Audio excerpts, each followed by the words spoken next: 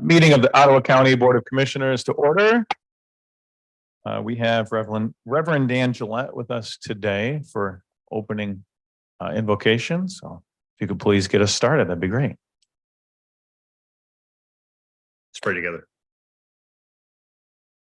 Lord, we're grateful for this day, for the beauty of fall, the wonders of life, for your mercy and kindness has lived between parent and child, friend and neighbor, teacher and student.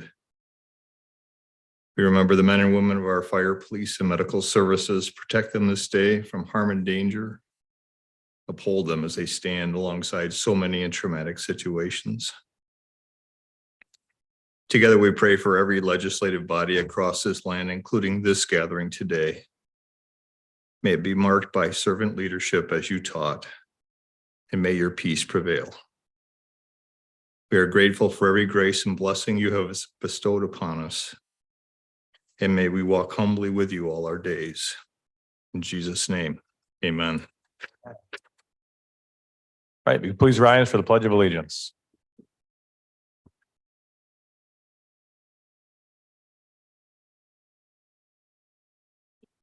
All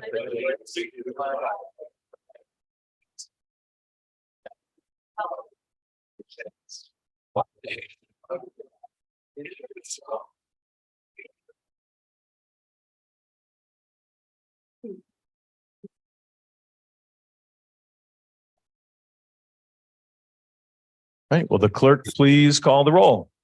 Yes, sir. Ms. Cosby. Here. Mrs. Ebel. Here. Mr. Zylstra. Here. Mr. Bonema. Here. Mr. Moss. Here. Mr. Turfstra. Mrs. Curran. Here. Mrs. Rohde. Here. Mr. Belknap. Here. Mr. Bergman. Present. And Mrs. Miedema. Here. Mr. Chair, we have a quorum. Thank you. Right, seeing as we have no correspondence today, we'll go to item 5. I'll look for a motion to approve the agenda. So moved. Second. We have a motion and support. Any discussion? All in favor of approving today's agenda, please say aye. All opposed? That motion carries. All right, we have no consent resolutions on the agenda for today, so we're going to move to number 7, special hearing. 7A, we have a suggested motion to begin the hearing under MCL 4611N to consider charges justifying the removal of Adeline Hambley from her position as Administrative Health Officer. Do I have a motion? So moved. Second. I have a motion and support. Any discussion?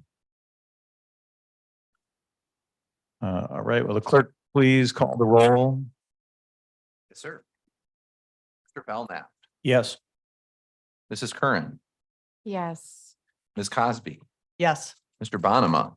Yes. Mrs. Rohde. Yes. Mr. Zylstra. No. Mrs. Miedema. Yes. Mrs. Ebel. Yes. Mr. Bergman. No. And Mr. Moss. Yes. And this motion passes. All right, thank you. At this point, I'm just going to introduce retired Judge Brennan, who has graciously agreed to assist today with the hearing. Judge Brennan was on the bench for 24 years, I understand, in the 55th District Court in Mason, Michigan. And so, Judge, if you could take it away. Thank you, Mr. Chairperson, and welcome everyone. This does bring me back a few years, 1978 to 1980. I served as a county commissioner in Ingham County, so I barely remember those days. And so it's nice to be back in that setting again. Yes, I did serve 24 years on the bench, and since then I've handled a lot of mediations and taught some college courses and took some clients, and now I'm fully retired. So it's my pleasure to be in Ottawa County today and to serve you. I hope ably. I've been asked by the board through the chair to provide services as a facilitator for this hearing. And I'm happy to do so. I'd like to address 4 questions before we begin, and they are simply, why are we here? Why am I here? What are we going to do, and how are we going to do it? So to quickly summarize, as you know, this is a hearing under MCL 46.11N. And for those of you who are not totally familiar with the statute, it's not that long. I'm going to read it to you so that the members of the public are fully aware of the proceeding. The statute says remove an officer or agent appointed by the board if, in the board's opinion, the officer or agent is incompetent to execute properly the duties of the office, or if, on charges and evidence, the board is satisfied that the officer or agent is guilty of official misconduct or habitual or willful neglect of duty, and if the misconduct or neglect is a sufficient cause for removal. However, an officer or agent shall not be removed for that misconduct or neglect unless charges of misconduct or neglect are presented to the County Board of Commissioners or the chairperson of the County Board of Commissioners. Notice of hearing with a copy of the charges is delivered to the officer or agent, and a full opportunity is given the officer or agent to be heard, either in person or by counsel. And that's the statute that we embark upon today. And so why are we here? Well, we're here to fulfill that statutory requirement. And the subject of the hearing is, of course, Ms. Hambley, I understand. The reason I'm here is to simply facilitate the hearing. I want you to know I did not dust off my robe. I didn't bring it with me because I did not want to pretend that I have any authority or power. In fact, I sit here unmasked. I have no ability to make a decision. I have no authority to make a decision. I have no jurisdiction to order anything. I can't make anybody do anything. So the naked truth is that I stand or sit before you simply as a facilitator, and I'm not conducting a hearing in the sense that a judge would conduct a trial. I'm simply facilitating the process in order to maybe create some decorum, maybe civility, I hope, and of course to give it an emblem of fairness. So that's the only purpose for which I'm here. Again, happy to do it. Now, what are we going to do? Well, what we're going to do is we're going to conduct a hearing, and hopefully we'll do it with all of your cooperation, fairly, with civility, with decorum. I can't do that without everybody's cooperation in the room. So obviously we're asking that there not be any public commentary during the hearing, that the public remain quiet and respectful. We ask that all those that are involved in the hearing be mutually respectful of each other, and I'm sure it'll go just fine. The hearing, as you can tell from the statute, requires notice to the individual that is the subject of the hearing. And I understand that Ms. Hambley has received the proper notice of the allegations, and it requires the opportunity to be heard. And so that is the most important, the gravamen of the statute is the opportunity for fair hearing. And that's what we're going to establish today.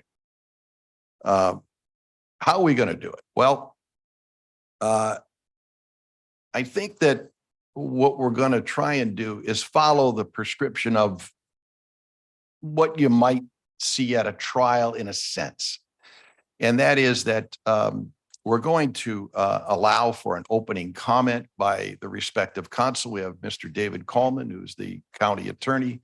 We have Ms. Howard, who is, I'm sorry, Ms. Howard. Thank you. Thank you, Ms. Howard. Nice to meet you. Nice to meet you. And Ms. Howard representing Ms. Hambley. So there'll be an opportunity for an opening statement. The statement can be forfeited or it can be acted upon as they wish. After the opening statement, I apologize. I'm back up here. I'm going to ask at the outset, Mr. Coleman to read into the record the allegations that were presented to the board or are being presented to the board. And then after he does that, we'll move into opening statement. After the opening statement, Mr. Coleman will be given an opportunity to present documents and or testimony supporting the allegations that he in behalf of the county has made. And then Ms. Howard will have the opportunity to present documentation and or testimony as well. The testimony of any witnesses will be subject to a cross-examination of counsel for the other side, as would take place in any fair hearing. And then at the conclusion of the testimony, evidence, documentation / testimony, the two parties will again be given an opportunity to summarize before the board. And then after the conclusion of the summarization, the board, I understand, through its chair, will commence a deliberation, but not before a public, I understand, a public comment opportunity. And then there'll be a deliberation in open forum, and following a deliberation, perhaps a vote on any motion supported.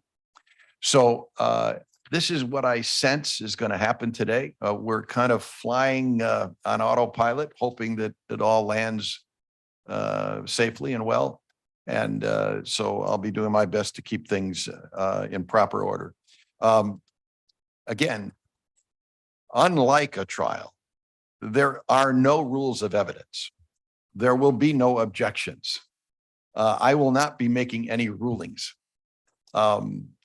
It's simply a flow of information to the board, and I'm simply the traffic cop organizing the exchange of thoughtful comments and evidence. So that's my role here today.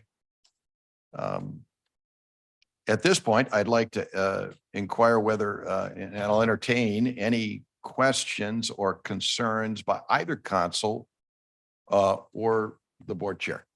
Anything at all? Mr. Coleman? Ms. Howard?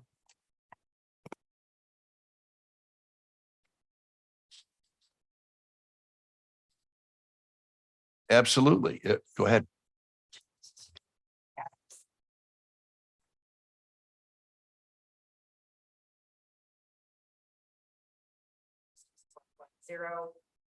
With a meeting that complies with the Open Meeting Act. We also have stated other objections to the format of the hearing today with open counsel. We would rely on those.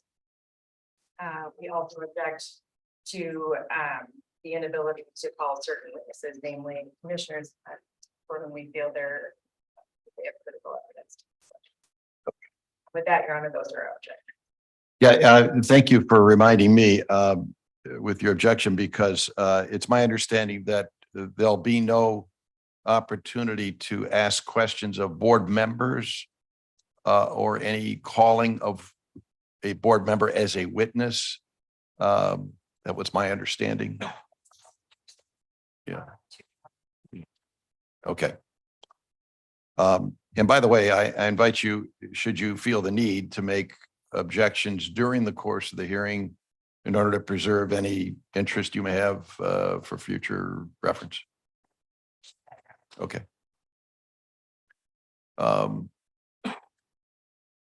Ed, did the chair have anything? I don't. Okay. Okay. All right. Well, I think we should begin that with a statement of the allegations as presented to the board through counsel, Mr. Coleman. Thank you, Your Honor. The charges are as follows. Charge number one.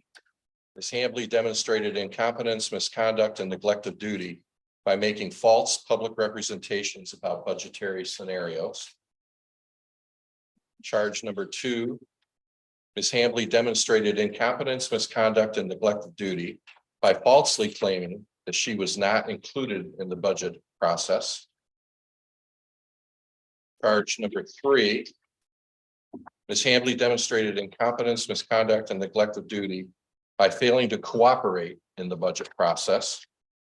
Number four, Ms. Hambley demonstrated incompetence, misconduct, and neglect of duty by making false claims that encouraged and caused confusion, anxiety, fear, and panic in the community. Those are the four charges. Mr. Coleman, at this time, you may make an opening statement if you wish. I would waive any opening. Thank you. Okay. And at this time, Ms. Howard, should you wish, you can make an opening statement.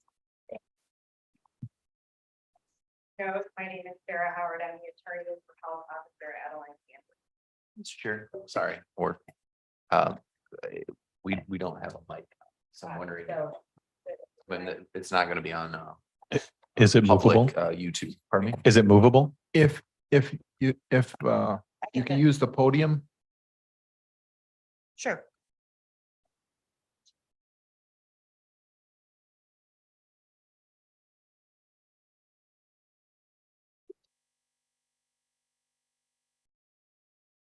Thank you, Clerk Roebuck. Good morning. I'm Sarah Howard. As you know, I represent Health Officer Adeline Hambley. We're here today to oppose the charges that have been brought against her. In order to terminate Health Officer Hambley from her position, it's our position that under MCL 46.11, the board has to find just cause for her termination. You must find that the charges as stated are true.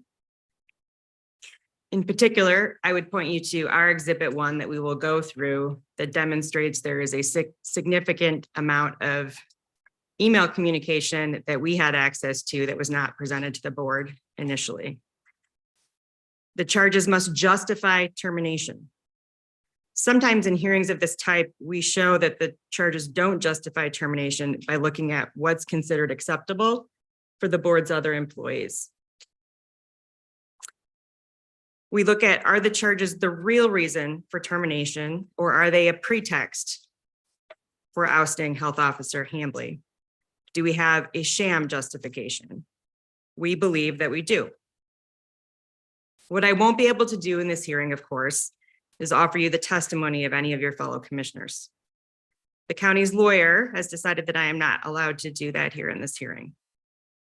We have, however, evidence we've been able to gather in public of campaign statements by the Ottawa Impact faction promising to install their own health officer from before taking office on January 3rd when they took office and ever since. We had the January 3rd, 2023 vote to immediately demote Health Officer Hambley to interim and to appoint their own candidate, Nate Kelly. They did not wait at all to see how things went with Health Officer Hambley and tried to remove her immediately. The board has not yet subjected Mr. Kelly to public scrutiny, but have declared him to be the person they will put in place for a job that's already had someone in it since January 3rd and before. This board has forced Ms. Hambley to testify under oath under MCL 46.11, despite claiming that she wasn't actually the health officer, hoping to invoke a provision to summarily fire her if she refused. We believe that all of the evidence will clearly show that a termination of Adeline Hambley as the health officer is unsupported and unlawful under MCL 46.11. I appreciate your attention, and we look forward to this hearing over the next 2 days. Thank you. Thank you, Ms. Howard. And at this time, Mr. Coleman, you may proceed with documentation and or testimony in support of the allegations. Yes, thank you, Your Honor. We would ask that the notice of hearing and the charges the full charges. I'm sorry, As well as Mr. all Brennan. exhibits. I'm just wondering if Mr. Coleman would like to be mic'd as well. Yeah, let's have you at Is the this, podium. Is Is this that, not unless picking me up? that's not working? Okay. Yep. Glad to do that. Yep.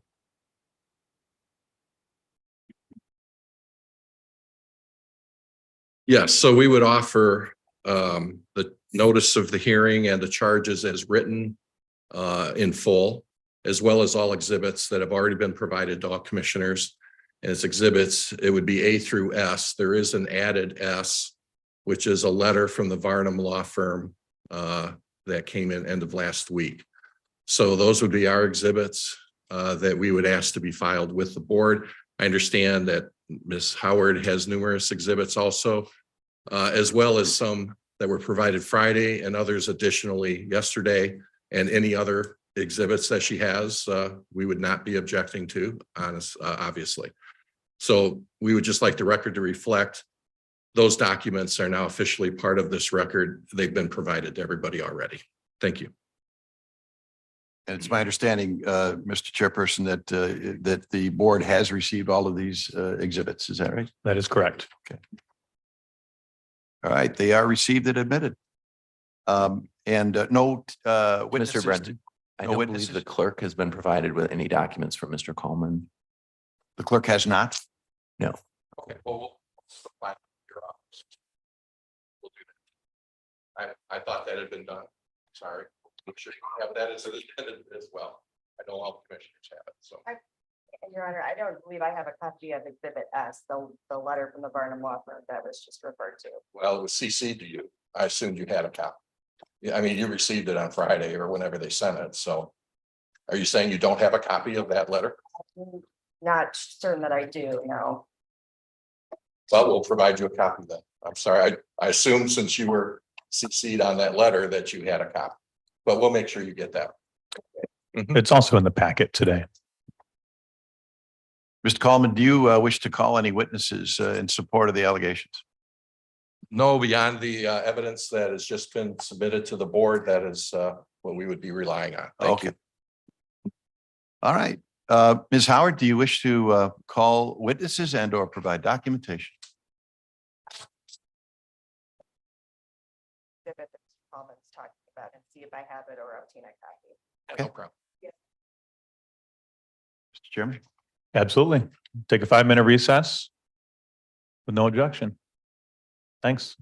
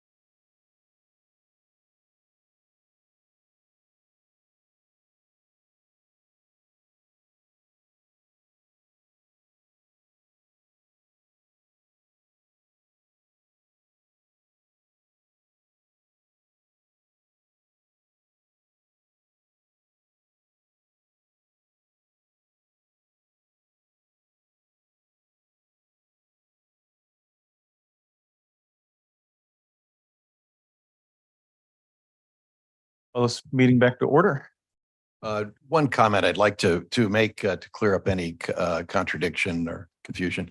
I did say in my opening comments that there would be no objections. What I meant was there'd be no objections that would cause me to make a ruling of any kind. And then I did invite Ms. Howard or Mr. Coleman to make objections for the record in order to preserve an objection for any future necessity. So it's clear up any confusion. Yeah. Your Honor, I would like to put on the record during the break, it's my understanding from talking with Mr. Roebuck that he did have the documents that I'd referenced earlier in all exhibits, except for Exhibit S, the most recent one, the letter from the Barnum firm. So I supplied a copy of that to Mr. Roebuck. So I just wanted the record to be clear. He did have all our documents in there. Thank you. And Now, thanks. we're going to have to, just the logistics, we're going to have to make sure that both counsel are properly mic'd because I know that's going to cause our recorder headaches. So, If we stay seated, yes, is that all right? yes, if that'll solve the problem. Another thing to just bring up, Mr. Brennan, I apologize, but we don't have a court recorder here. So we're here in our capacity as the clerk of the Board of Commissioners, recording the actions of the Board of Commissioners. So I just want to make sure that everyone is aware of that. Oh, thank you for that. I presumed you were recording everything. It is being recorded. Yes. Oh, okay. But I apologize. I thought you said court recorder. So I didn't want to Oh. infer that there was a stenographer somewhere typing away. No, Okay. I knew that. Gotcha. I just figured Okay, thank you. everything's being recorded, which is proper. So make sure we are properly mic'd. All right. Where were we? I think you were about to present documentation and or testimony. Is that right? I was, Your Honor. Thank you. And I apologize for not standing up, but I need to stay mic'd, so I will continue to stay seated. No apology needed. We will call our first witness, County Clerk Justin Roebuck to the stand. Okay, now it's my position to administer oath. So where's our witness? Where would you like me? Over here? Yes, please. Let's have you at the podium. Or at the, yeah, either way, that's fine, right there. Yep. All right. So would you raise your right hand? Do you solemnly swear the testimony you're about to give in the matter will be the whole truth, nothing but the truth, so help you God? I do. Thank you. If you'd state your full name and spell your last name for our record. Sure, it's Justin Roebuck, Roebuck. Okay, Ms. Howard. Good morning, Clerk Roebuck.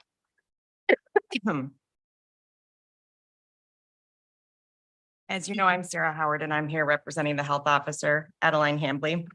You're here today to testify under subpoena, correct? Correct. So you're required by the terms of that subpoena to come and testify. That's my understanding. Okay. And you are elected as the county clerk and register of deeds, is that right? Yes, And in that position, you report to the voters, but not to the Board of Commissioners as your boss. Is that right? that's my understanding. As the county clerk, you have a number of duties, one of which is to act as the official record keeper for Board of Commissioner meetings. Is that right? Correct. Now, you were present at the Board of Commission meeting on January 3rd, 2023, correct? Correct. And you witnessed the board vote to demote Adeline Hambley to interim health officer at that meeting? No, I actually did not. So I believe at that point, I was en route to a flight to Phoenix. I actually had to leave midstream in that meeting. We were on a family trip. I want to ask you a bit about the board meeting on December 13th, 2022. Now, at that meeting, that was a meeting of the prior Board of Commissioners before the current board took office. Is that correct? Correct.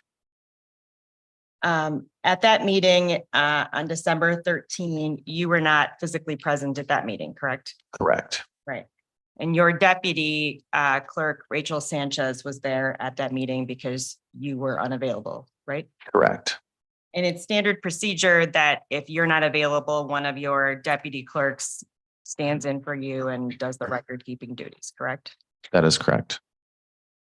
And is it your understanding that at that meeting, the board had the original resolution in front of them to appoint Health Officer Adeline Hambley as the health officer once she passed a background check and State Department of Health and Human Services approval?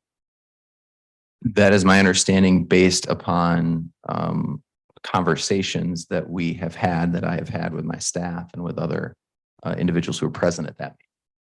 But I was not present there. And you have reviewed the signed resolution, correct? Yes. Now, Ms. Sanchez, acting in your stead, affixed your clerk signature stamp on the resolution in front of the commissioners, correct? No, that would not be correct. To my understanding, again, I was not present at that meeting, but that would be unusual. Explain how the process works.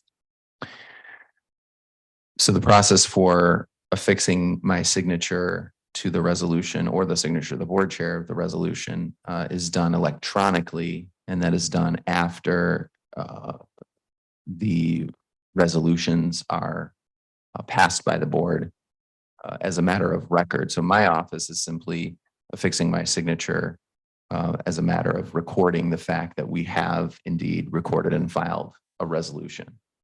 So that occurs after a meeting in which a resolution is passed, not during.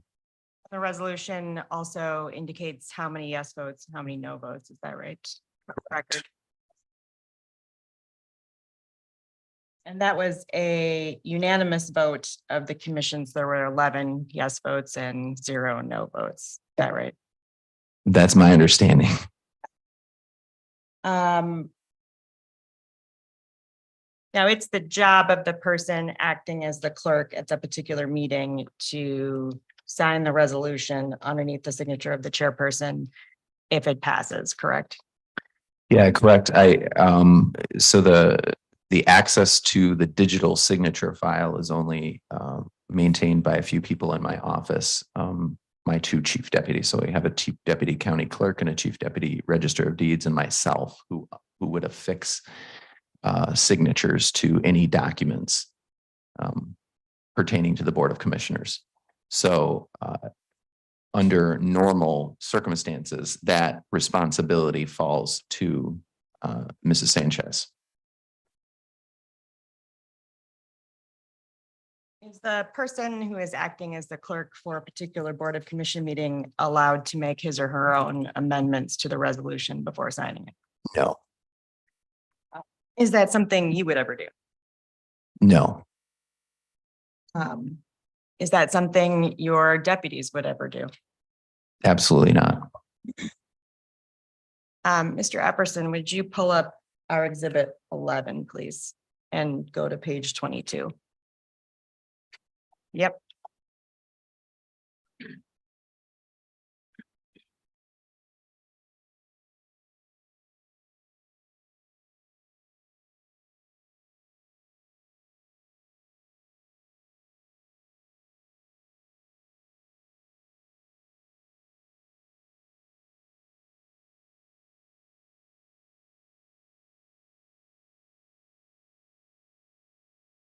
You go to page 22, please.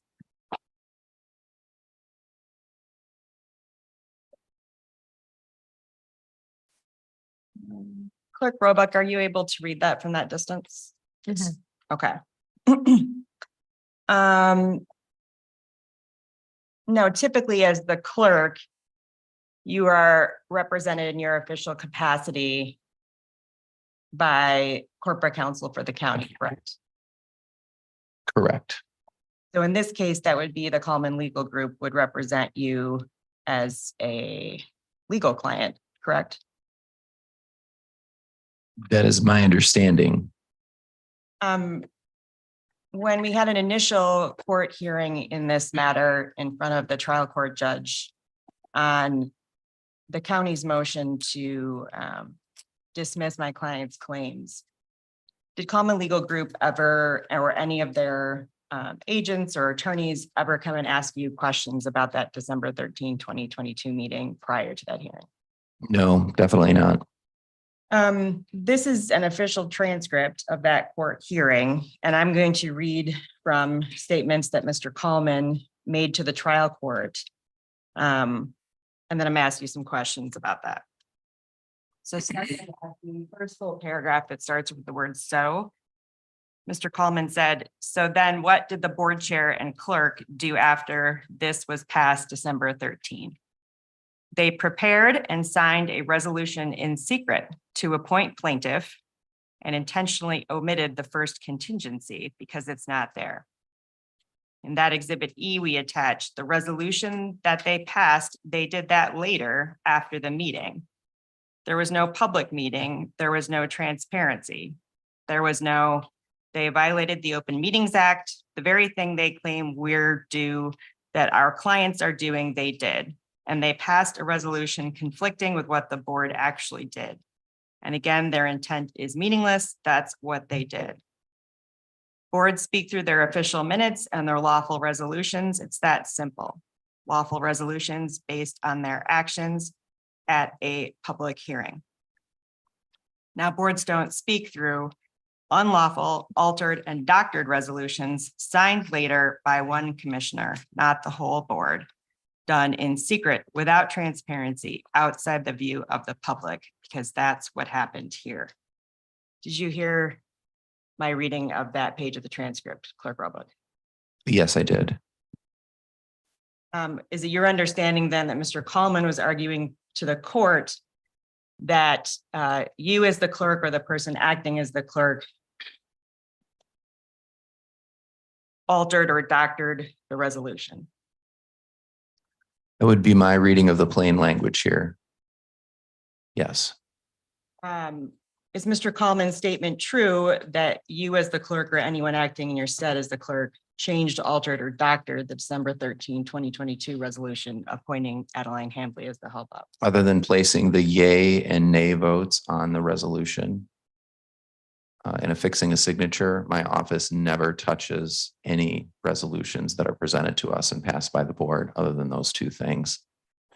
So this represents a fundamental misunderstanding of how resolutions are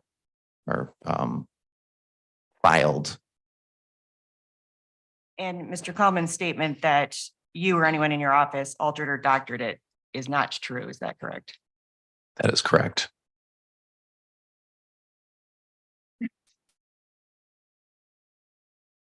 I have no further questions for this witness. Mr. Coleman, do you wish to question the witness? Just briefly, if we could go to page 29 of that transcript.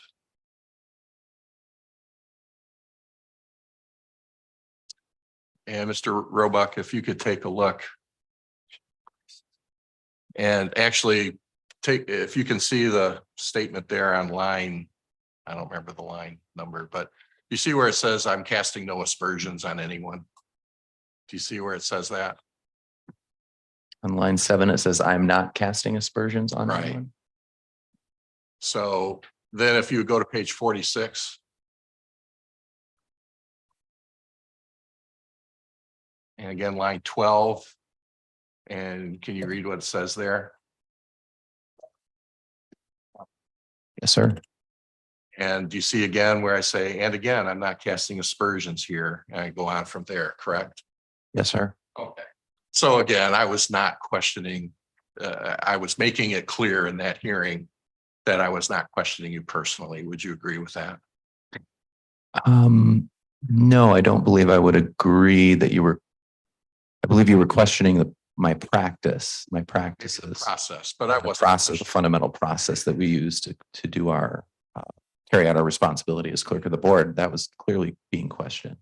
But not you personally. It was the process, right?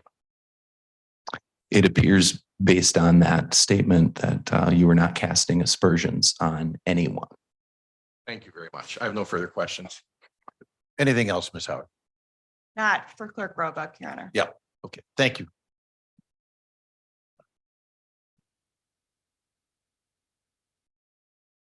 Ms. Howard? We would call Marcy Verbeek to the stand.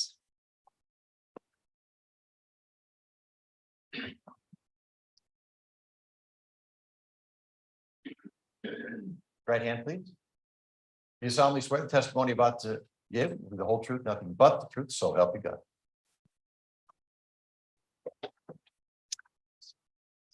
Good morning, Ms. Verbeek. I think you need to speak a little more into the microphone. Sorry about that. No problem. My name is Sarah Howard and I represent the health officer, Adeline Hambley. I'm sorry if I could interrupt. I forgot to ask you to state your full name and spell your last name. Thank you. Mercy.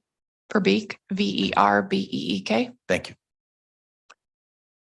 You are the Director of Human Resources for Ottawa County, correct? Yes. You're here today under a subpoena, correct? Yes. Not volunteer to come here No. today. Are you feeling a bit anxious about being here today? Yes. I'm having a little trouble hearing you. If you could just speak up a little. Yes. No problem. As Director of Human Resources for Ottawa County, what does that mean your job duties are? I oversee all of the human resources functions for the county. So that would be anything from employee selection, hiring, labor relations, benefits administration, payroll. The list kind of goes on and on. It sure does. How long have you worked for Ottawa County, Ms. Verbeek? I've been here since 2008. And right now, who is your direct supervisor? Currently, I report to County Administrator Gibbs. Report to John Gibbs. Ms. Verbeek, do you have any concerns about employment retaliation if you testify truthfully about something that upsets Mr. Gibbs or upsets the Board of Commission? I can't answer that. Because I can't see into the future. I'd like to start out by asking you some questions about the county health department employees voting to form a union earlier this year. Okay. Now, earlier this year, the county health department employees voted and formed a recognized union. Is that correct? That is correct.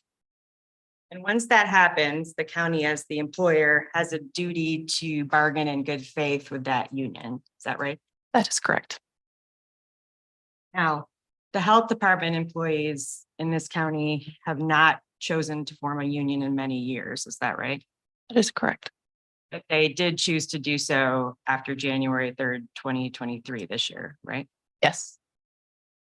Now, one of your duties as the Human Resources Director that you just testified about is maintaining relationships with the unions of any employees that work for the county, right? Yes.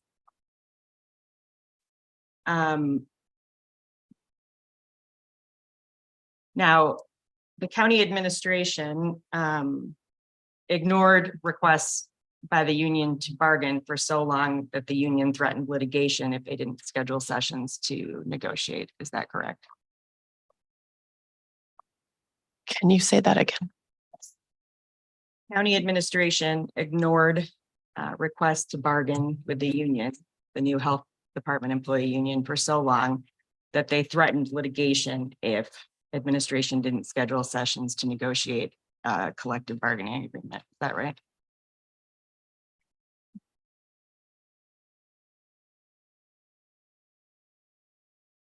I can't say that ignored. I guess I would want what exactly that meant, and I can't speak for county administration. I can only speak for myself. It's your understanding that the union asked multiple times to start scheduling negotiation sessions with administration. Is that right? After the fact, I found that out. Yes. So you were not involved in that process initially when the union was requesting bargaining sessions. It did not come into me. That normally something that you would be involved in? Historically, yes, but we've never had a new union here. And is it with your understanding after the fact, at least, that the administration who received the requests to begin negotiating the contract ignored those requests for so long that there was a threat of litigation if bargaining didn't start? I did see the letters after they came in. That would be the letters threatening litigation if Correct. bargaining sessions weren't Yes. scheduled. Yes. And so later today, in fact, there's a second session of negotiation on the health department contract with the new employee union. Is that right? The second session, yes, one was canceled. Also a session for negotiation on that yesterday. Is that? Sorry, I apologize. I need to back up. We have two different AFSCME groups. So we met with the second. I apologize. Backing up, we have met with the AFSCME CMH group one time. One was canceled and we have another scheduled for today. The AFSCME public health group, our first session was yesterday. Sorry, I interchanged the two. Not a problem. So CMH refers to community mental health, correct? Yes, And so there's a second session scheduled for the health department, public health employees union later today. Is that right? no, It's the second session scheduled. I would have to check my calendar. It's a few weeks out. In the past, when there was a union of public health department employees, the health officer always participated in those negotiations. Is that correct? We never had a union You had before. during the time you did work for Ottawa County, there was some organized units of health department employees. Is that right? That is correct. Okay.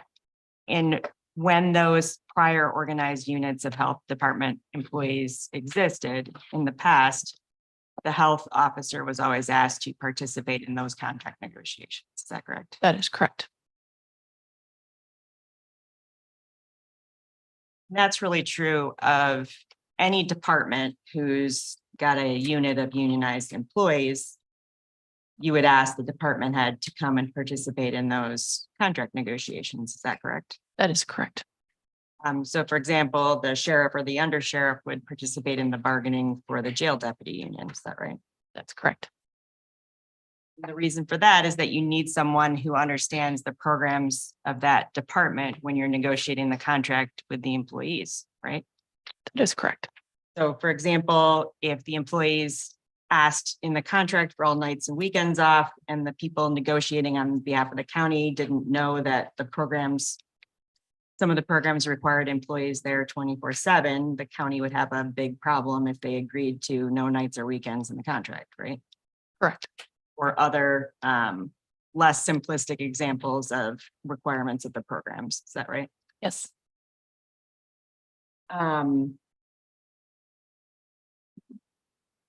Now, the union negotiations for the new public health department employee union finally got scheduled about 2 weeks ago. Is that correct?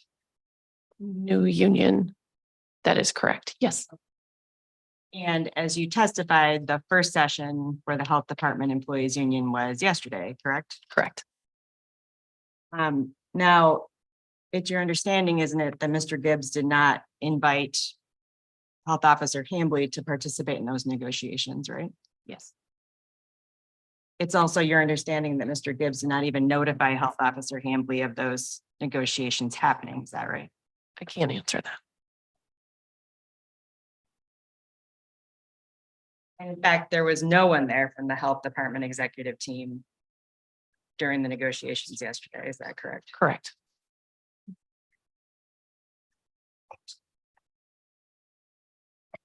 You're aware that when the board first set this termination hearing for Health Officer Hambley, it was first scheduled to start on October 19th, correct? I believe so.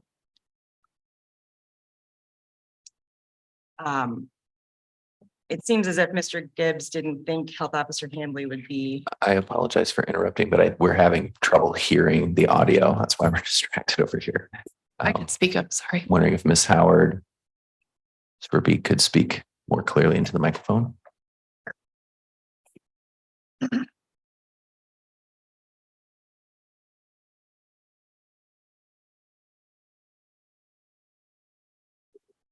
Out of the stand.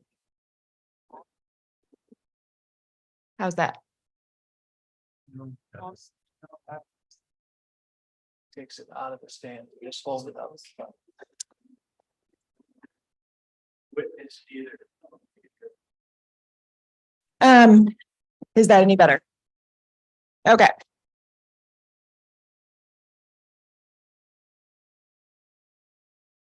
So Ms. Verbeek, just to back up a bit to be sure we heard you. Mr. Gibbs did not invite Health Officer Hambley to participate in the negotiations with the Public Health Department Employee Union that started yesterday, correct? Not that I'm aware of. Okay.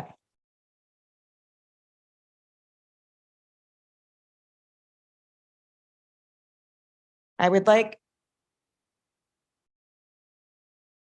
next to ask you some questions about the county's selection of Jordan Epperson to be Mr. Gibbs' assistant. Okay. Now you were on the selection committee for the new position that this board created, correct? Yes, And the position was created at Mr. Gibbs' request to the board. Is that right? yes, was also mixed together with a former position. Okay. So, the new position was one of what I would consider significant pay and benefits cost. Is that right? Is a higher level of pay, Okay, and the benefits okay. in turn would also be higher. The selection committee for picking the person to receive this job also included former Deputy County Administrator Patrick Waterman, correct? Yes, It also included Finance Department Director Karen Karazinski, correct? yes, Am I pronouncing Karazinski correctly? I believe so. Okay. Now, the county received a significant number of applicants for this position. Is that right? Yes, The position as posted required a master's degree, right? yes, The position as posted required board experience. Is that correct? believe so. Now, the selection committee did not pick Mr. Epperson to be included in the first round for an interview. Is that right?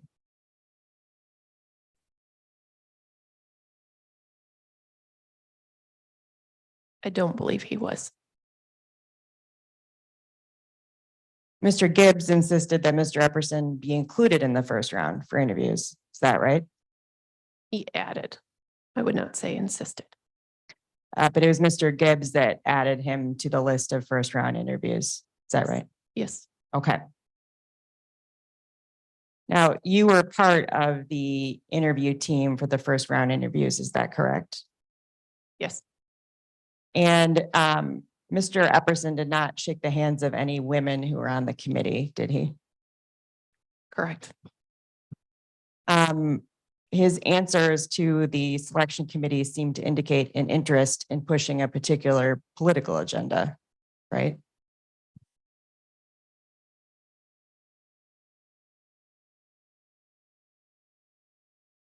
I would ask you to define that a little bit. But Yes. Could you ask me that again? Yep. Mr. Epperson's answers to the selection committee seemed to indicate an interest in pushing a particular political agenda, in particular that of Ottawa Impact. Would you agree?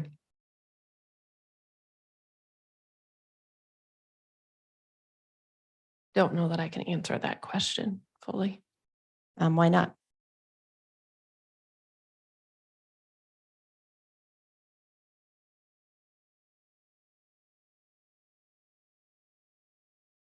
Because it would be reviewing every piece of what political agendas are which is very difficult for me to do because I try and stay apolitical doing my position here.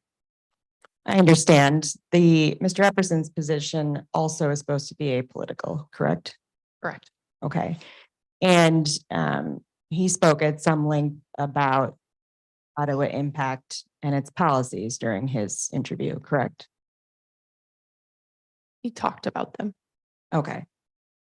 Now, the selection committee did not pick Mr. Epperson to go on to a second round interview. Is that right? Correct.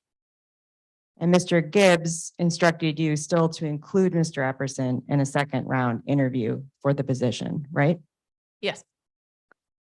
Now, with that addition, initially there were 3 candidates in the second round interview for the position, Mr. Epperson, Ryan Kimball, and a third candidate, correct? Yes. The third candidate withdrew the application before the second round interview, right? Yes. Hold on, I need to back up. Just trying to keep everything straight time-wise. He withdrew after the second interview, I believe. Okay. But the decision came down to Mr. Kimball and Mr. Epperson. Is that right? That is correct. Okay. Now, the selection committee recommended hiring Mr. Kimball, correct?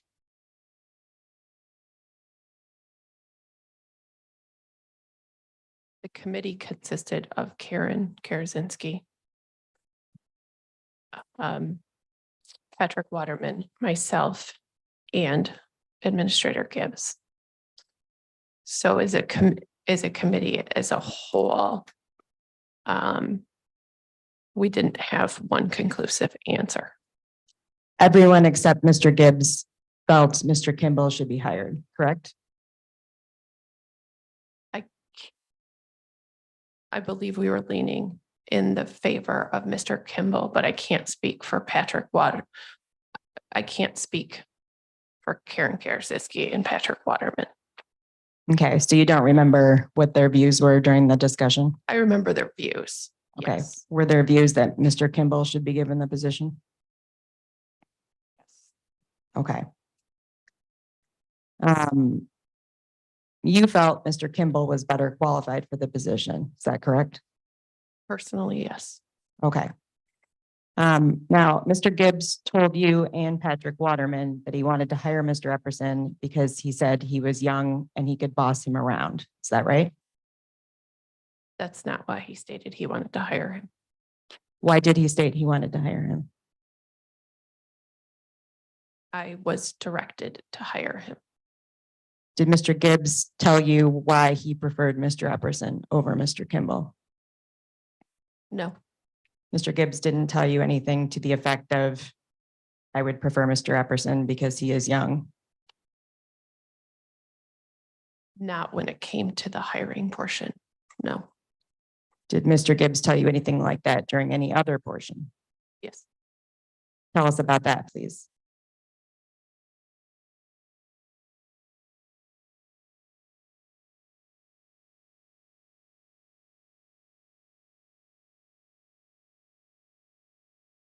During one of the first sessions, a comment was made that he would be able to boss Jordan around. Mr. Gibbs made the comment that he preferred Mr. Epperson because he would be able to boss him around.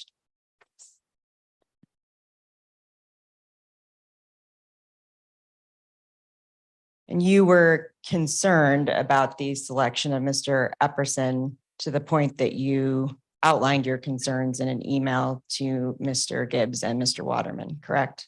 Yes. And in that email, you spoke about a comparison between Mr. Kimball and Mr. Epperson, correct? Yes. And you voiced some concern that the selection of Mr. Epperson over Mr. Kimball could be unlawful discrimination. Is that correct? I had concerns. Okay. And you expressed those in the email, is that right? I did. Okay. And you also expressed concern about the fact that Mr. Epperson refused to shake the hands of any women on the selection committee. Is that right? I did not put that in the email. Okay. Did you ever share those concerns with Mr. Gibbs? Yes, Now, Mr. Gibbs' response to your concerns about the advisability of hiring Mr. Epperson over Mr. Kimball was something to the effect of, thank you for sharing, but please proceed with the hiring, correct? believe that's what the email to me was. Um, Ms. Verbeek, would you like to take a break? Yes, please. Okay, I would ask, Your Honor, if we can take a break at this point. Chairperson? That objection will take 5 minutes. Thank you.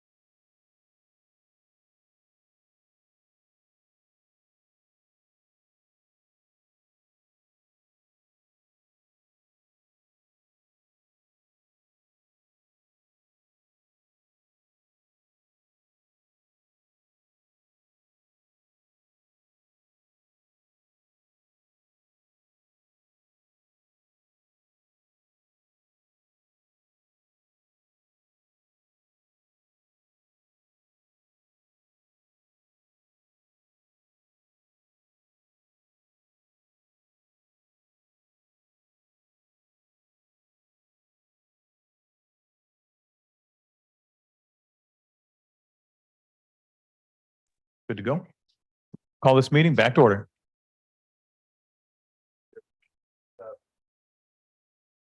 One thing I want to make clear before we continue, for the benefit of the public, in discussing with both council the proceedings forward. Understanding of Ms. Howard. Oh, thank you. I'm sorry. Shame on me.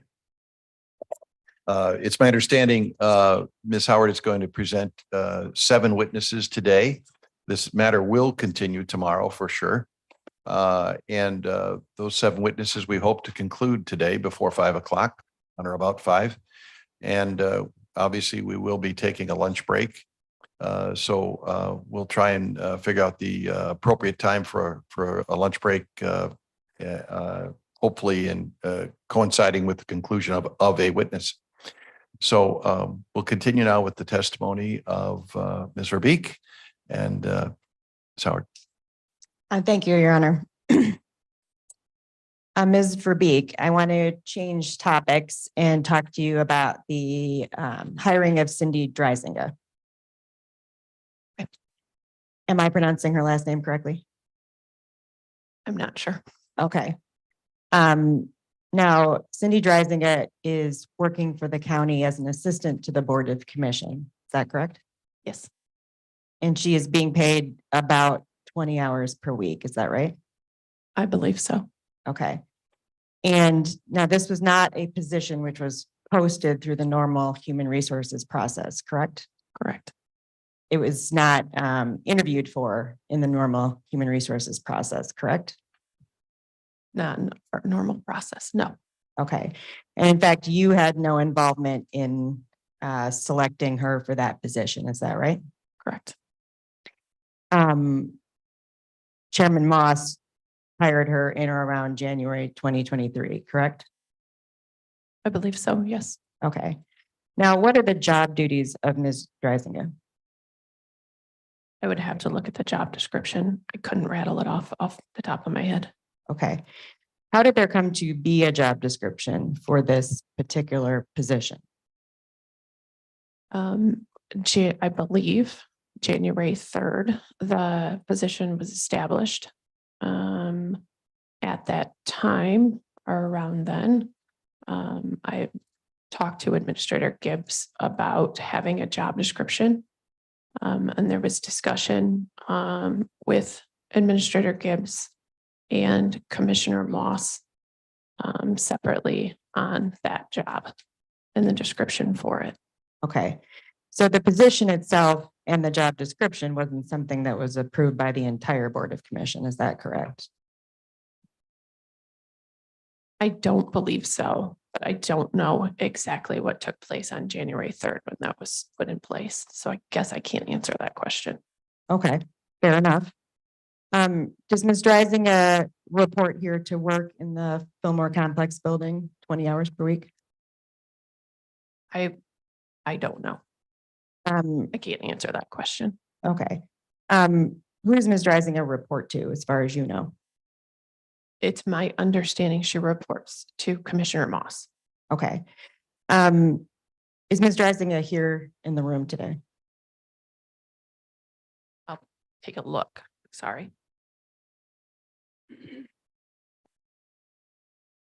I don't believe I see her. But I Okay. wasn't looking for her. So I don't think so. Okay. Besides Commissioner Moss, does anyone else supervise her work or confirm that she is working on county business? I can't answer that question. So as far as you know, no one else does? Is that fair? I can't answer that because she doesn't report to me. Okay.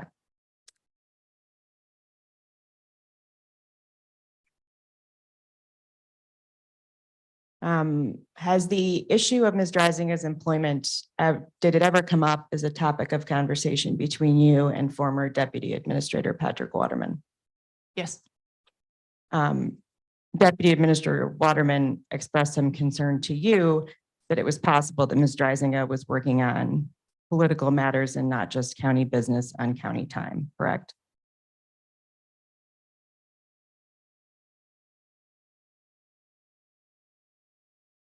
I think the conversation was not knowing what her time was spent on from Patrick Waterman's standpoint. And Mr. Waterman expressed some concern to you about that, correct? Yes, He was concerned that the responsibility for what she was spending her time on could come back on you or him at some point, correct? the county, On the not county. myself or him, the Okay. county. And he was concerned that there might be some liability for the county for that, correct? Correct. Now, it's your understanding, isn't it, that Ms. Dreisinger also works for the Grand Valley State University Student Services Department, correct? Someone has said that, but I don't know if that's true or not true, so I can't answer to that. Okay.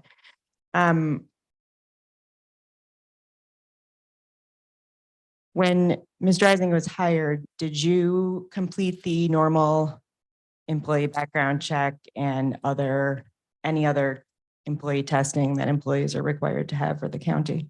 Personally, no, but the HR office did, yes, So HR employees under your direction. correct. Okay. But at that point, it's your understanding she'd already been offered a job by Chairman Moss, correct? Correct. Okay. I would like to switch gears for a moment and talk with you about any involvement that you've had with Nate Kelly's potential employment with Ottawa County. Okay. Now, you're aware that the Board of Commission voted to appoint Nate Kelly in its first meeting on January 3rd, 2023 to the position of County Health Officer, correct? Yes, And at the time, the county had a county health officer in Adeline Hambley, correct? correct. And you were also aware that the board voted during its first meeting to demote my client to interim health officer, correct? Correct. Now, when Ms. Hambley was hired by the prior Board of Commissioners as the health officer, the position was posted in or about September of 2022. Is that right? I'd have to look at the actual date, but yes, late last year. Okay. And you were on that selection committee, correct? Yes, And Nate Kelly was not one of the applicants for the health officer position when it was posted by the county for applicants in September 2022, correct? correct. And posting a position for employment means you're making public the opportunity for the job, right? Correct. And in this case, you did some additional recruiting nationwide for applicants for the health officer, correct? I believe so, yes. Okay. Now, you're aware that the county forwarded Mr. Kelly's information to the State Department of Health and Human Services after Mr. Moss first issued his charges and notice of hearing as to Health Officer Hambley, correct? I believe so. I saw in the paper. Okay. Now, you were not the one who did that? Correct. All right. And is it your understanding that the county asked the state to tell the county if the State Department of Health and Human Services would approve Nate Kelly to be the health officer? Just what I've seen from the newspaper, correct. Okay. But no one from county administration informed you of that or asked you to be involved in that process? Correct. Okay.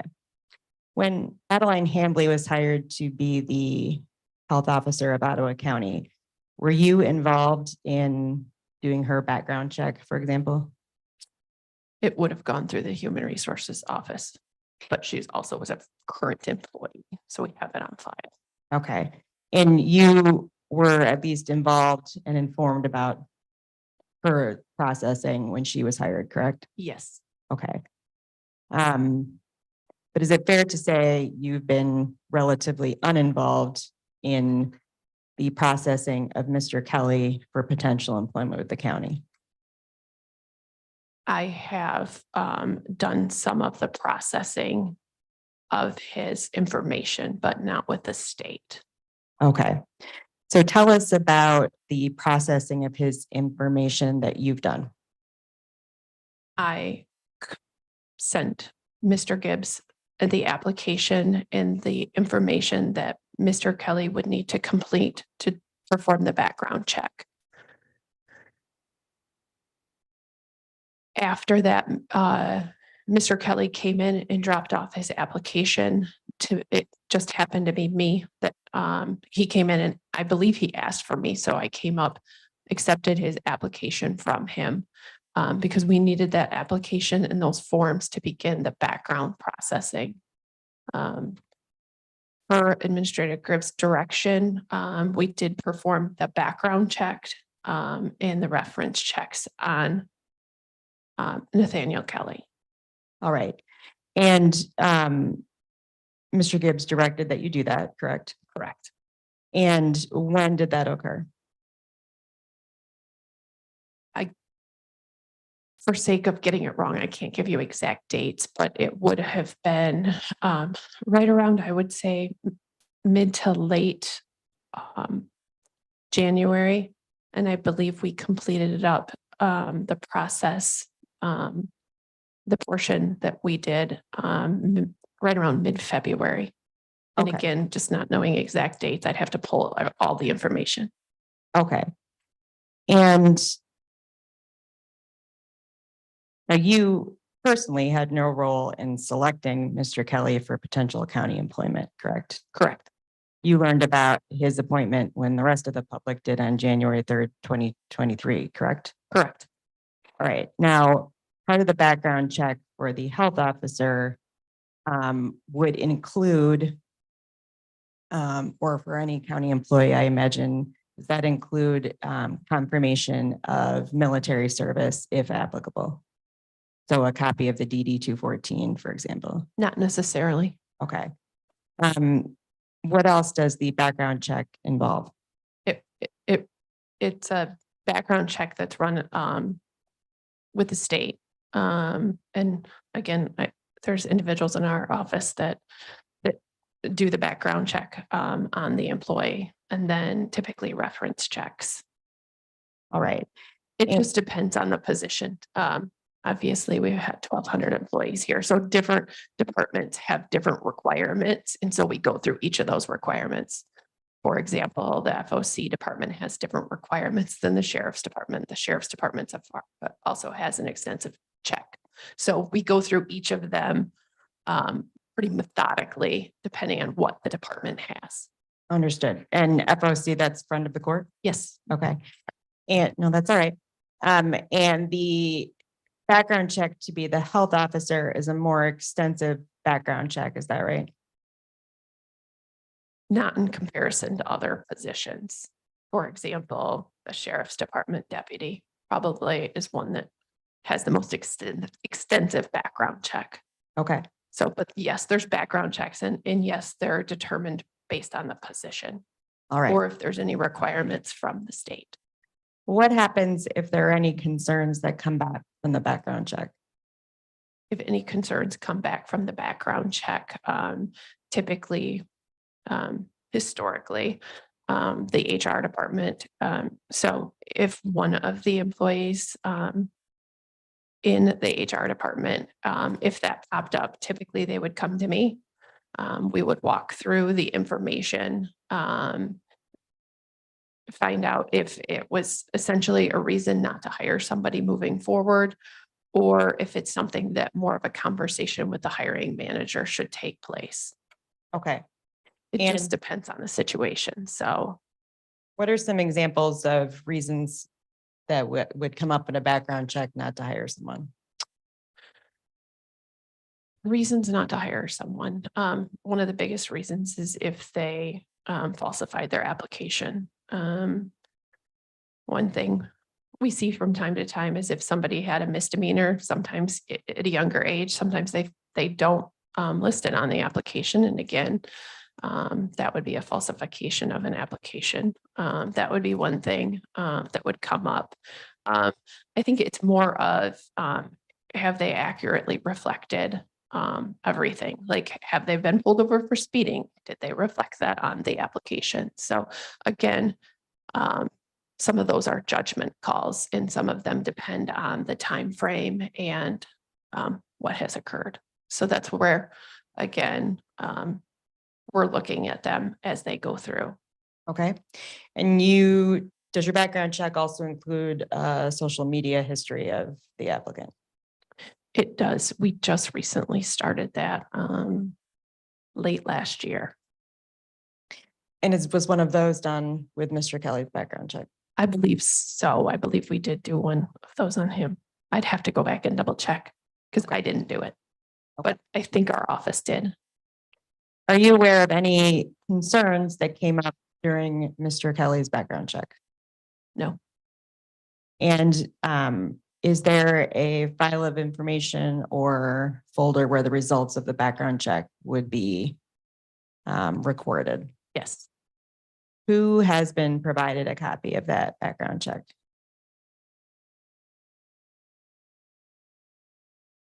I'm not sure if we've had any information FOIA'd. I believe we've had some FOIAs, but we've had a few. So I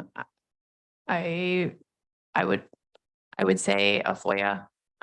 If there was any FOIAs that came through, that would be the only people that would have, that would be the only access point there. And are you personally aware that that application background check has been produced pursuant to a FOIA request? I'd have to go back and look at the exact FOIA. Okay. There's been quite a few, so. Yes. Now, it's my understanding that Commissioner Bonema asked you a couple of weeks ago about whether you had done a background check of Nate Kelly, correct? I'm not sure if he asked me if I'd done a background check on him. I do know when I spoke with Mr. Bonema, Commissioner Bonema, sorry, I directed that he had to go through Mr. Gibbs for information.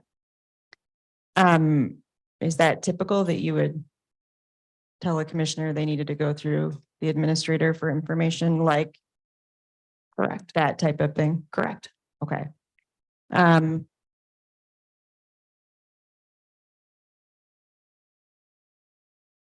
Did Mr. Gibbs give you permission to tell Commissioner Bonema about the background check of Nate Kelly? No.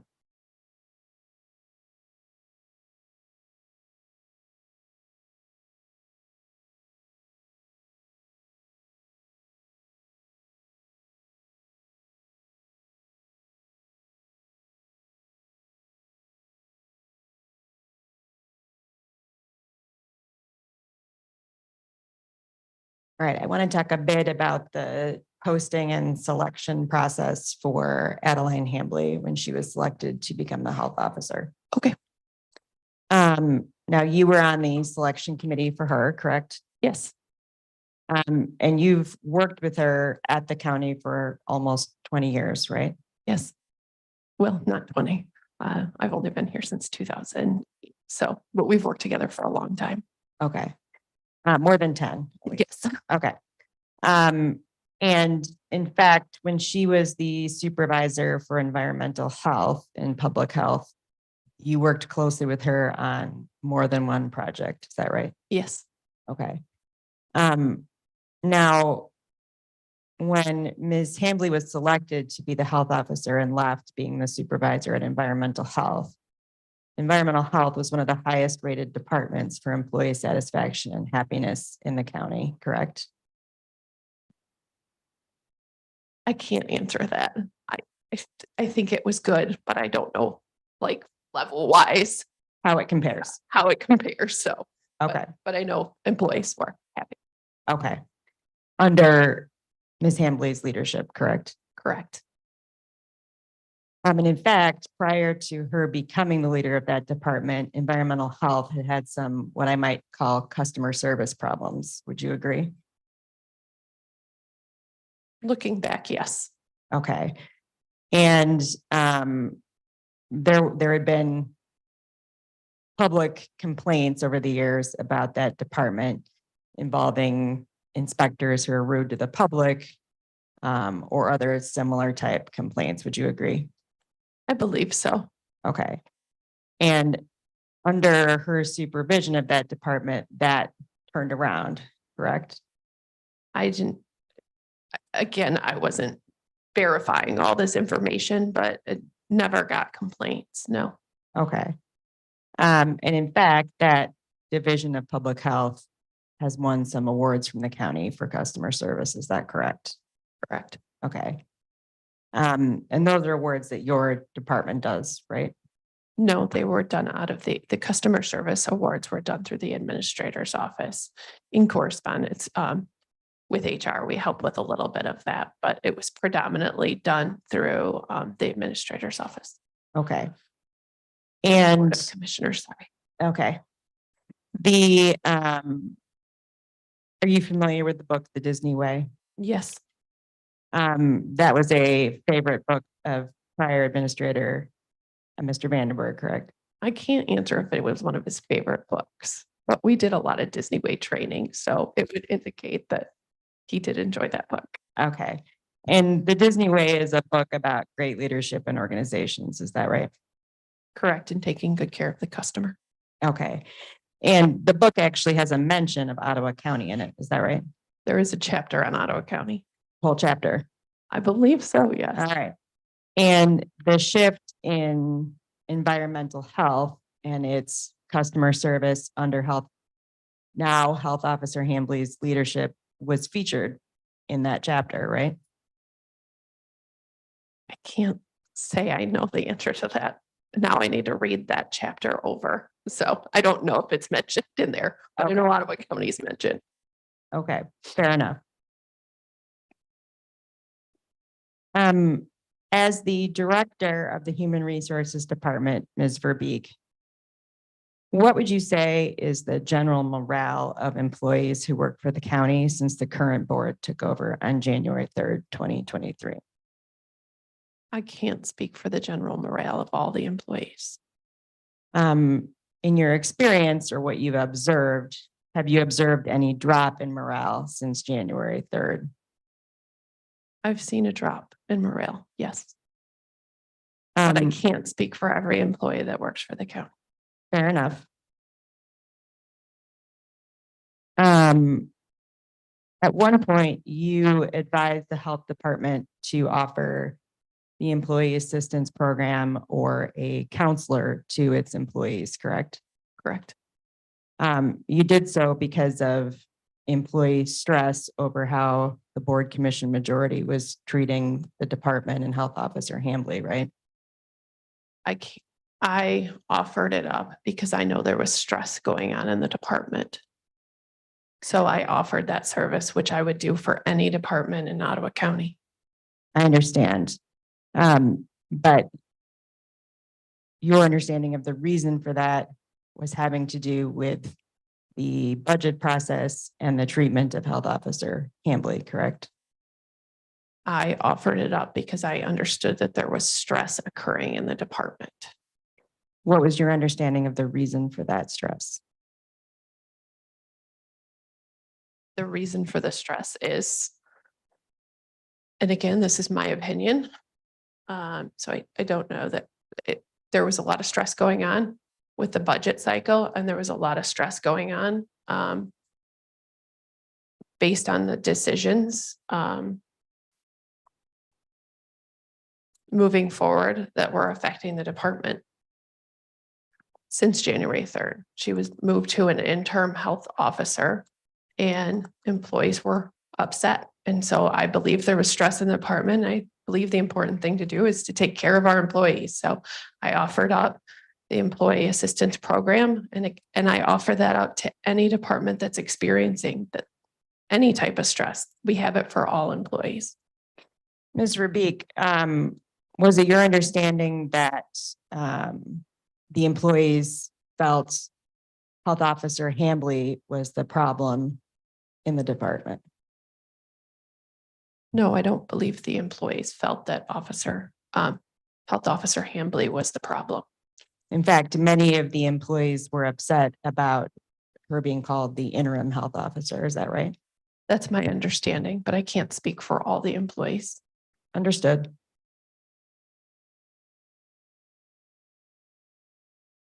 Now it's fair to say that you've expected the current board to outright fire Health Officer Hambley or otherwise have a hearing like this for charges almost since January 3rd when they started calling her the interim health officer. Is that right? My opinion, yes. And you've heard board members who are affiliated with the Ottawa Impact Group refer to her as the interim, even after court said she was the appointed health officer, correct? I don't talk personally to many of the Board of Commissioners, so I can't answer that question if they say that because I don't talk to them. At public meetings, have you heard them refer to her that way? I can't recall. Okay, fair enough.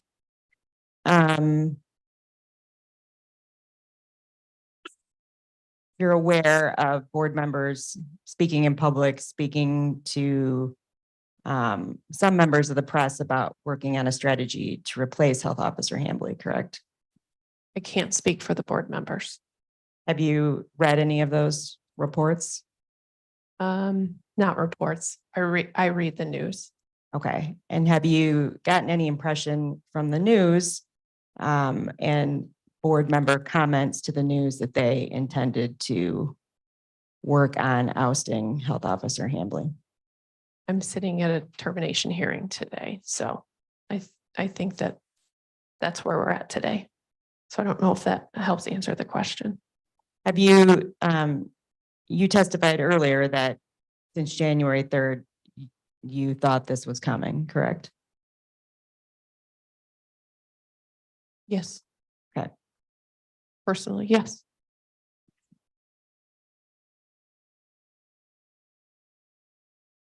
And you thought this was coming because the board has its own candidate, Nate Kelly, it would like to install, and not because you've observed Health Officer Hambley doing anything that would justify firing her. Is that correct? I can't answer that because I haven't dug into all the facts, but I do know that Nate Kelly has been named a health officer as of January 3rd. From what you do know on your own observations, have you seen anything that as the HR director, you would think justifies firing Health Officer Hambley? I haven't been presented with any facts to review. So no, I don't have anything. Okay. At any point since she became the health officer in December 2022, Ms. Verbeek, you've observed no period of time or incident when Ms. Hambley appeared to be incompetent to perform the job because she had either mental, cognitive impairment or physical impairment, correct? From my standpoint, no. And at no point since December of 2022 have you observed any period of time or incident where Ms. Hambley appeared to be incompetent to perform the job functions, correct? Not in my opinion from the information I have. And you, since December 2022, you've observed, you've never had any period of time or incident where you thought she was lying or misleading the public in any way, have you? I'm the HR director here. I'm not the one making the decision on this. So none of this has been presented to me for my opinion. So what I'm telling you today is just my opinion from my own viewpoint. Okay, fair enough. You've never observed Ms. Hambley engaging any form of employee misconduct, have you? Not that's been brought to my attention, no. In my opinion. And you've never observed any incident where Ms. Hambley was exhibiting habitual or willful neglect of duty? Not in my opinion. Okay.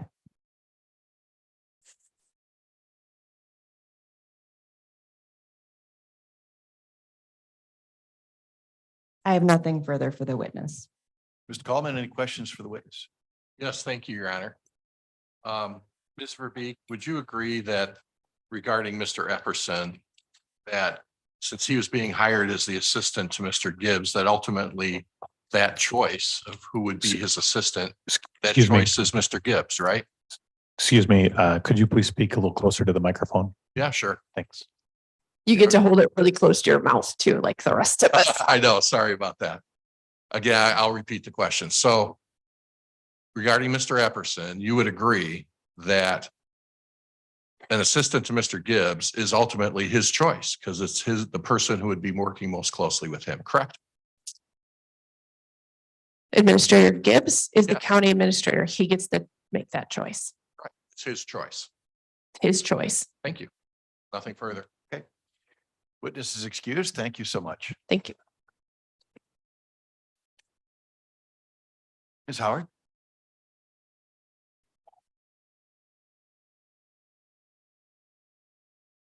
Get your mic. Yep. I call Karen Karazinski to the stand, please.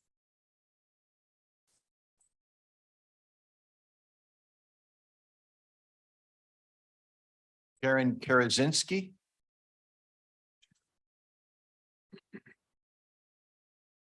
I think Mr. Van Essen went to go get her. Okay. Actually, Your Honor, may we take a 5-minute bathroom break before we? Yes, without objection.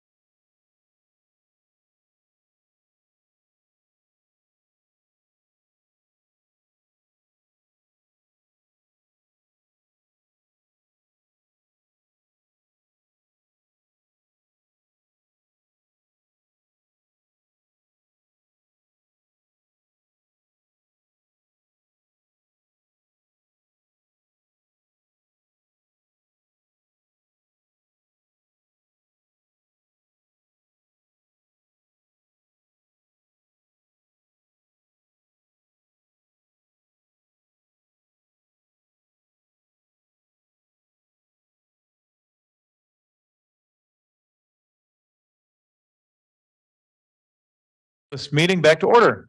Thank you.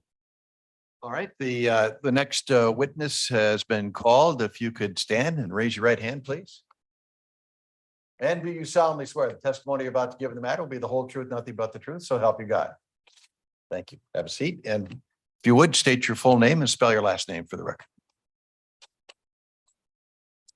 My name is Karen Karasinski. That's Karasinski. Good morning, Ms.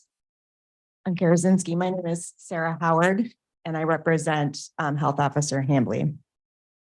I'm going to be asking you some questions this morning. Tell us what your position is with the county, I'm the Fiscal Services Director. and who do you report to as the Fiscal Services Director? John Gibbs. What are your job duties as the Fiscal Services Director? Really manage the finances of the county. The general ledger, coordinate the audit, budget, grant reporting, single audit, debt management.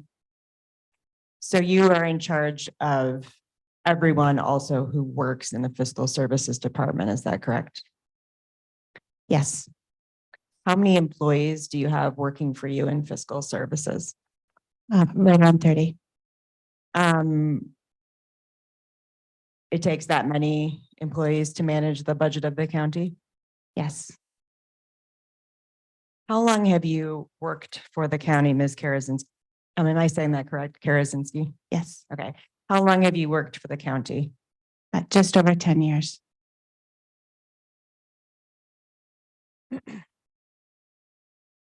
And you've been, in your role, you're very centrally involved in creating the county's budget every fiscal year, correct? Correct. The budgeting process for the current fiscal year, what I'm going to call fiscal year 23-24, that started October 1st, just a few weeks ago. When did the process of putting together that budget for the county start? We present a budget calendar to the Finance Committee and Board in February that lays out the full plan, and it really starts right then. So that would be for this year, or the one that just passed in February 2023. Correct. Is there any work on the fiscal year budget that occurs even prior to that?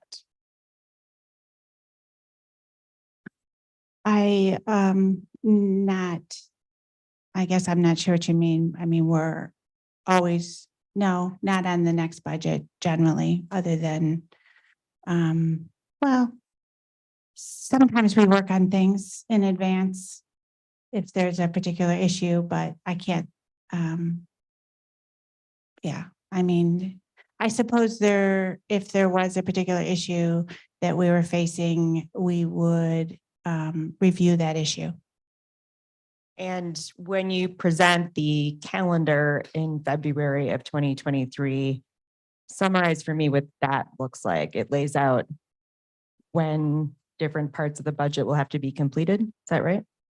Correct. So it's a high level timeline of the plan, starting with really requests, either capital or operating personnel from the departments, which is coordinated along with revenue estimates. And then it goes into the second phase, which would be more of a review phase. And that would include review in fiscal services, and then administration, finance committee. And then the board is presented, the full board is presented the budget, and there's a public hearing, and finally an adoption. All right. So first you got to figure out how much money the county has, right? Or an estimate of it, Estimate, because you're relying on tax revenue. So you're making an estimate. Is that right? correct? And then you have to figure out what all the departments are seeking and how much money they say each program is going to cost, right? Right. Okay. So then you put the budget together, and there are meetings for that starting in February, correct? That is correct. And the meetings typically involve you and Administrator Gibbs and the department heads. Generally speaking, it starts off more in the fiscal services department where we coordinate with departments, their needs, or there is a capital planning team that that comes together and meets to review capital requests. So I would say that administration really starts to get more involved once the department requests have been submitted and revenue estimates have been calculated by, for example, tax revenue is a combination of equalization, treasury, and fiscal. So once we have a sense of some of those things, that's when administration gets more pulled in. Okay, so first you would be meeting regularly with department heads earlier on in the process, like February, March, is that right? It really is more of a communication. So I don't know if it's so much meetings. It's a more of a communication and of an opening of them to submit their budget requests. Okay. And when it gets to the administration stage where administration's involved, typically, at least in the past, the deputy county administrator would also be involved in the budget process, correct? I would say it's varied, but not necessarily. Okay. Was Patrick Waterman as the deputy administrator coming to some of those budget meetings, at least with you, while he was still employed here? The deputy county administrator, I guess, he is involved in, historically has been on the capital planning committee. Patrick also came to some of the budget meetings when he was here. Okay. At some point, did you observe while Deputy Administrator Waterman was still employed, he was no longer coming to those meetings?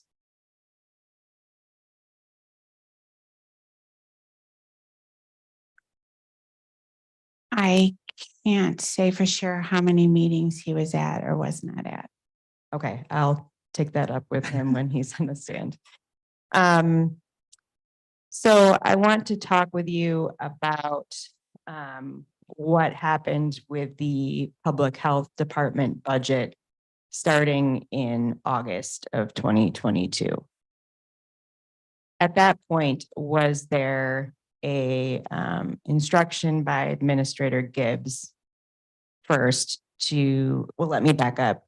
The public health department budget that was submitted by Health Officer Hambley as the department head, that kept the spending relatively flat from the prior fiscal year. Is that correct?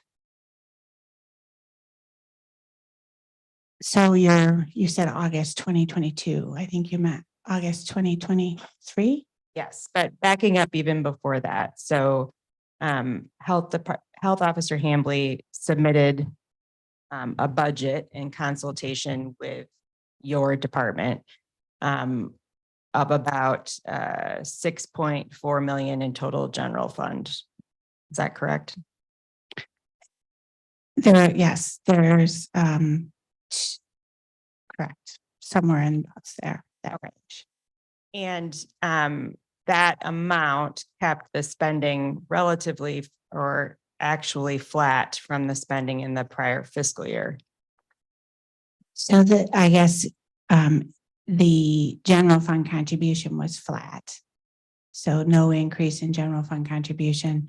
There could have been additional grant revenue so the actual expenditures may not have been flat. Okay. Now the general fund revenue is the money from what the public would understand as the county coffers, correct? The general fund is the general fund where the county operating tax dollars are received. So it supports other funds with transfers. I'm clearly not an accountant. I'm sure you can tell that. And then grant funding for the health department also makes up part of its spending, right? Correct. And that might come from the state, from essential local public health services money, right? Correct. Or it might come from specialized grants with certain requirements from the state or federal government, right? Correct. Okay.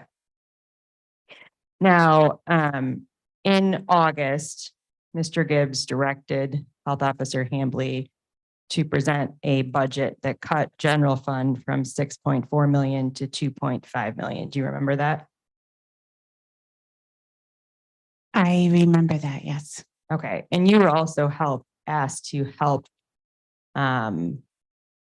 put together a budget that came up with that level of cut, correct? Yes, the email was directed to the health officer and I.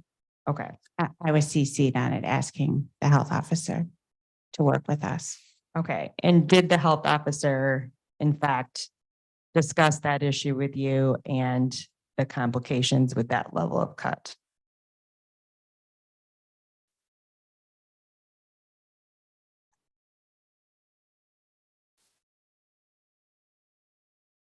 I think, I really don't remember specifically, like if, like a special meeting to discuss that, but, I know that, at some point, she did express concerns with that. Okay. And you were actually on a vacation when that request came through, is that correct? No, not when the request came through. All right.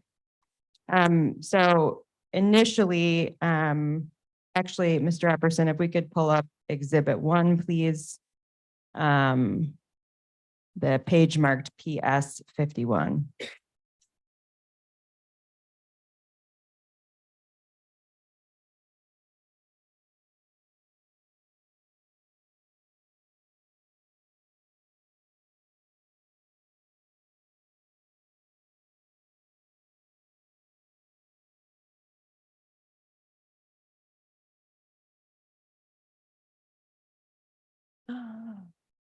PS 51, please.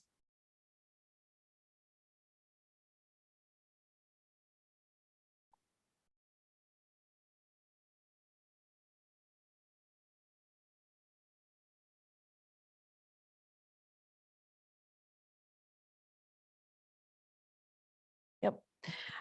Ms. Karazinski, are you able to read that screen from where you're sitting? Yes, All right. Now this was an email dated August 22nd, 2023, on which you were copied, correct? correct. All right. And Health Officer Hambley talks about the level of reduction in general funding and talks about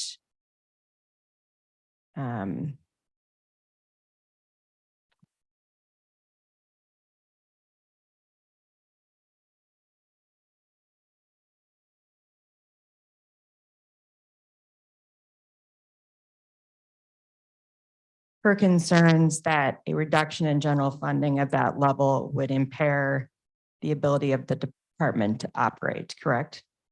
Correct.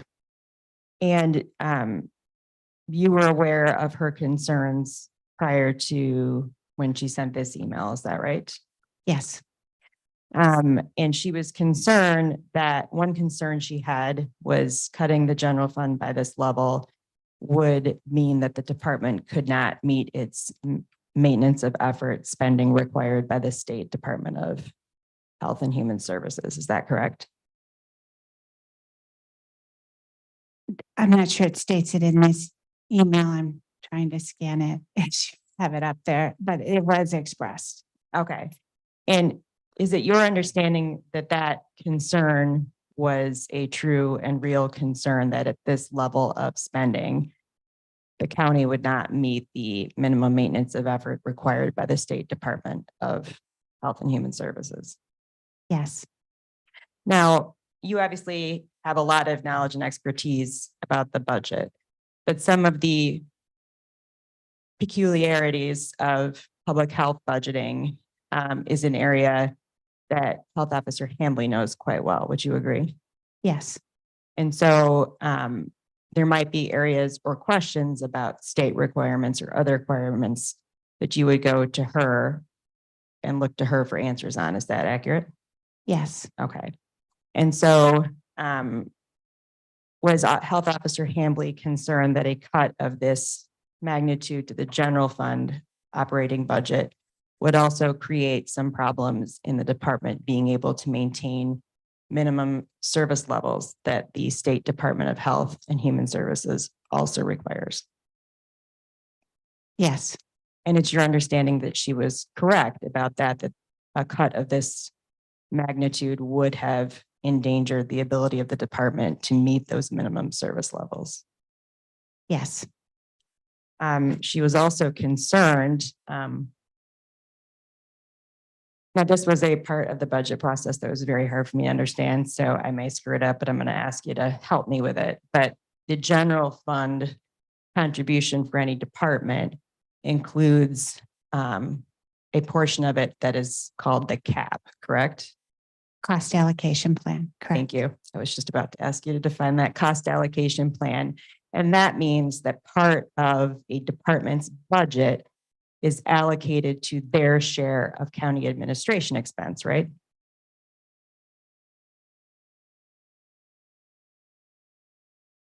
I would say that departments are charged a cost allocation for overhead. It's not necessarily always the general fund that pays that, Okay. but there is expenses related to a cost allocation plan. So the typical process in budgeting attributes a portion of the department's budget, wherever that comes from, to their share of the county administration expenses. Is that accurate? Say that again.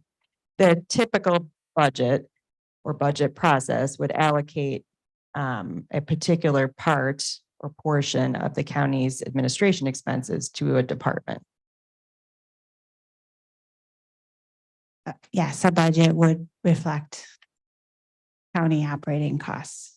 So the total portion usually of the budget that the department is spending isn't actually all available to them. Part of that is considered their contribution to the county administration expenses. It's really representing the full cost of the program. Okay. So the way you account for it is you say this portion of the health department's budget, for example, here's the portion of that accounts for their percentage of the county administration expenses. It is a separate line item. Okay. And county administration expenses include things like the administrator's office, corporate counsel, IT, those departments that are shared typically by all the departments, is fiscal services. Correct. Okay.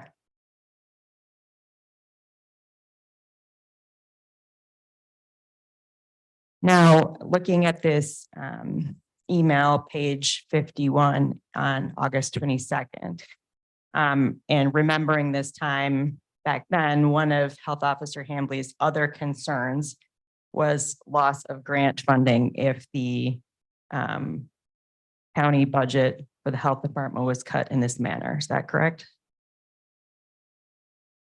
Say that again. Absolutely. One of Health Officer Hambley's concerns was loss of grant funds if the county budget for the health department was cut in this manner, correct? I don't know if I'm missing it, but I'm not. I'm seeing concerns about the level. I'm not seeing the concern about that, what you're stating. Okay. Do you remember that being a concern when the request by a county administration was made to cut the budget in this manner?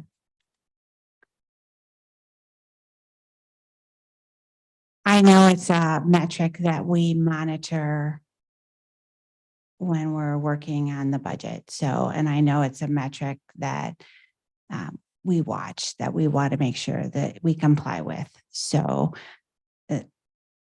I know that that is a concern.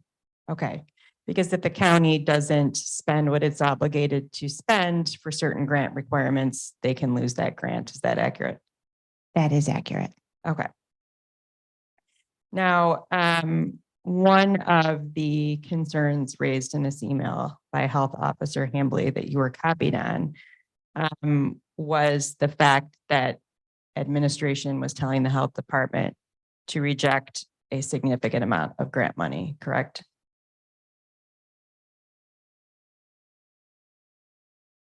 That last paragraph talks about the COVID-19 grants.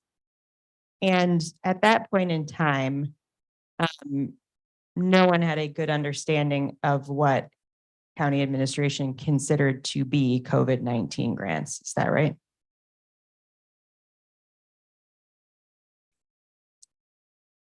I don't know if I can answer that question.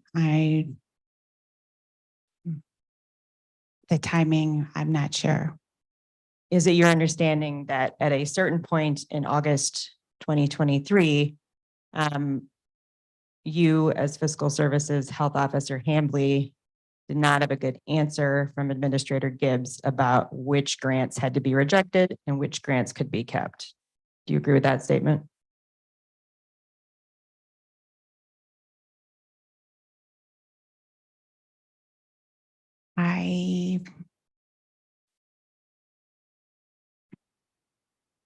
Say that again. Yes.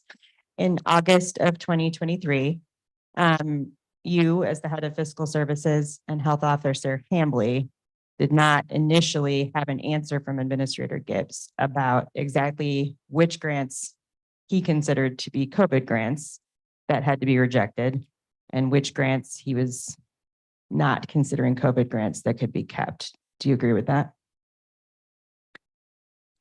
At August 22nd, I don't know. I guess I'm thinking that that list came out, that the specifics came out after that time frame, but I'm not positive. All right. So you would agree with me that there was a point in time when you were being told and Health Officer Hambley was being told to reject COVID grants, but you didn't have a list of which ones those were. Is that accurate? I think we knew which ones were COVID. I think a complete list but there were some that were obviously COVID. You do remember, though, that there was question about several, whether or not the administration considered them a COVID grant or not a COVID grant because of the nature of what the grant was allowed to be used for. I'm not sure that I'm just not sure where that. I'm not sure. Let's say that again. Sure. You're aware that Health Officer Hambley asked for information and an exact list of which grants were considered by the administration to be COVID grants that had to be rejected, correct? I'm not sure that I was aware of that. Okay, we'll keep looking through these emails.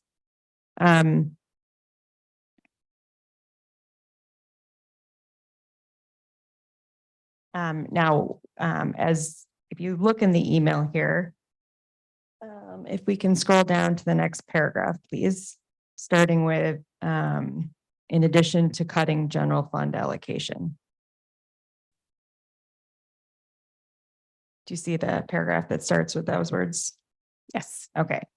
So, Health Officer Hambley writes, in addition to cutting general fund allocation, the commission is proposing to give up a significant amount of grant money, allegedly because of various political considerations. This grant money is used for various purposes, including preventing the spread of communicable disease and health risks other than COVID-19. This hurts Ottawa County taxpayers in a variety of ways and is fiscally short-sighted. These actions may necessitate large increases in fees for services that our businesses and citizens depend on, and or long delays for completion of services. You see where I read that last sentence? Yes.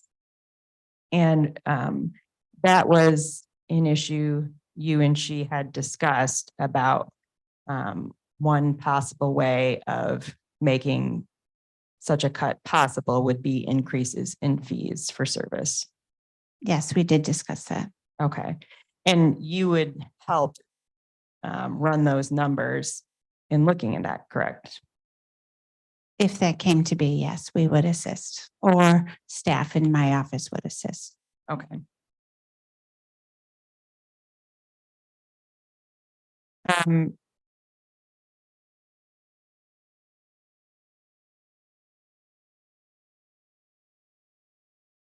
And then the next paragraph that starts, if the commission moves forward with this level of budget slashing, you see where I'm looking?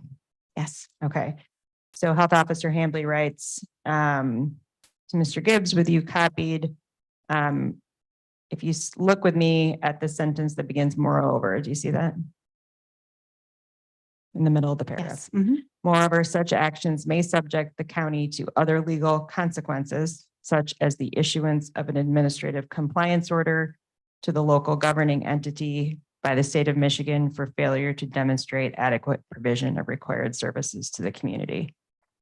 And again, we talked about that earlier. That was a consequence you were aware was a possibility with this budget, correct? Yes. I want to take a look at the last paragraph there of her email. It says, yesterday you explained to the commissioners that you did not feel they could ask other departments to cut 5% in this budget cycle, as the process was complex. And it was recommended an external consultant be hired to identify efficiencies without sacrificing services. You were aware of that discussion at a commission meeting, correct? It was at a finance meeting. Okay. Yes. And because at this point in time, most of the budgets were getting to the final stage and ready for finance committee review, correct? It was during a finance committee review that this came up. So the budget had already been presented. So a little late in the game to even be cutting 5%, correct?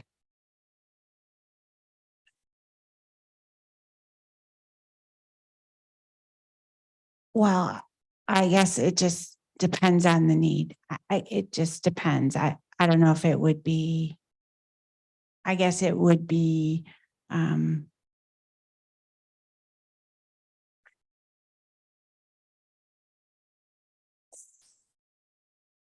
it's, I mean, adding and deleting happens, it changes. So countywide initiative, it would be a lot. Okay.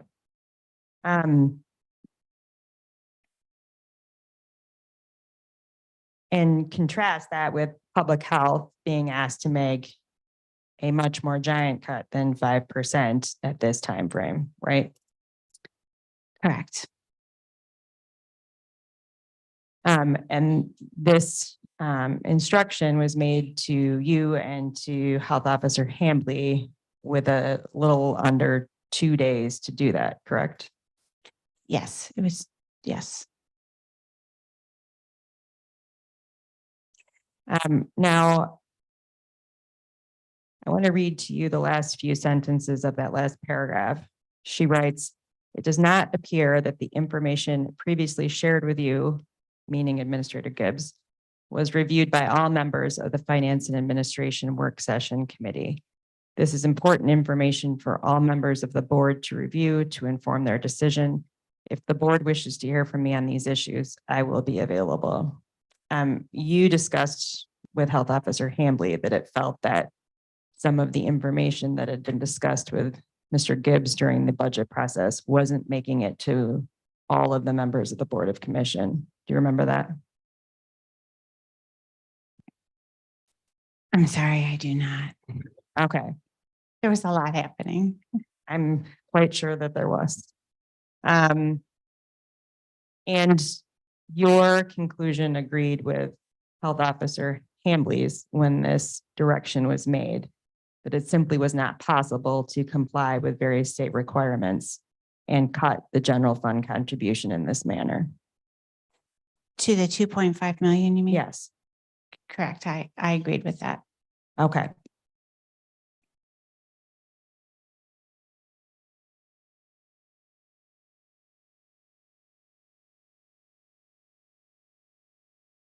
Mr. Epperson, can we move to page 58, please, of the same exhibit, exhibit 1?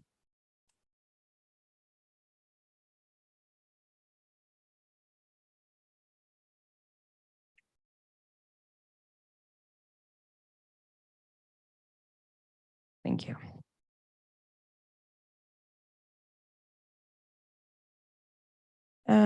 All right. Ms. Karazinski, this is an email dated the next day, August 23rd, 2023, correct? Yes, And you were copied on it. And it's from Health Officer Hambley, correct? Or I'm sorry, it's from Mr. Gibbs to Health Officer Hambley. correct. And Mr. Gibbs says, "Hi, Addie. Good morning. Thank you for sharing the information below," talking about the email we just went over, correct? Is that yes? Yes, Okay. sorry. No, that's okay. And he says, "Please proceed with producing a budget with a general fund contribution as close to the below directed level as possible, which discontinues all COVID-related grants. Thank you." When you got this email, you and Health Officer Hambley discussed further the request by Mr. Gibbs, correct? Yes, And when you saw this email, did you take that to mean that Health Officer Hambley could send him back a budget that covered all of the necessary programs, no matter how far above 2.5 million the general contribution fund contribution had to be? I read this to say that that was the request, Was get it down to 2.5 million general fund. or as close as possible. Is that how you read it at the time when you and Health Officer Hambley discussed this email after you received it on August 23rd? I believe that we were focused on the 2.5. All right. And as we previously discussed, you agreed with Health Officer Hambley that it was not possible both to cut general funds to that level and to comply with all of the state requirements and grant funding requirements we just talked about. Is that right? Correct.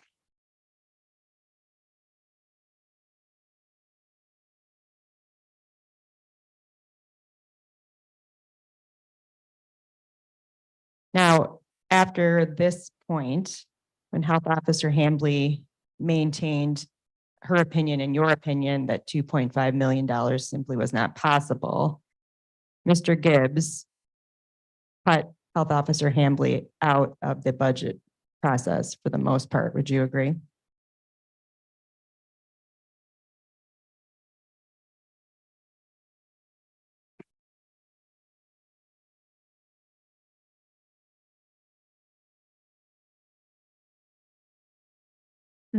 I received a communication. So I believe Health Officer Hamley did respond to this with in more detail regarding the 2.5 million. And then I received an email with some direction on changes to process, and Health Officer Hamley was CC'd on that. Let's take a look at that email, actually. Mr. Epperson, could you bring up page 70 of Exhibit 1?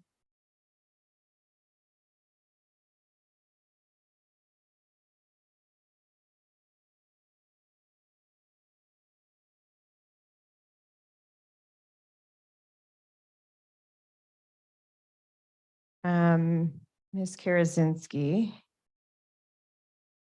This is an email from Mr. Gibbs, a couple days later on Friday, August 25th at 3:53 PM. To you, copying Health Officer Hambley. And he's telling you to take certain actions regarding cutting the public health department budget, correct? Correct. Okay.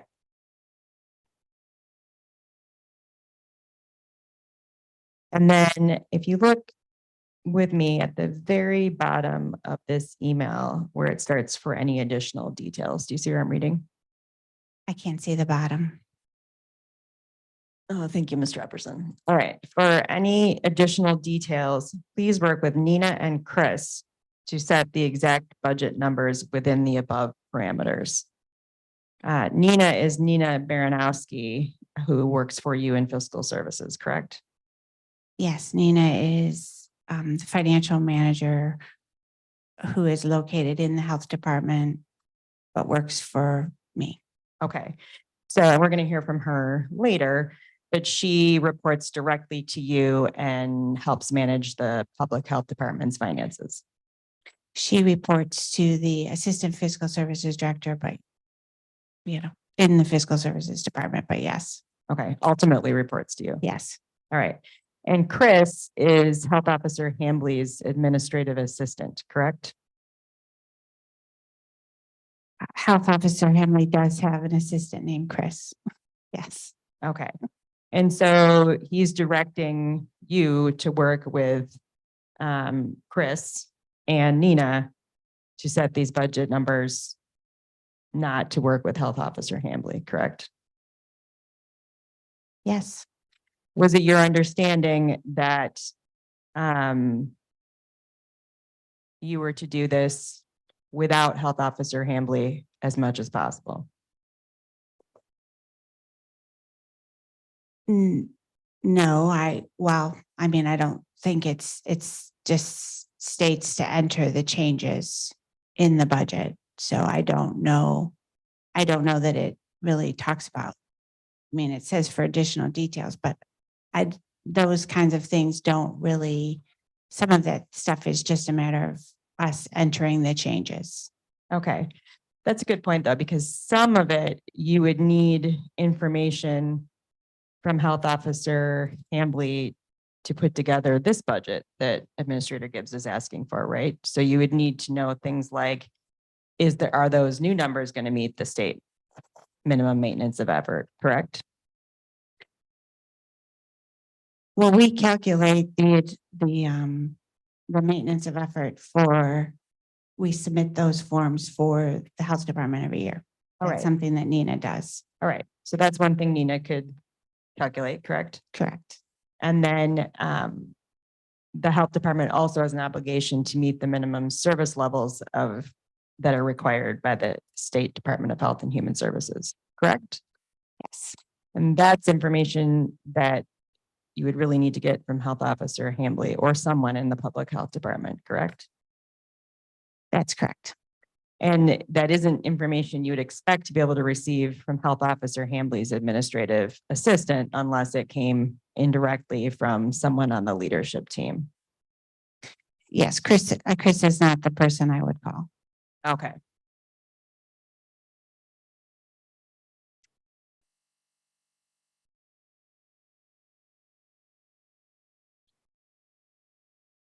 Now, at this point, am I reading this email accurately that Mr. Gibbs was still seeking a general fund contribution of $2.5 million in the public health budget? Can you move it up, please? Oh, sure. Mr. Epperson, can you move the email up, please? First line of number 1. Yes, Okay. And he's instructing you also to have public health use part of their fund balance to make up some of the difference. Is that correct? that is correct. And their fund balance is sort of like their savings account or rainy day fund. Would you agree with that? It is previous year's revenues over expenses. So rainy day fund or savings, money that hasn't been spent. It's money in the fund that has not been spent. Okay. And some of their money in the fund that had not been spent was earmarked because of grants that they had received. It was earmarked for other purposes, correct? Like the pathways money. Yes, they do have money that's earmarked. Okay. So not all of the fund balance is available just to be used in that manner. Would you agree with that? I agree. I trying to recall if the 1.3 million is the full fund balance or if it includes those other resources. And I just can't recall because they're on separate lines Okay. in this.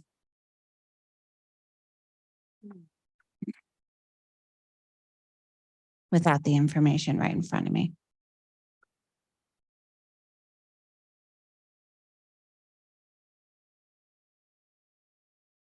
Now, it was your understanding when Mr. Gibbs sent this email and you began to work on it, that you weren't collaborating with public health about the budget. You were just obtaining any information you needed from public health to try and do what he was asking. Correct? Correct. Okay. And when I misstated earlier, I think. I'm sorry, can you repeat that last question? Sure.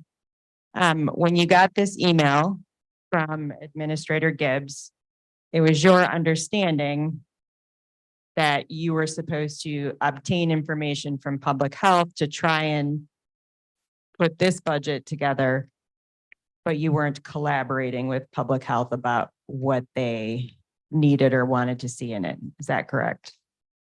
Yeah, these are pretty specific items that we would be entering. So you would agree? Yes, if that's the question, yes. Okay. And you were actually on vacation when he sent this direction to redo the budget, correct? No, this came Friday afternoon and that I started my vacation after Friday. Okay. And so you were trying to work on this requirement by Mr. Gibbs while you were on vacation to get this done in this budget process. Is that right? Correct. And while you were on vacation, did Health Officer Hambley answer all of your questions and try to get any information together that you needed?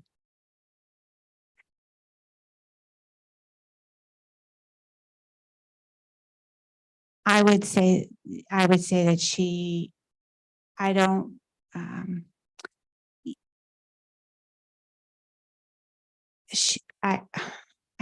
I was mostly working with Nina and other staff in fiscal services. So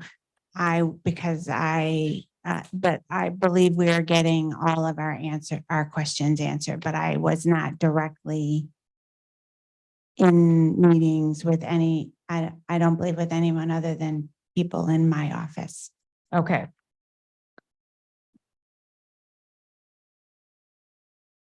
Did you ever ask Health Officer Hambley for information when she ignored you? Yeah. Did you ever ask Health Officer Hambley for information and she said she wouldn't tell you? No. Okay.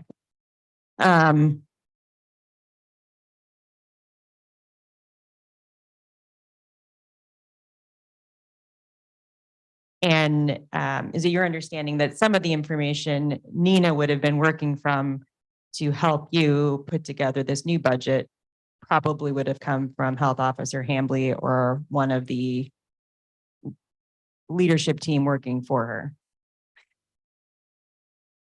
I'm sure if they would have asked, they would have gotten responses and they would have gotten whatever they needed. I, at this point, really feel like we were putting together the change in the numbers, not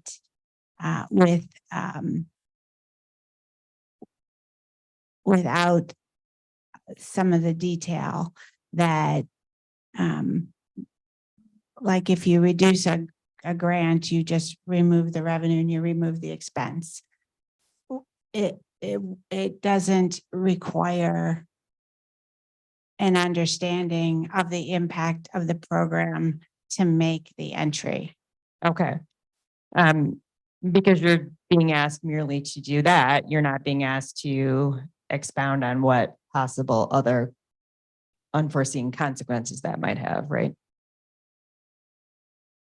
Correct. Okay.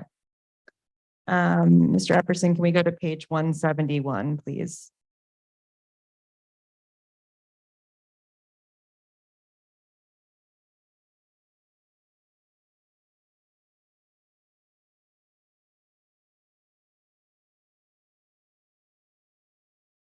Um,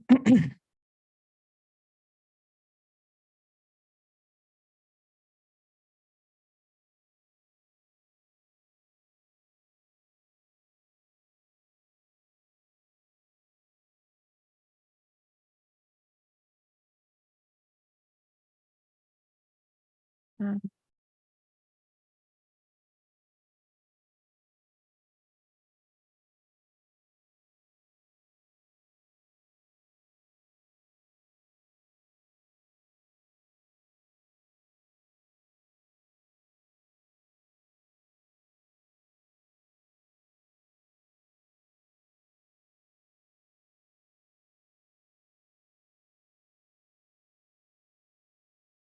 um,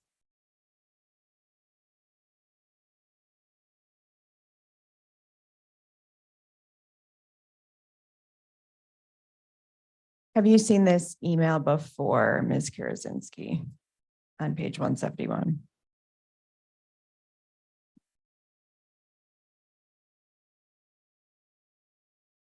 I'm not listed at the top, I don't believe. And I mean, it was part of the package. So I mean, I had access to it, but I don't.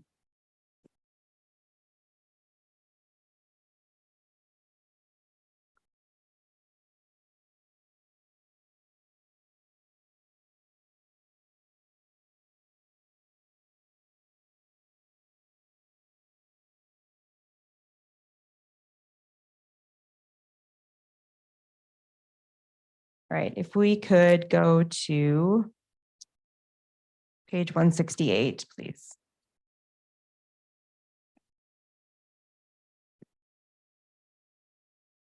If you scroll about halfway down, the email that starts a little bit further, please. Ms. Karazinski, do you see the email from Health Officer Hambley to Mr. Gibbs and you dated August 30th at 10:56 a.m.? Yes. Okay. And Health Officer Hambley says, John, I wanted to follow up as I haven't heard from you. I understand you've been meeting with Karen as she has been discussing with public health and public health fiscal services for information about programming. And she was providing some additional information about maintenance of effort and other minimum funding requirements, correct? Yes. And her email ends with, I am happy to continue to answer questions from fiscal services regarding the operations of public health. Please reach out with any questions. At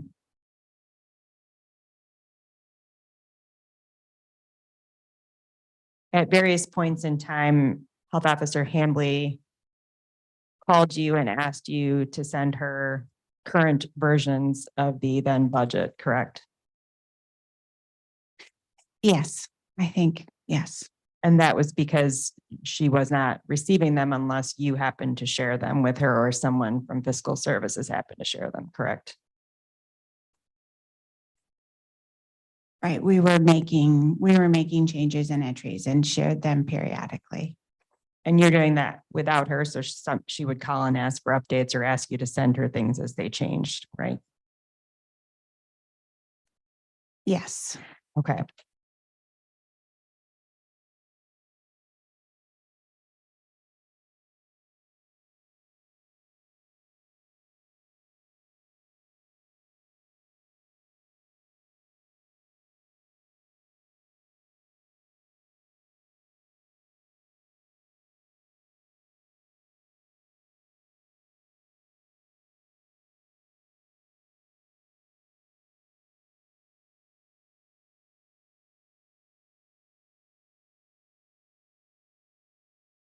let's go to page 305, please.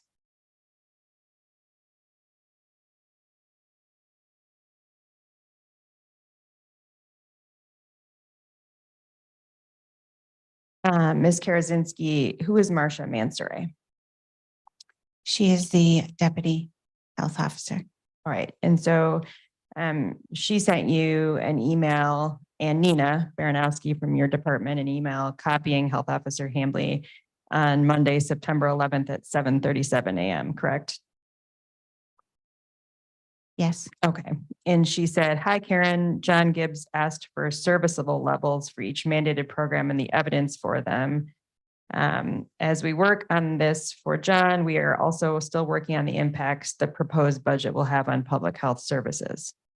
I want to make sure we are working with the correct general fund and fund balance figures overall and by program org. Do you know if the Excel spreadsheet fiscal created with orange, blue, and green programs plus Nina and Joe's spreading of indirect is what we should be working from still? Or do the numbers contained in the various sheets in the 2024 proposed budget, including the top sheet and few new pages following the title page, better reflect the current situation for public health?" So Deputy Health Officer Mansoray was not certain she had the correct numbers when she was trying to help with that latest iteration of the budget in this process. Is that right? From this email, yes. Okay.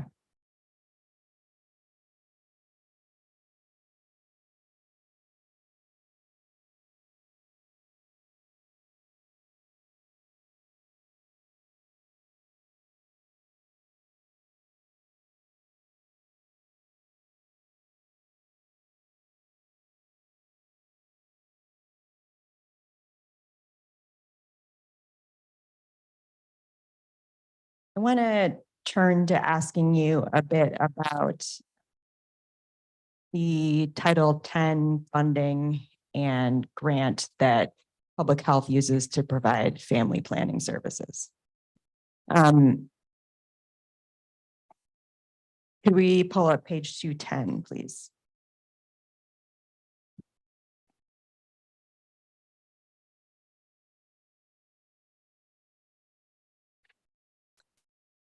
Ms. Karazinski, this is an email dated Friday, September 8th, 2023 from Commissioner Bonema to multiple people, and you were copied, correct?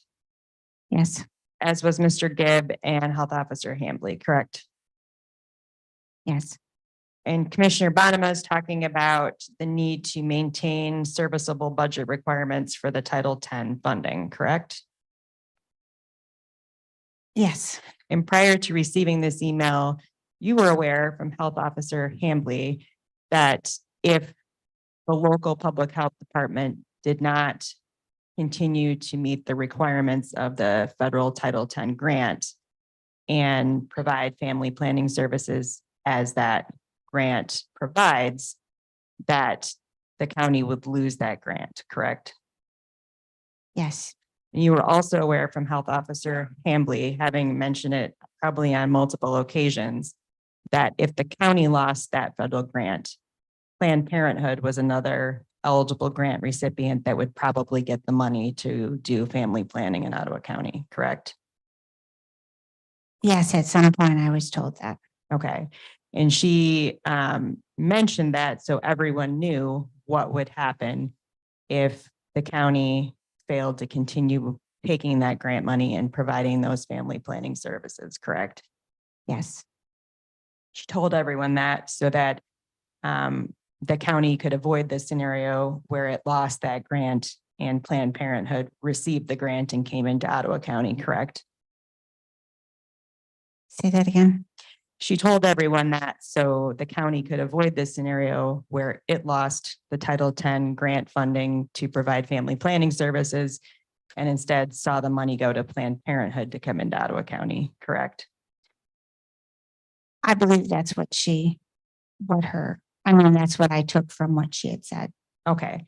And when you received this email from Commissioner Bonema copying you on it, you understood that Commissioner Bonema was extremely upset that this was a possibility in the budget you were discussing as of September 8th, 2023.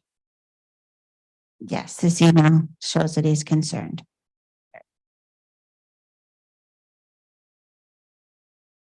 Because despite Health Officer Hambley's warning about this scenario, at that point at least, the budget wouldn't have met the requirements for the grant and would have put the county in danger of losing that money, right? The date of that is September 11th. It's September. Scroll up. Would you scroll up, please, Mr. Epperson? Yep, September 8th. Right, so it's the timing of things. Yes, I don't. I'm sorry, the dates, I don't recall exactly what happened first and what happened second. But he is very concerned here. Okay. And was it your understanding that individuals from the Right to Life organization got involved at Commissioner Bonema's behest to convince county administration to put back the money for Title X funding?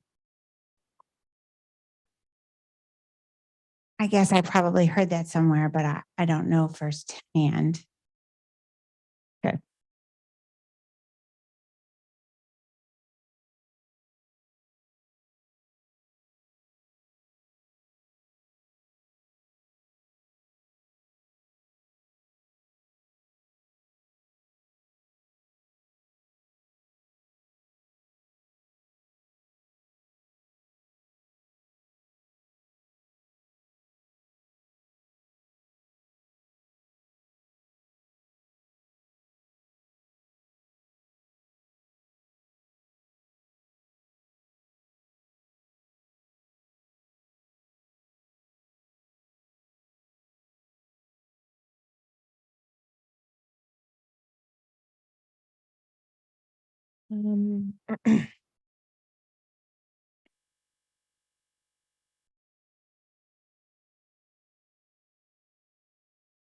Let's bring up Exhibit 19, please.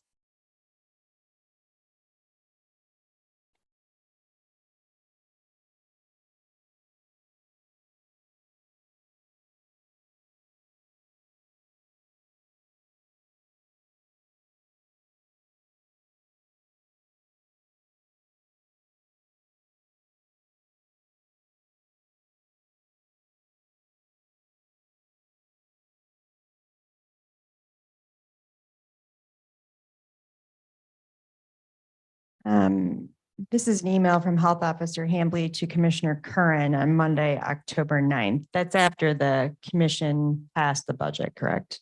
Correct. Have you seen this email before? Sorry. Have you seen this email before? Yes. Okay. And it's your understanding that Health Officer Hambley provided this information to Commissioner Curran with questions that Commissioner Curran had, correct? That is my understanding. Okay. Go to paragraph 2 for me. I'm going to read that and then ask you some questions about it. The third epidemiology position is part of the mandated services required by local public health. It was stated in the meeting by Administrator Gibbs that funding has been provided for 3 epidemiology positions in the fiscal year 24 budget. This is not the case. Karen confirmed with me that there is no funding in the public health administration line, leaving this third position unfunded. At this time, because there is no funding for it within administration or our communicable disease program, the third epidemiology position is being reassigned to provide analysis and support to environmental health, and funding will come from the food safety program and the well and septic program. It's correct, isn't it, that you confirmed with her after the September 26th budget meeting that it was not correct that there was funding for a third epidemiologist in the public administration line, correct? In the administration cost center, correct? And Administrator Gibbs, in the meeting, had answered questions of the Board of Commissioners indicating that there was money for the third epidemiologist in that cost center, correct? At one point, he did say that, Okay, and that was incorrect, right? correct? And you were here at the meeting at the time, right? Yes, And in fact, Commissioner Zylstra asked Commissioner Moss if they could have you come up and answer questions about it, and Commissioner Moss said no, right? I guess I don't remember that. You were here during the meeting. I was, yes. Yes. And you were also there when Mr. Gibbs told the commission that there was available public health budget money in the general fund administrative cost center to fund the third epidemiology as a result of the county returning COVID grants, right? Yes, And that was incorrect, correct? correct. So there's no additional money available in the public health county administration cost center as a result of the county returning COVID grants, correct? That is correct. Okay. And if any of the commissioners had been allowed to call you to the podium to answer that question, you would have told them that Mr. Gibbs was incorrect about those points, correct? Yes, Your Honor, I'd like to take a 5-minute bathroom break if that's okay. Without objection, we'll take 5 minutes.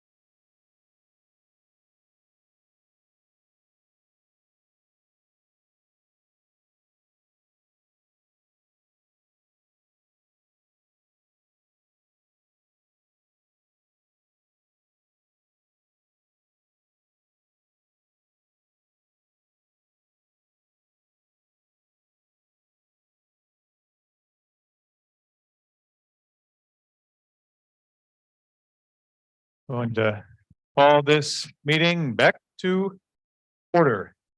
11:12.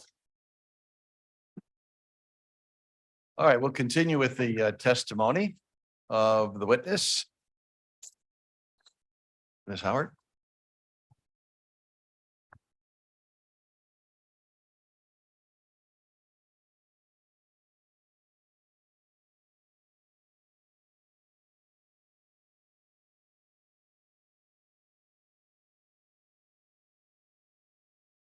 The one on the screen, yes.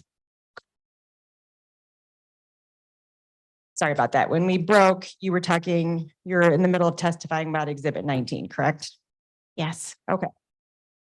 So look with me, if you would, to paragraph 3 that Health Officer Hambley was describing to Commissioner Curran. Do you see where I'm looking? Starts with health, education, and nutrition. Yes. Okay. So under paragraph 3, Health Officer Hambley told Commissioner Curran, health, education, and nutrition are mandated services, but minimum service levels are not as clear for these programs. The services provided are to address identified community needs. The 48% reduction in funding will lead to reduced hours at outer offices, Hudsonville and or Grand Haven, to reduce costs and maintain services as best we can.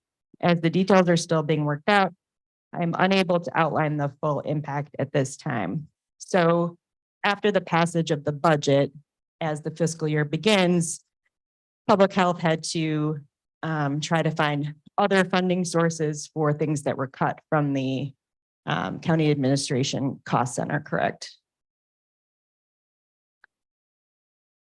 I don't know that they had to find the other funding sources. I mean, I think you're saying they had to find other funding sources to, I mean, that was never, that wasn't anything that I ever told them that they had to do. Fair enough. It was your understanding, though, that one of the things public health worked on was trying to find other funding sources for some of the programs and services that were covered in the combined health, education, and nutrition line item, correct? I don't know that I know that they were looking for other funding sources. Okay, I will ask other witnesses about that point. So the 48% reduction that she's talking about in this email is talking about the reduction to that particular combined line item in the county administration cost center for public health, correct? Correct. There's a cost center. It's health, education, and nutrition. And it's one combined line item, and that is the budget that was passed by the Board of Commissioners on September 26th, correct? Yes. And that is the line item that contains the Ottawa food program, correct?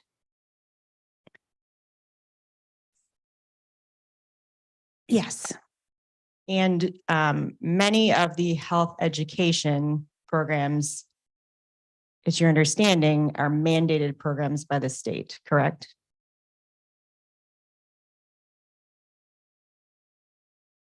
I'm not 100%. The health education, I know there is a component that is required, mandated by the state. Specifically, what components, I couldn't outline them for you. Okay.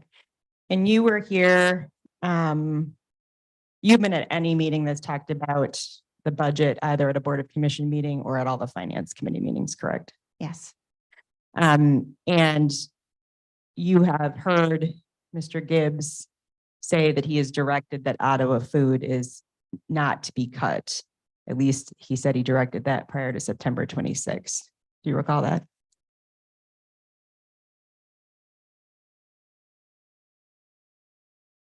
I recall comments about Ottawa food and support for Ottawa food in budget meetings. Do you recall Mr. Gibbs making those comments?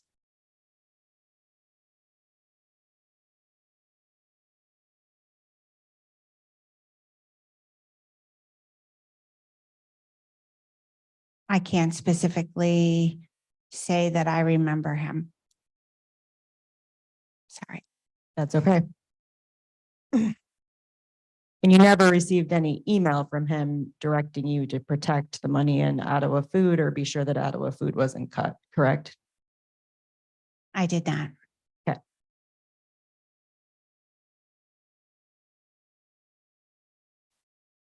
And immediately prior to the budget being approved on September 26th, fiscal services employees, yourself included, were having meetings with Mr. Gibbs about the budget that did not include anyone from public health. Is that right? You're saying directly before it was adopted? In the September timeframe, you were having meetings from time to time, fiscal services employees with Mr. Gibbs about the budget where there was no public health representation. I certainly had conversation with Mr. Gibbs regarding the budget and regarding the public health budget. Him and I conversations. Meetings make me think multiple people. Fair enough. So is it fair to say you had many conversations with Mr. Gibbs involving the public health department budget where there was no involvement by Health Officer Hambley or anyone else from public health?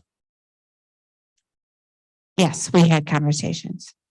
And Health Officer Hambley and you had conversations where you would either ask or she would provide you with information to consider as you were making the latest request for revision as we got close up to the September 26th meeting. Do you agree? Yes, we did have conversations. When you're talking about the September 26th meeting, I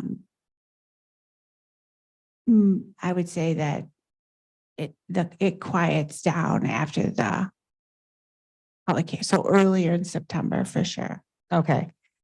And you had from time to time assured Health Officer Hambley that you would take the information that she was giving you to Mr. Gibbs, right?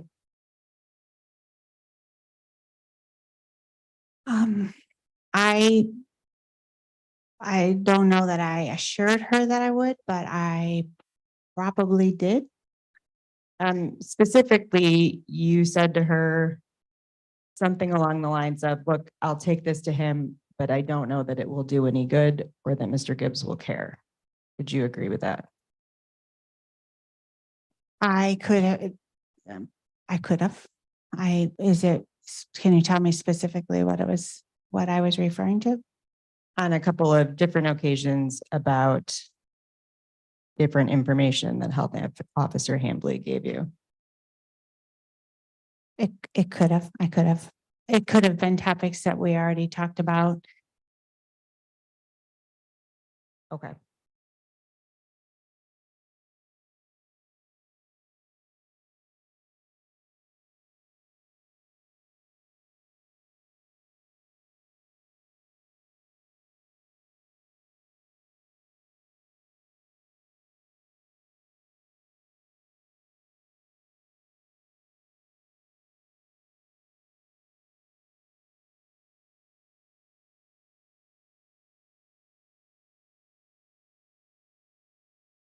Some of the requirements for public health budgeting that you and Health Officer Hambley discussed on various occasions as potentially not being met in the various iterations of the budget in August and September.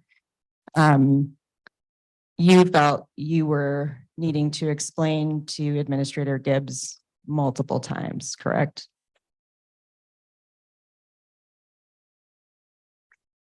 I did my best to try and explain the funding for public health. Yes. To Mr. Gibbs. Yes. Now, you've read Health Officer Hambley's public statements about the budget process in August and September as those were happening, right?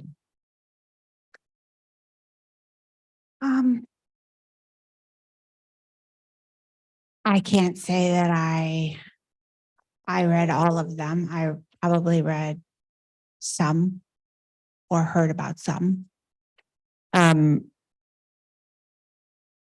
Everything that Health Officer Hambley said in any statement as the budget process was ongoing in August and September was accurate about where the budget process was at the time, correct?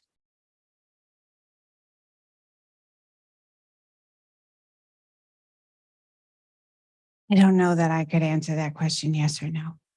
I mean, she never said anything to me that I felt was inaccurate about where we were.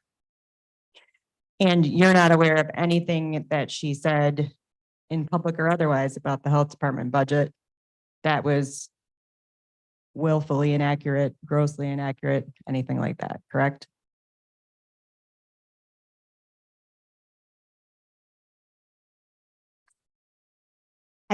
I probably don't pay that. I was not paying that much attention. So I don't know that I can honestly answer that question. Okay. In your experience working with Health Officer Hambley as someone who works with her quite a bit, have you ever found her to be incompetent as in having a mental disability or physical disability?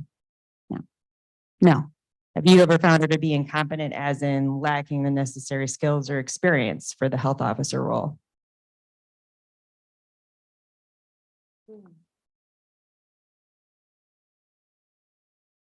as it relates to the things that I work with her on, I find her very, I've never had a problem working with her or what she has told me. Okay, so as far as fiscal services and budgeting requirements of the job, you find her to be competent, correct? Within as much as, yes, within as much as we work together. And as far as you know about, in as much as you've worked together, she's never neglected any of the duties of the health officer position, correct?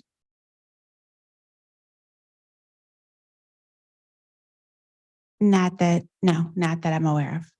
And as far as you've worked with her in fiscal services and budgeting, she's never engaged in any kind of misconduct, willful or otherwise, as far as you know. As far as I know, yes.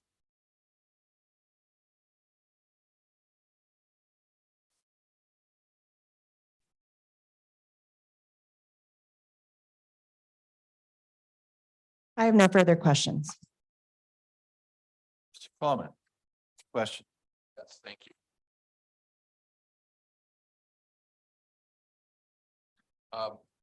Ms. Karazinski, there were a number of other areas of the budget. Excuse that me. were- Get a little closer to the I microphone, don't have it please. high enough. Close enough. There we go again. Thank you. There you go. Sorry. Ms. Karazinski, there were a number other areas of the budget that were changed last minute, right? Before it was passed. Yes, Like, for example, the Veterans Department, correct? yes, And the capital improvement plan, correct? Though there were major changes to those areas right at the last minute before the budget passed, right? there were changes at the last minute. Okay, so it's not unusual to have changes in budgetary processes right up to the moment it passes, correct? It is completely possible. Okay. And as far as this third epidemiologist, it is true, right, that a third epidemiologist based on the whole budget was funded, right? Yes, Thank you. And John Gibbs never told you to cut Miss Hambley out of any of the process, did he? he did not. And you obviously had conversations with lots of people during this budget process, don't you? Yes, I mean, did you talk only to Mr. Gibbs and nobody else? no, All right. So, I mean, obviously you talked to Miss Hambley, you talked to other people in the health department through the budget process, right? I talked to a lot of people. Yes. Yeah.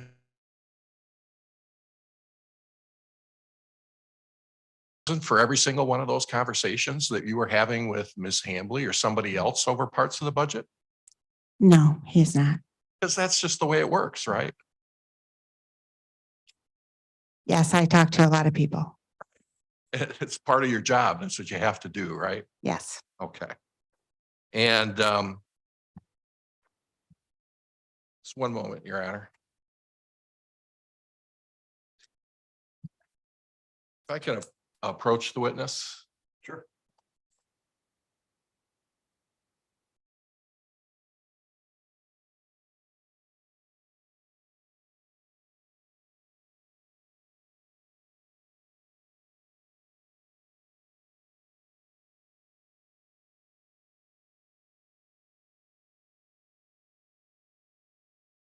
I would like to have this marked as our Exhibit T, so it's clear in the record.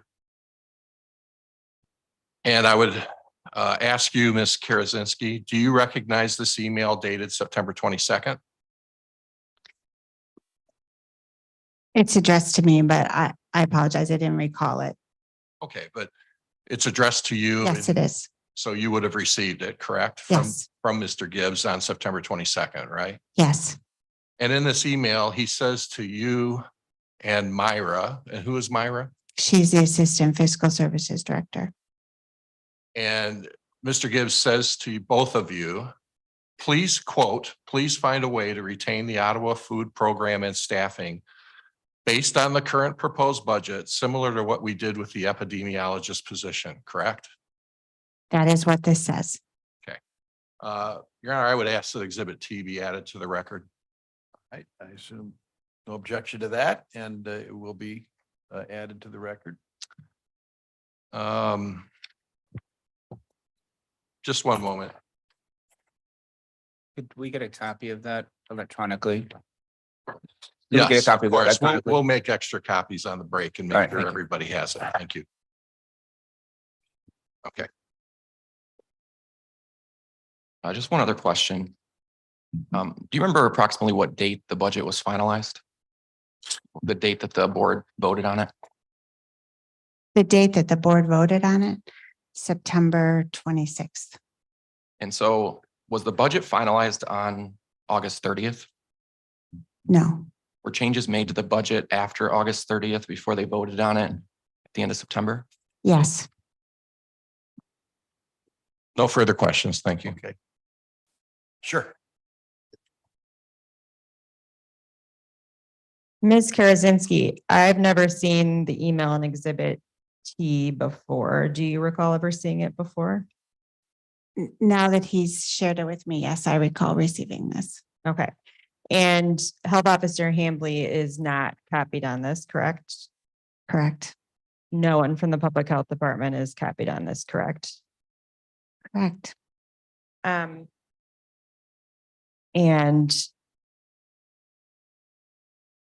you would agree with me, though, that contrary to Mr. Coleman's question, the money for the third epidemiologist was cut from the general funds or the county administration cost center, correct?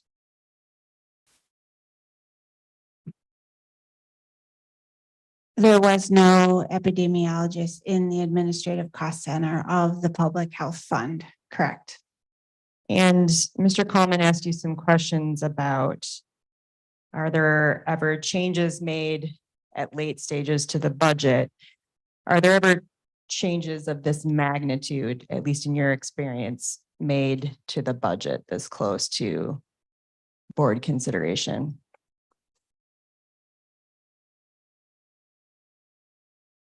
So every budget's different. And I would say that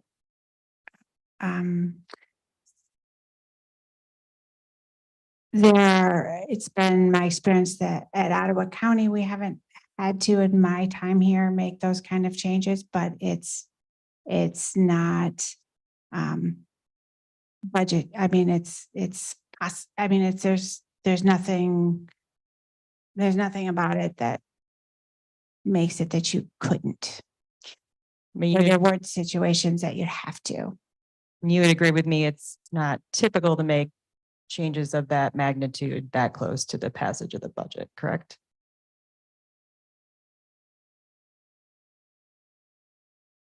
It really just depends. I mean, y-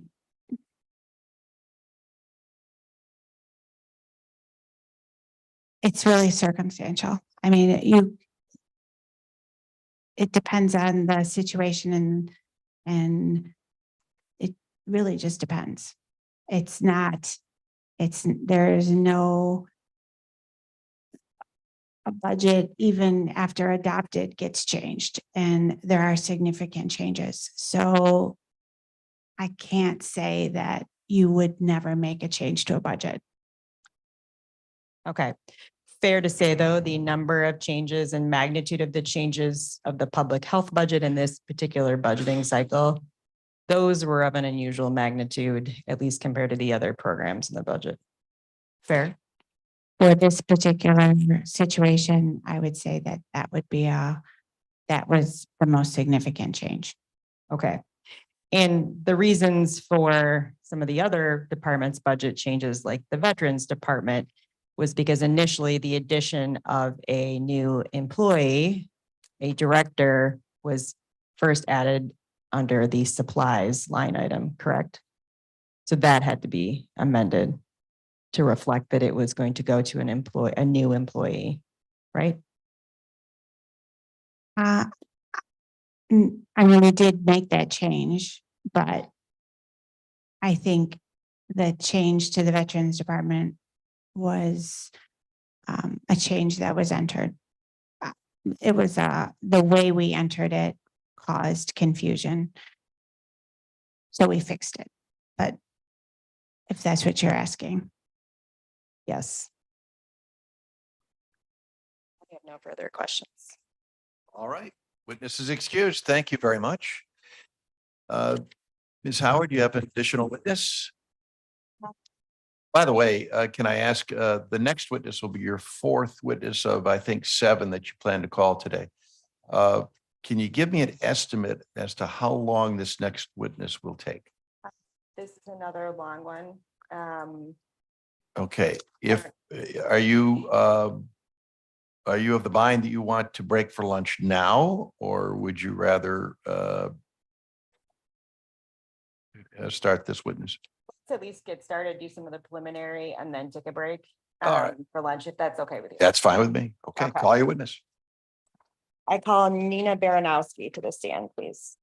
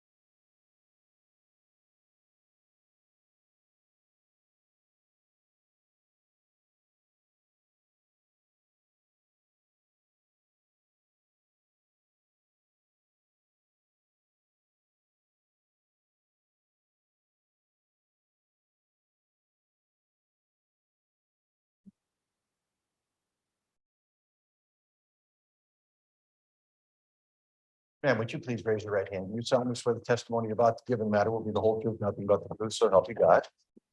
Okay, have a seat.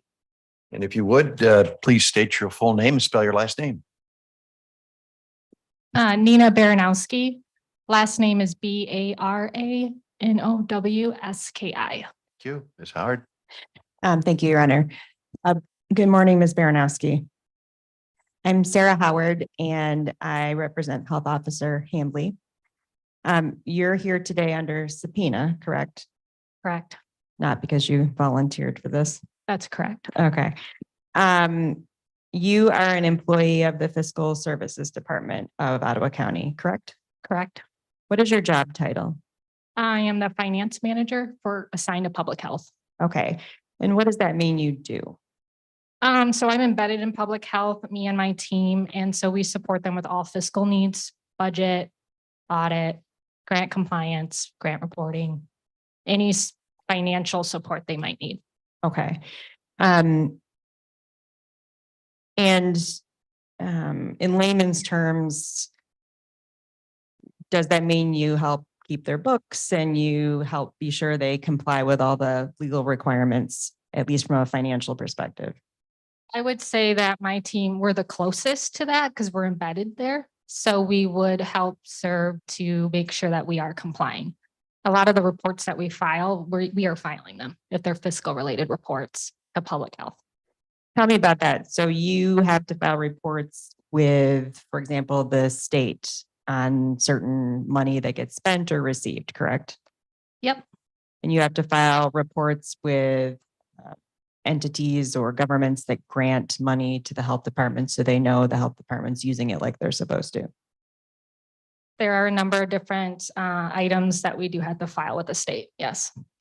So you are in charge of being sure everyone tracks their time correctly for federal and state requirements. Absolutely.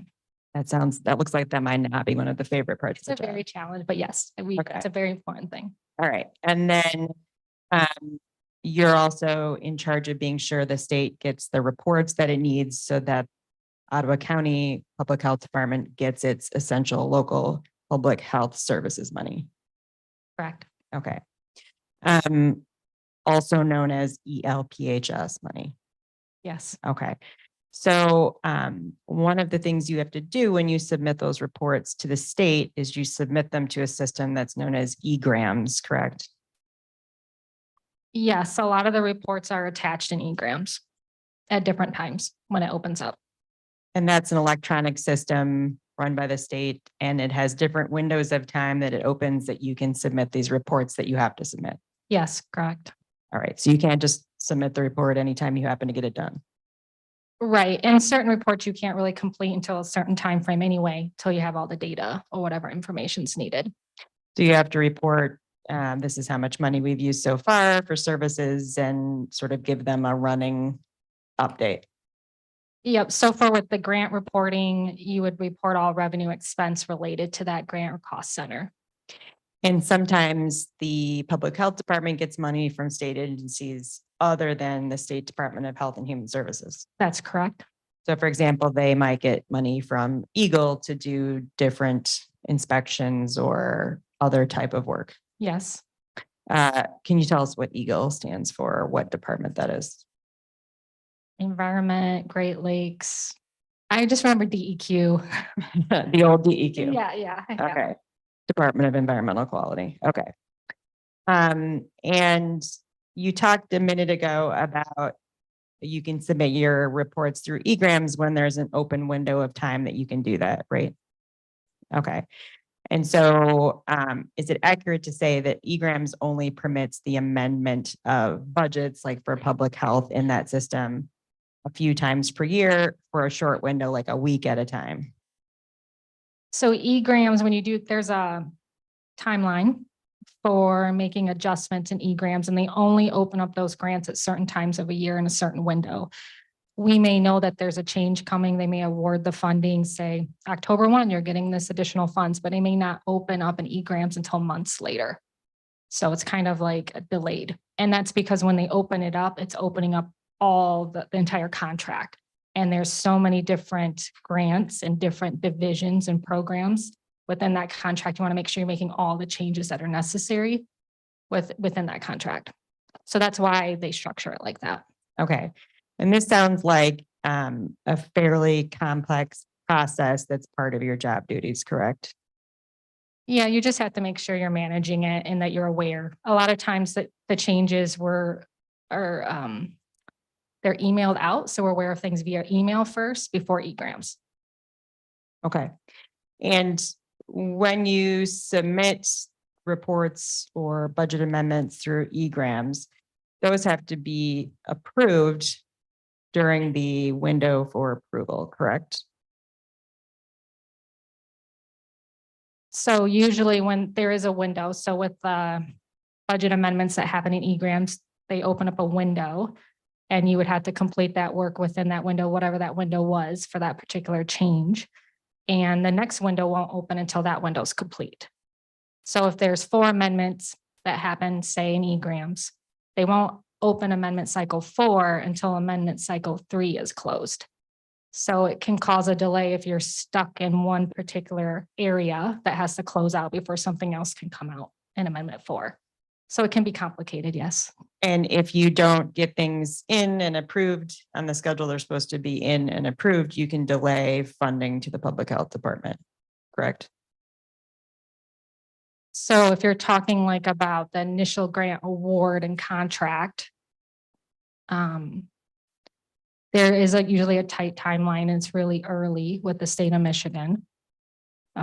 And you have to complete a number of different applications, and then the state sets a deadline so many days after that email comes out to get it submitted. Okay. Who is the person that has to do the final sign off of the E-grams reports for Ottawa County? So the FSRs would be completed by me, and I would submit them. My team would complete them. I would review them and submit them. The budget amendments or adjustments that happen throughout the year, my team, we would enter that, and then we would submit the requests to the administrator. The authorized official is the title in E-grams. Okay. And the authorized official for Ottawa County is Administrator Gibbs. Correct. Okay. And so you require Administrator Gibbs to go in and do the approvals that the authorized official has to complete. Right. Once the work's complete and we're ready for it to be submitted, we would send an email. All right. Now, throughout this year in 2023, you've had some difficulty with getting mini grants paid out and release of checks, correct?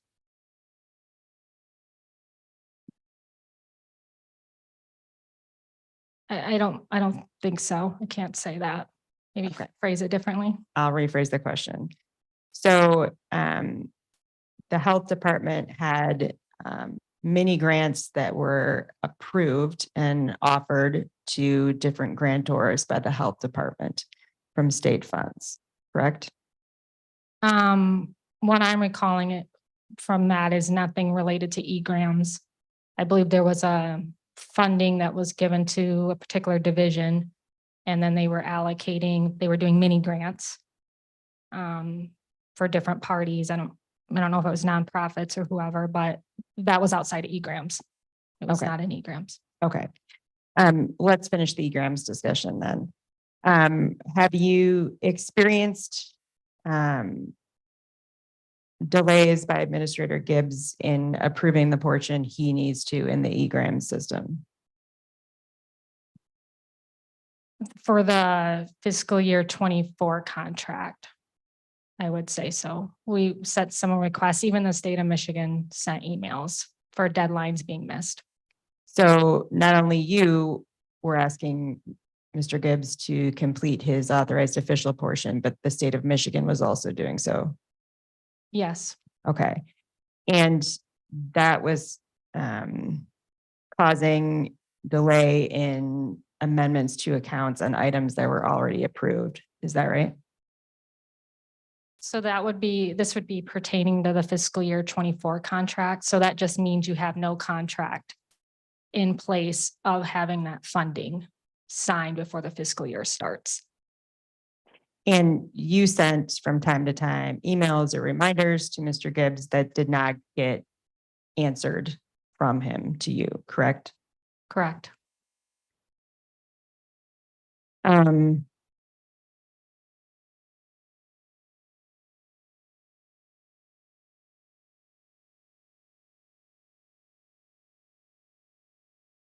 Let's switch over then to the topics of approval and release of checks under those mini grants, okay? Sure. Okay, so there was an issue where the administrator wouldn't agree to approve release of checks to people who had already been approved for mini grants from the county, correct? So I would say that I'm not involved in that process. I don't work in AP. And so my understanding just from secondhand information is that there was delays. Okay. And there was some concern that the county might have to issue county funds instead of receiving grant funds to pay those mini grantors, correct? I did hear that concern, yes. Okay. And some of those grants were not approved because of the nature of where the grant money was going to, correct? I don't know. I wouldn't be able to answer that. Okay, fair enough.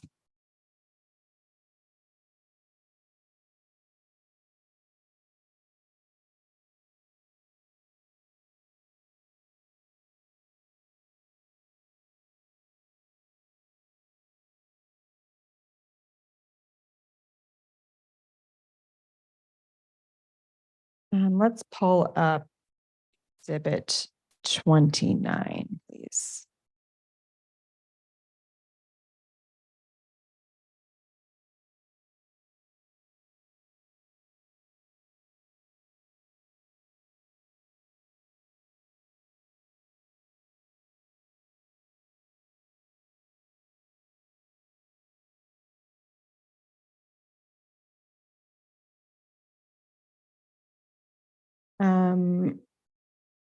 Ms. Baranowski, are these texts between you and Health Officer Hambley?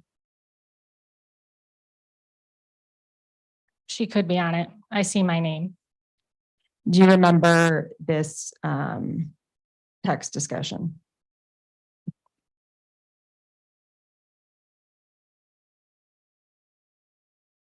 I don't quite recall, but if I could read it.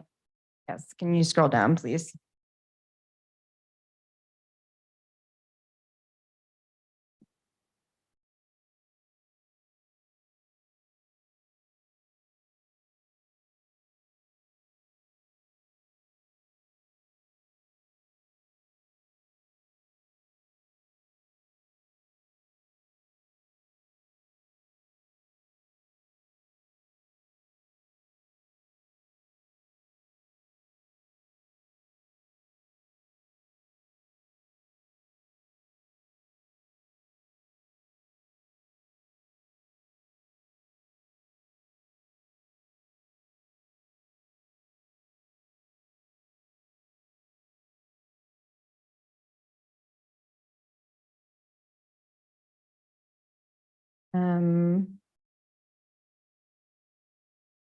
This might actually be a good time to take a break and we can allow the witness to review the exhibit since we're getting close to 12 o'clock.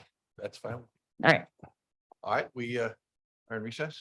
All right, without objection, I'll take a recess for what, Lunch. 1 hour, Reconvene at 1 o'clock. Mr. Chair, can I make a request to shorten that by a half an hour? If we're planning to be here until 7, maybe we can shorten that to 6:30 if we take a half-hour break. about 40 minutes. An hour doesn't seem If excessive. people but are 40 leaving for lunch, they're gonna need a little time to drive. I do believe we have a food truck outside, so. So reconvene at 12:40? 12:30? 12:30 be fair, All thank right. you. All right, we'll come back at 12:30. Thanks.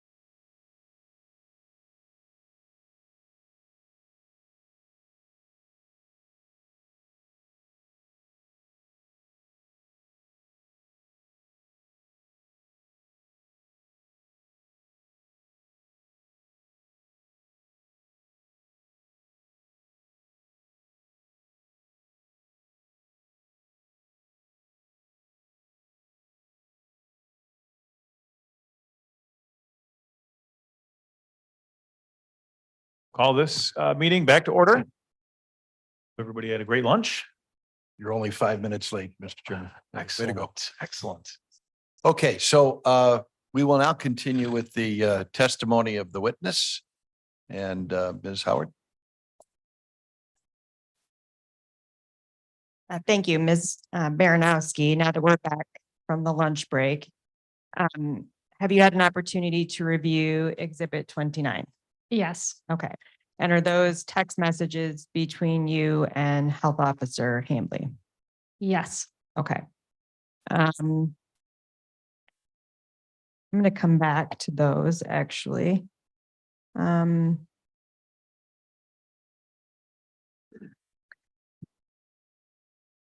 you were part of the meeting with Health Officer Hambley trying to figure out how to put together a public health department budget of $2.5 million when Mr. Gibbs initially directed that, correct? Yes, Okay. And it was your understanding that $2.5 million general fund contribution was the amount you were supposed to work with, correct? yes. Okay. And Mr. Epperson, could we put up Exhibit 1, page 61, please?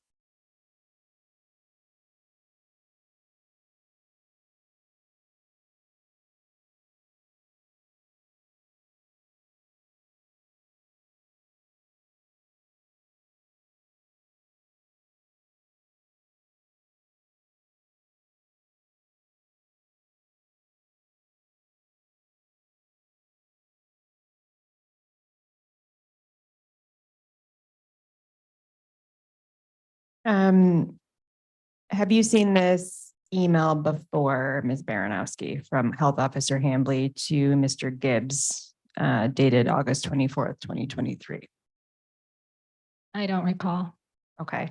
If we scroll down to starting on page 62, please. The scenario that starts here on August 24, you see the word request. As discussed yesterday, the Finance and Administration Committee would like to see the public health budget in line with historical levels before COVID. Please work with fiscal services to work out the details of a budget using $2.5 million general fund contribution and also discontinuing all COVID related grants. That's what you were asked to do by Mr. Gibbs, correct? Yes, And is this document familiar to you?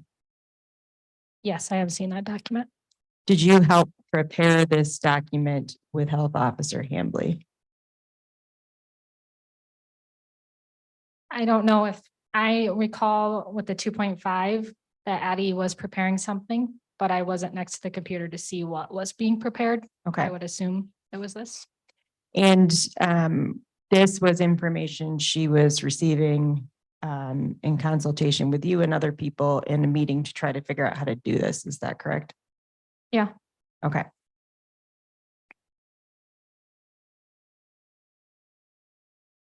And the conclusion of those who were working to try and come up with something for public health that was a $2.5 million general fund was that the public health department would lose state funding because it wouldn't meet the minimum maintenance of effort spending, correct?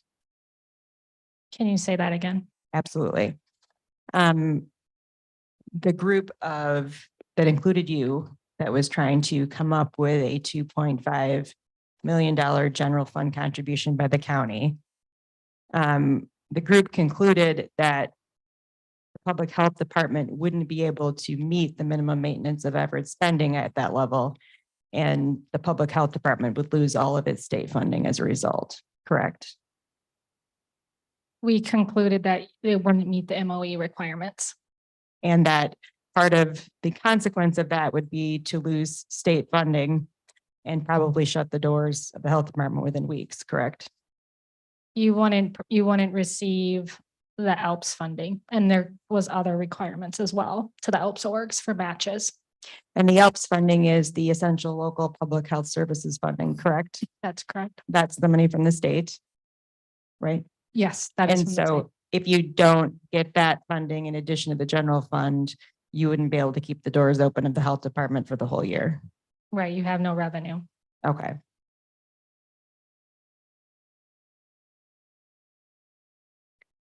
when the charges that are facing Health Officer Hambley say that that scenario that the health department would close is fear mongering, that's actually incorrect, right? I don't know if I can comment on that. Well, the claim that it's false, that the health department wouldn't have to close under that scenario, that's false, right? I think there would be drastic cuts to operations. If you go from a 6.4 to a $2.5 million general fund. And especially if the 2.5 necessitates that you lose all your state funding. There are other consequences, yes. Okay. There's also consequences if the level of budget funding means that you're not meeting the minimum service level requirements, right? I'm not an expert in public health and those requirements they have to meet, but yes, I think it would be a struggle. Okay. And so was there anything about the statements that Ms. Hambley made in public about some of the potential consequences with a $2.5 million budget that were incorrect? I didn't follow all of the press releases and all of that. So I can't say for sure. Okay. You were part of a significant number of meetings and conversations during the normal budget process for Health Officer Hambley to submit her original budget, correct? Yes, And the original budget that she submitted, you would agree was already very lean, correct? yeah, they did a good job. And it attempted to keep flat spending from the previous fiscal year, correct? Yep, so there was no additional general fund. So we had to make sure that we could balance with no additional general fund needs in fiscal year 24. All right. And that already involved making some cuts or leaving positions unfilled, right? Correct. And in your experience working in an area like fiscal services, most of the department heads are usually trying to advocate for their department and for the necessary funds to do the programs that they're in charge of, correct? Yes. I mean, that's part of their job, right? Right.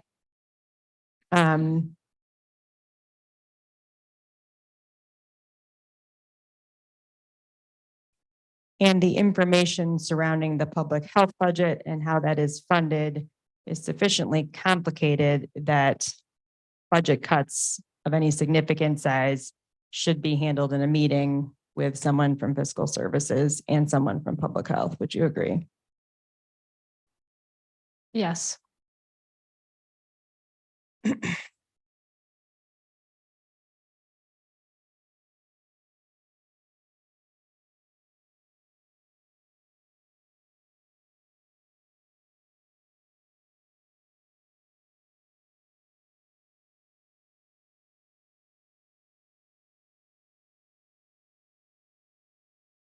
Please pull up Exhibit 31.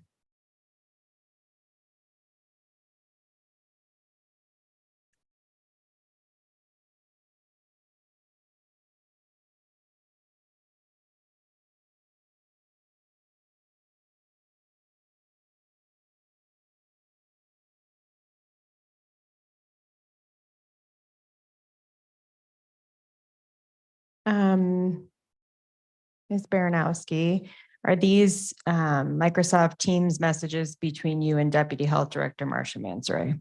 Yes. Okay. So if we look at the message from Ms. Mansouri on August 17th,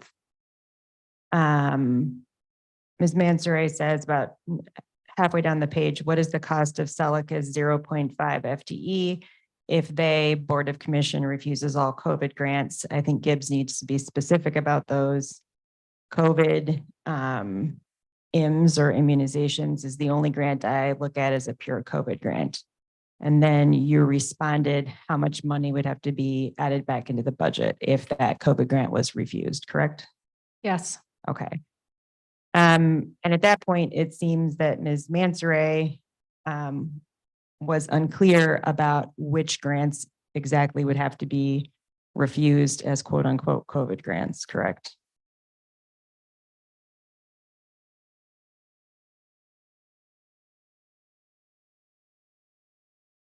I'm unsure.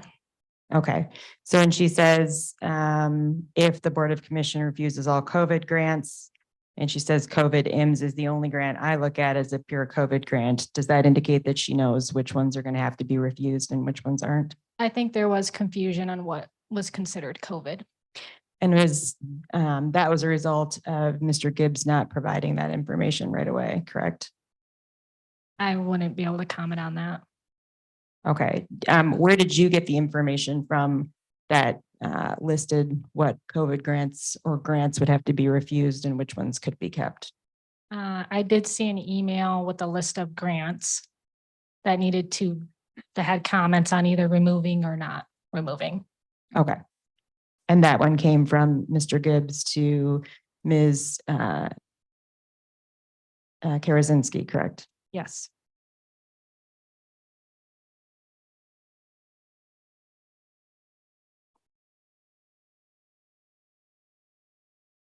And then this is your response, your later response to Ms. Mansoray, correct? Well, 3 of the grants, HRA, COVID IMS, and COVID workforce are 100% COVID only work. Contract tracing, testing, infection prevention is concurrent work, correct? That's correct. Okay. Now on Wednesday, August 30th, you wrote a Teams message to Ms. Mansoray that many people from fiscal services were still there working on putting some budget amendments in at the direction of Mr. Gibbs, correct? On August 30th. Yes. Yep.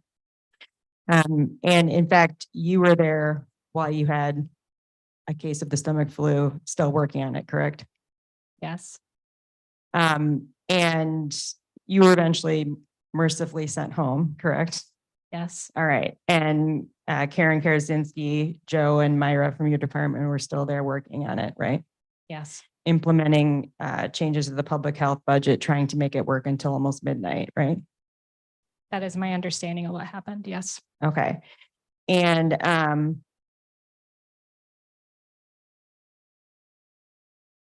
Ms. Mansoray says in response, "You poor thing, I'm so sorry. Thank you for the update," correct? Yes. And so she didn't know that you were all there working on implementing those changes until you told her that, right? Right.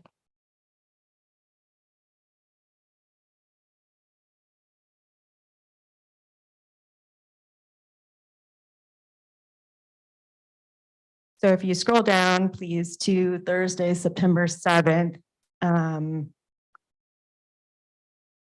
you were advising Ms. Mansoray of some updates on budget approval when that would happen, correct? Correct. So you said also there is a special FC work session on the 19th. That's Finance Committee, right? Correct. The thought is that the budget will be approved then and sent to BOC on the 26th for final approval. Also, the budget document you were looking at yesterday was updated today. Additional schedules were added. That's you telling Ms. Mansoray that, correct? Yes. Because you thought she wouldn't know that about the budget, right? Correct. Because neither she nor Health Officer Hambley were included at that point. Is that right? I don't know if I can comment on that or confirm it. You thought they might not know, so you were providing that information to her. I service public health, so I look at it as my job to provide them information as I know it. Okay.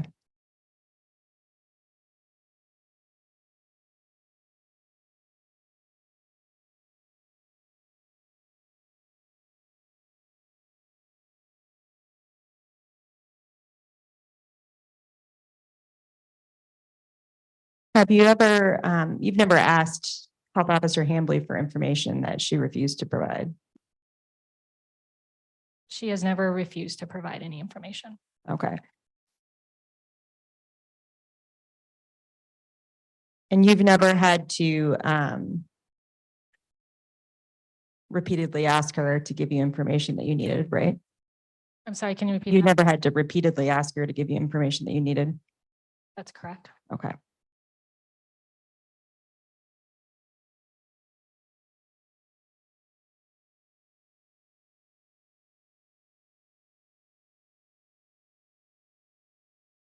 Now, since the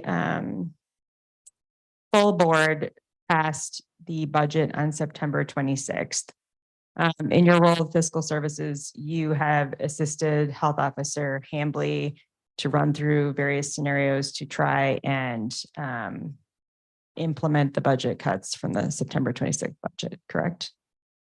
Looking for solutions? Yes. Yes.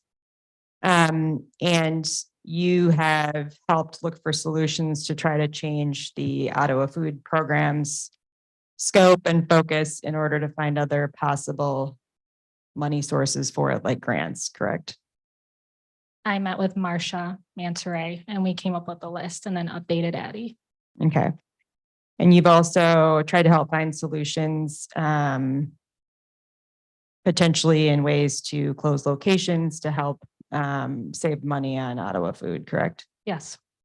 You also helped implement solutions or look for solutions to fund a third epidemiologist by moving them from communicable diseases to food safety and well and septic to be able to pay for that position with other funds, correct? For the third epi, we did look for a solution on how we could fund the salary and fringe. And that was in the two EH orgs, food and wastewater. Okay, because there was no more general fund money for that third epidemiologist. We didn't put any additional revenue back into the fund.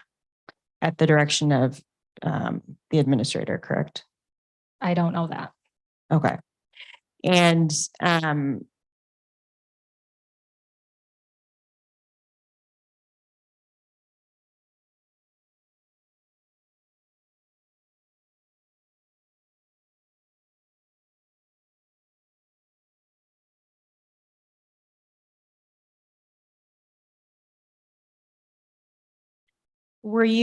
did you ever discuss with Health Officer Hambley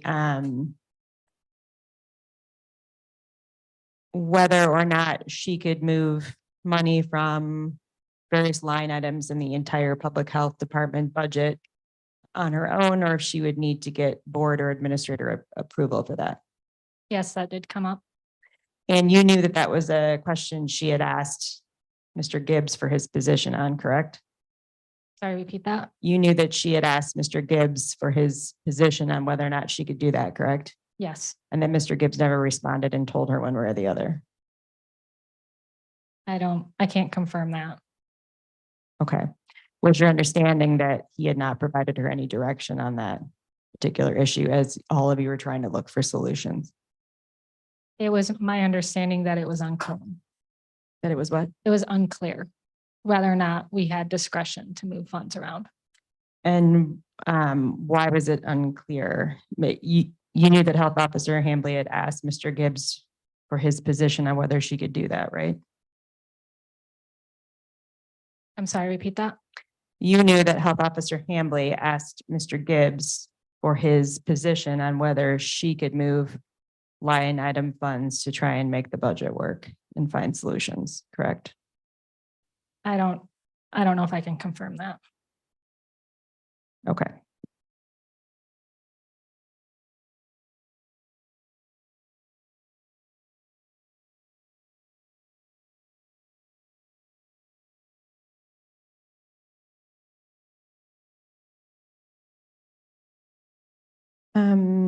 Let's reopen Exhibit 29, please.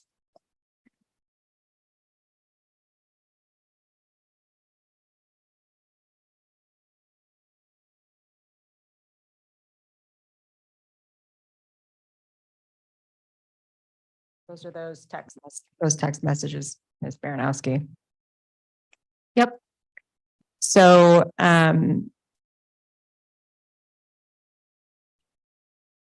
if you look to the text message you sent back, you said, that's a great question. We need clarified by the state of Michigan, correct? Correct. And then you scroll down to the next screen. You told Health Officer Hambley, I keep an internal spreadsheet that shows we have 2 million in general fund going into the ELPHS orgs, which shows we are meeting the minimum MOE after cap is subtracted out. Okay, explain to me what that means.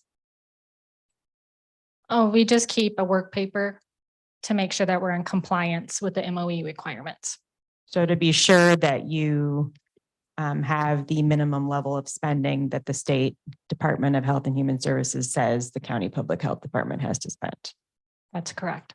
And that's really important because if you fall below that, you can lose all of your state funding. That is my understanding. Okay. And the state doesn't count the amount allocated to CAP as part of the MOE, correct? That is my understanding, yes. And in layman's terms, that means that whatever amount of money from the health department budget that's going to cover their portion of the administration costs doesn't count toward meeting that minimum of effort, maintenance of effort. Yes, that is my understanding. Okay.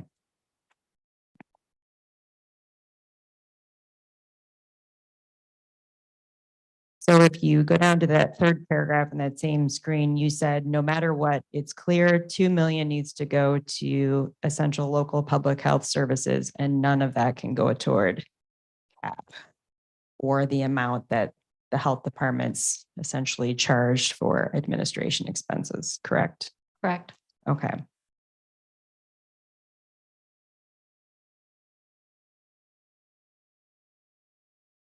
And then you said, my concern is if they refuse to give general fund in CD, which is communicable disease, right?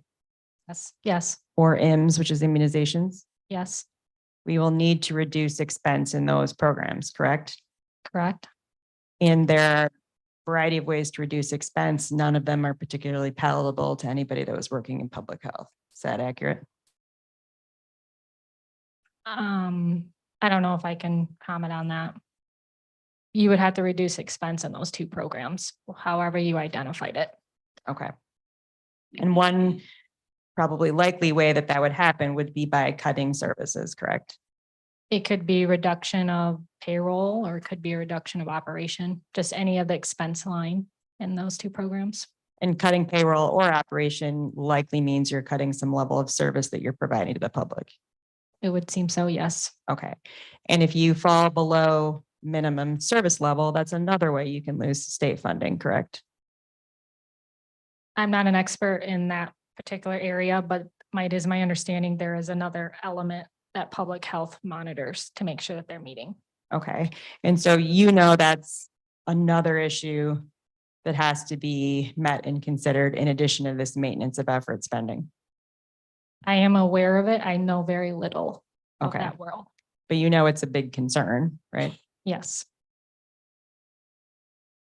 Because one of the things that can happen if you aren't able to operate because you've lost state funding is you can get the state coming in and running your health department, right? I have heard that, yes. Okay.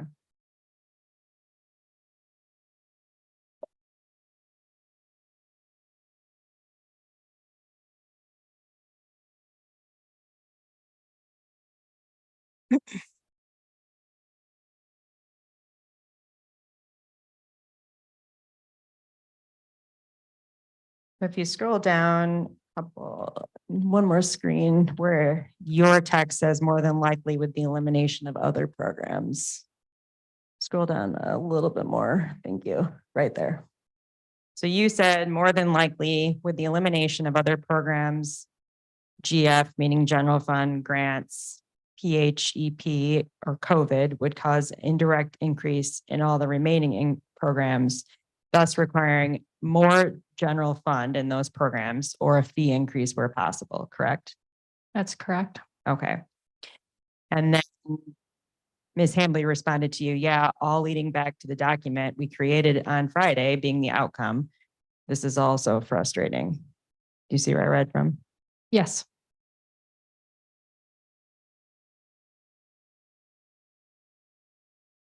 And then you said, yep, it's not as simple as one would think. I'll send you the org detail for PHEP, immunizations, and communicable disease. So you can see where the revenue and expense is in those programs. Correct? Yes. Okay.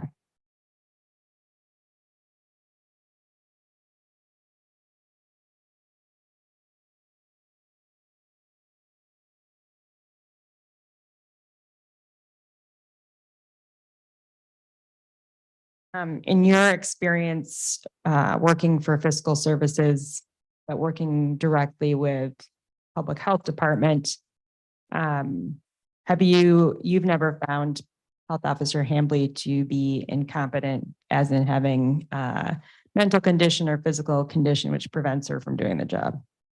That's correct. You've never observed her neglect her duties, correct? As it pertains to like the fiscal land world, I would say that she seems to understand everything. Okay, and so you've never seen her neglect her duties as the health officer as it pertains to budgeting and fiscal responsibilities, correct? Not that I witnessed. Okay. You've never seen her engage in any willful misconduct or any willful bad behavior as the health officer, correct? Not that I'm aware of. Okay.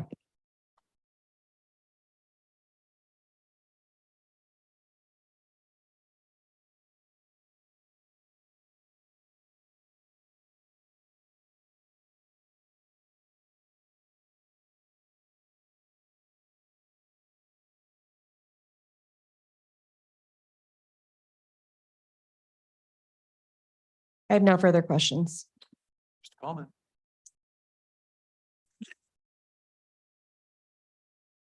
Good afternoon, Ms. Baranowski. You just answered a question that you didn't see anything neglectful by Ms. Hambley that you witnessed, right? Correct. Okay, are you aware of any way in which she was neglectful that you did not witness yourself directly, but you are aware that it occurred?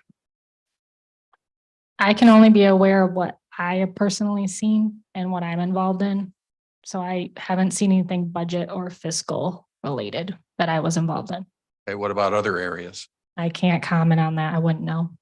Okay, so nothing anybody told you or anything that led you to think she was neglectful? No. Okay. Now, you, in your role with the finance department, you talk with people in finance about the budget, right? Correct. And since I think you said you were embedded into public health, right? So are you there like on a daily basis at public health? Yeah, we sit down in public health so we can service them. Okay. And so then is it fair to say that you talk with people in public health department all the time on these issues? Yes, we interact with public health on a daily basis. Okay. So would it be fair to say that you're like a liaison between the finance and the Department of Public Health? Yes, And kind of have one leg in both departments, right? that is correct. So you would share information with public health that you learn from finance and vice versa, right? Yeah, I'm part of finance, but yes, I bridge the gap. We're part of the gap. Exactly. So, and you did that in this past budget process, right? Yep, we do it. Okay. Now, last thing, you mentioned this 2024 contract that there was a little delay. Isn't it true that that delay was because the EGRAM conflicted with the board's actual budget that was passed? That was the reason for the slight delay? E-grams requires that contract to be submitted before the budget is passed. Yes, Right. And so there was a conflict. there right? is a conflict there. Okay. And then once that was resolved, the contract was able to be signed and it was put in place, right? That's true. That did happen. Okay. And so the 2024 contract was in place and there were no penalties to the county. Is that correct? There is no penalties. Yep, there is no penalties. The state did confirm that. Okay. And the contract's in place. It is in place today. Great. Thank you. I have no further questions. Okay, if there's nothing else, you are excused. Thank you.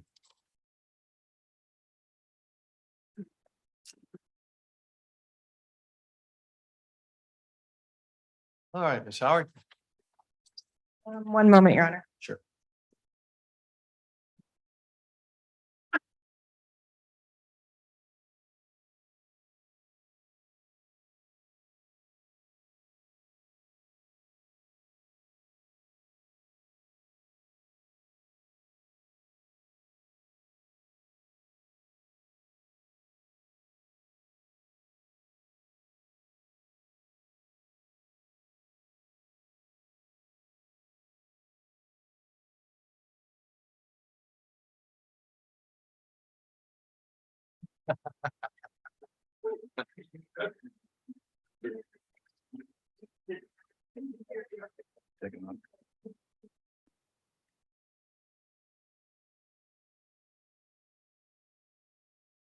Your Honor, we call Spencer Ballard to the stand.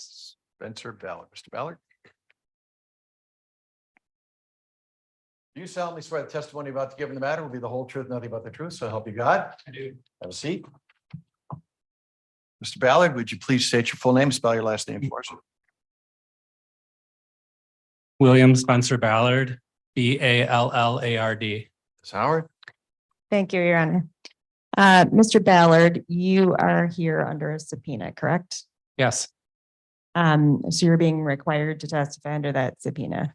yes, Now you have worked with Health Officer Hambley since 2009, correct? that's correct.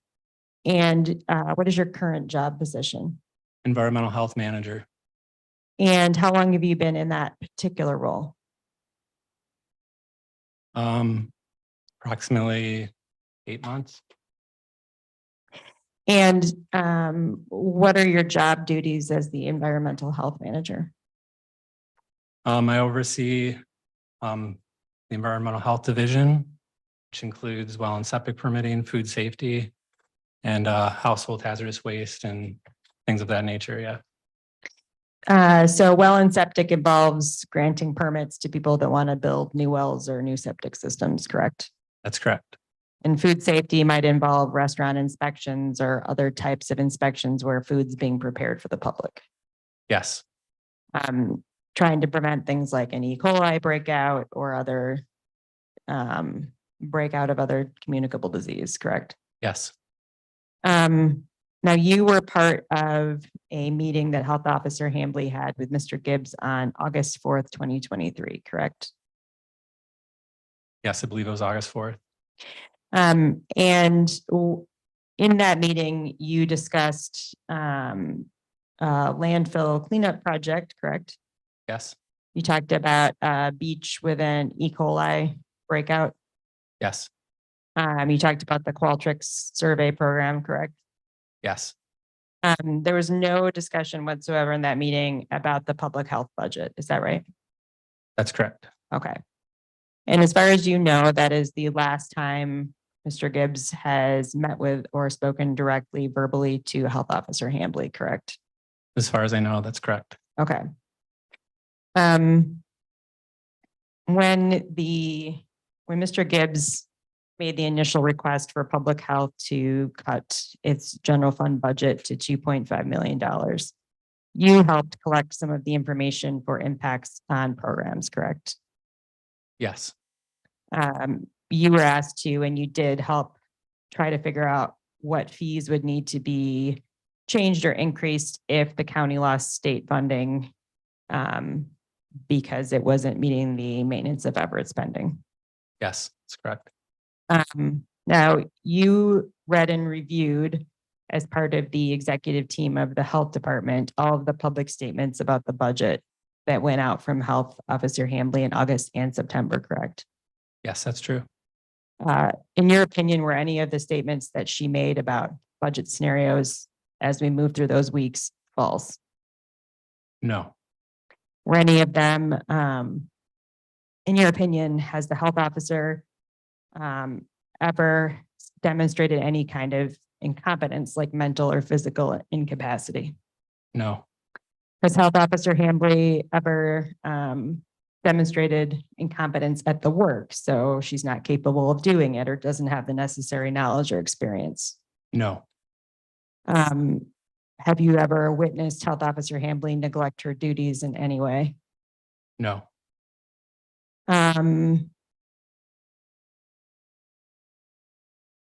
In terms of her professional ethics, is Health Officer Hambley the type of person who would let someone cut in line for a permit because of who they knew? no, Is she the type of health officer who would tell an inspector to give someone a permit or approve an inspection when they didn't deserve that outcome? no,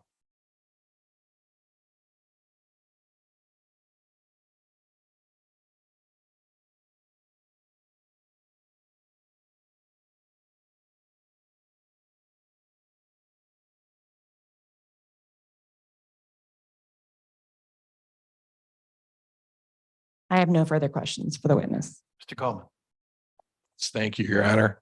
Mr. Ballard. Good afternoon. Ms. Hambley's your boss, right?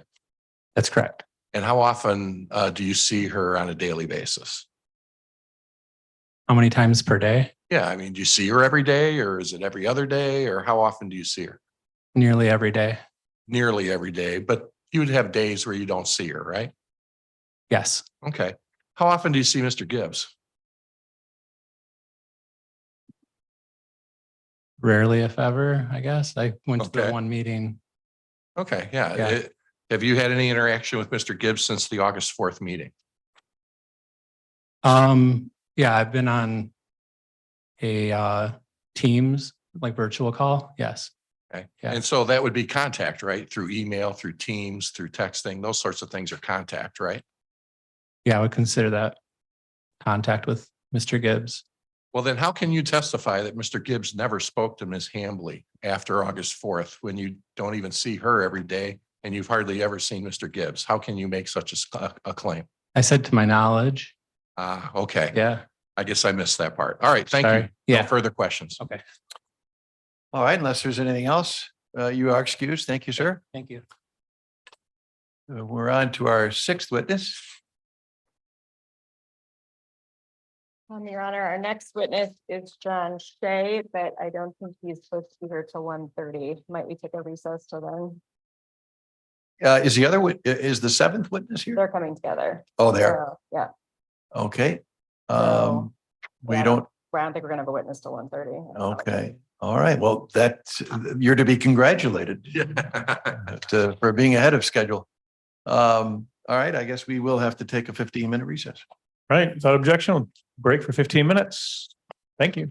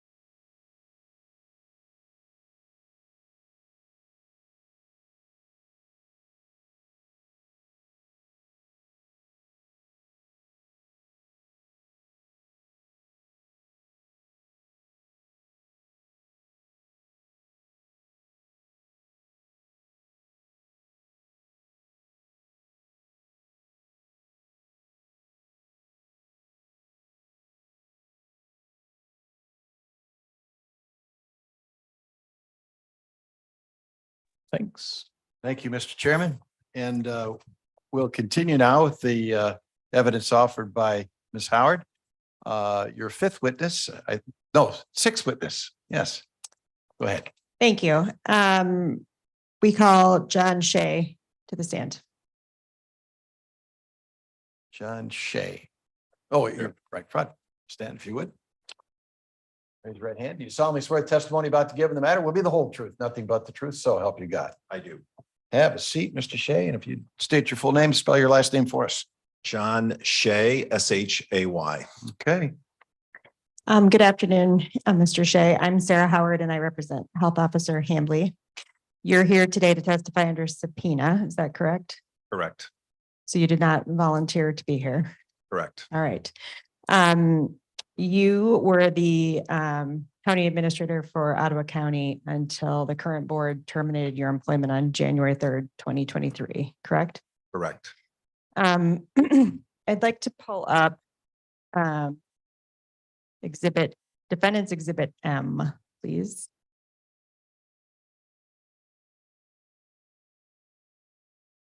M.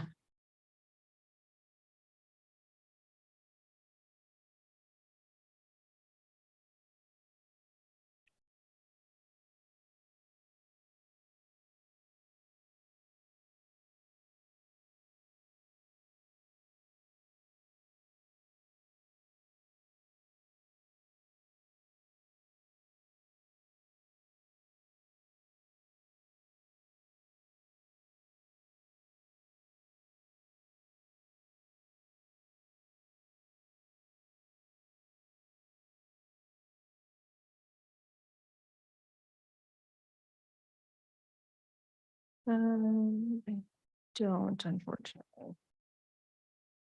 There you go.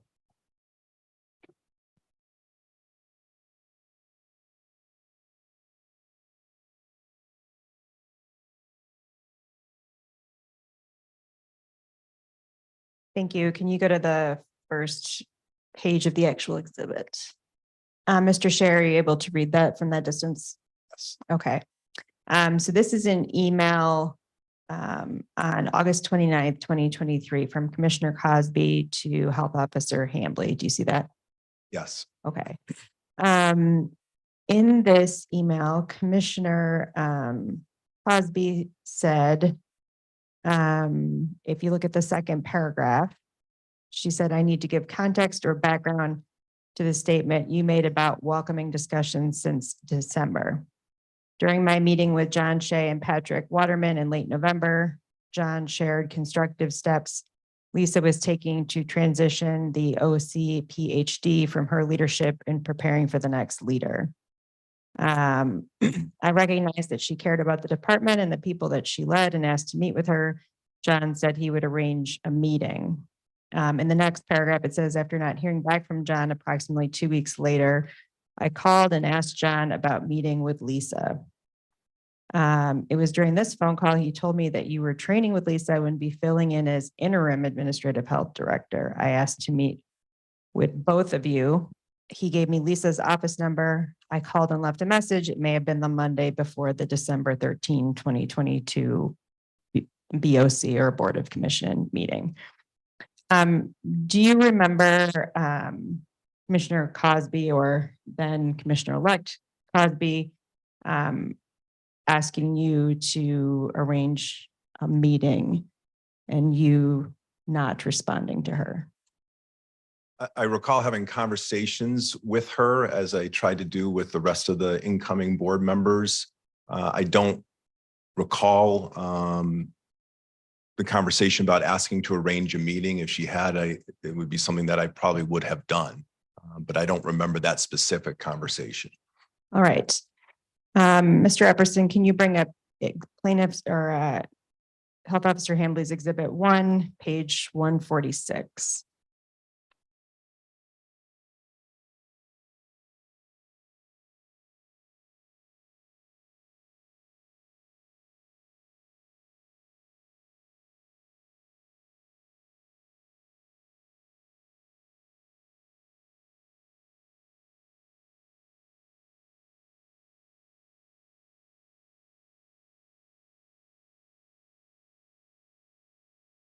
So if we scroll to the bottom of page 146, there's an email from Commissioner Cosby, or Commissioner-elect Cosby at that time, to Mr. Shea dated Friday, December 16th. Do you see where I'm looking? Yep, I do. And it says, "Good morning, John. Next week, if holidays and vacations allow." The email goes on, but if you scroll back up to your response,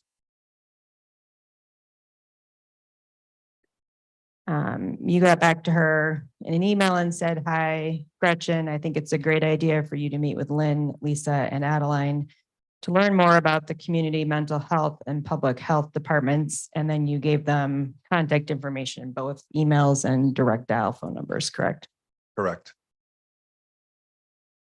And then you answered some of the other questions that she had asked, correct? Correct. All right, so if we scroll down to page 148, please. Oh,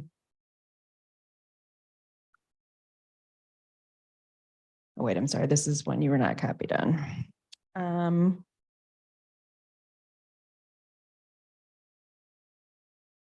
On December 13, 2022, when the former board had a meeting and appointed Health Officer Hambley, did you meet with Commissioner-elect Moss and Commissioner-elect Rhodey that day?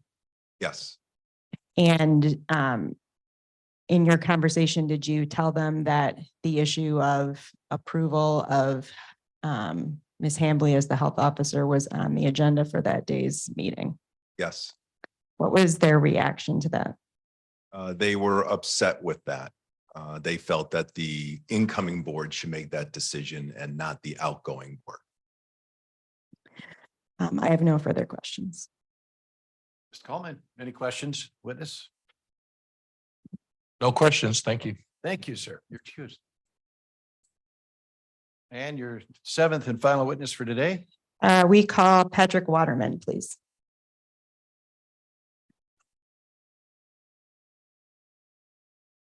You solemnly swear the testimony about to give in the matter will be the whole truth, nothing but the truth, so help you God. Thank you, sir.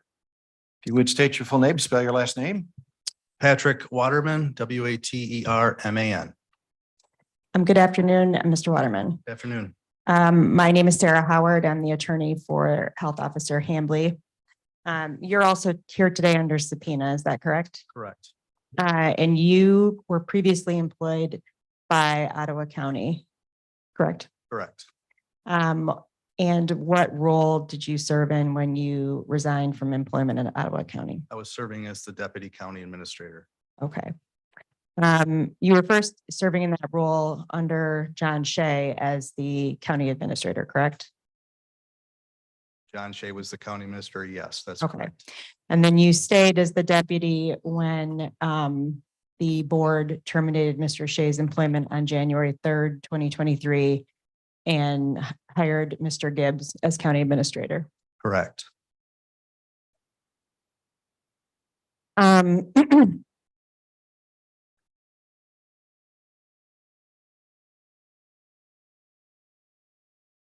Now, once Mr. Gibbs started as the county administrator, did you have any difficulties with communication with Mr. Gibbs?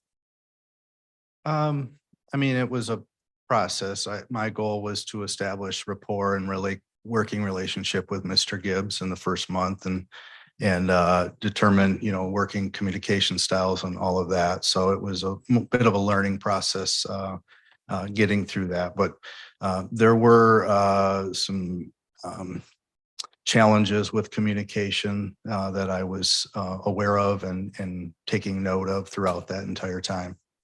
Initially, what were your challenges with communication with Administrator Gibbs? Generally, just day-to-day communications, checking in. What are you working on? What's our schedules look like today? The things that would be normal between a administrator and a deputy. I had to essentially go into his office to make any type of communications on most day-to-day things. And so that went on for a little while. And then I eventually approached Mr. Gibbs on that issue. In fact, Mr. Gibbs was not coming out of his office all that much to communicate with you, correct? I mean, our offices, you couldn't see the doors from each other, so I can't speak to how often he was coming in and out. But in terms of communication with me, and it would be very, very rare that he would come into my office. Okay. And you sought new assignments and to be helpful to him, correct? Yes, absolutely. I was trying to provide as much institutional knowledge as I could to him, and with my background in local government management, thought that I would be able to help get him up and running in his role. Okay. And did you feel like there was a great deal of two-way communication? No, I don't. What were the difficulties with that?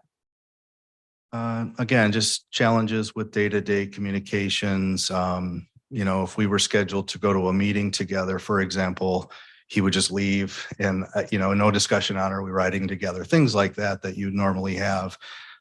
So I didn't really know where he was or have any idea on what the schedule would look like for him for the day without me initiating those communications.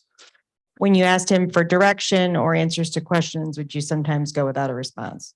I wouldn't say that. When I did approach him, he was responsive to my questions, but there was things, I was given oversight of certain departments in the county, and with that, the various projects and initiatives that those departments were working on, and never really had a lot of interaction with Mr. Gibbs on how are those things going, or do you need any support on any of that? It was just more of a, if I wanted to let him know something, I would approach him. Okay. Now,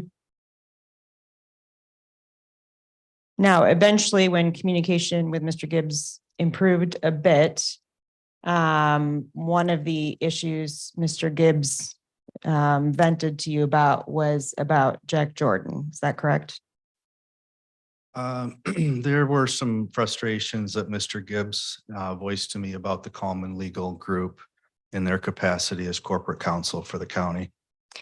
And Mr. Gibbs said he felt he was stuck with them, correct? I don't recall the exact phrase that was said, but essentially there was concerns about their ability to serve in the capacity without local government experience. And he had indicated to me that he had voiced those frustrations to members of the board and was not getting much in terms of support of doing anything about it. He had voiced that frustration to me on multiple occasions, and that corporate counsel was causing certain work items to be delayed, approvals of various contracts and grants, things of that nature. And that was a point of frustration for Mr. Gibbs, to my recollection. In fact, Mr. Gibbs told you that he raised this issue with both Commissioner Moss and Commissioner Rohde, correct? That's correct. And that they would back up the Common Legal Group and say there's going to be no divisiveness. Essentially, we don't want to hear it.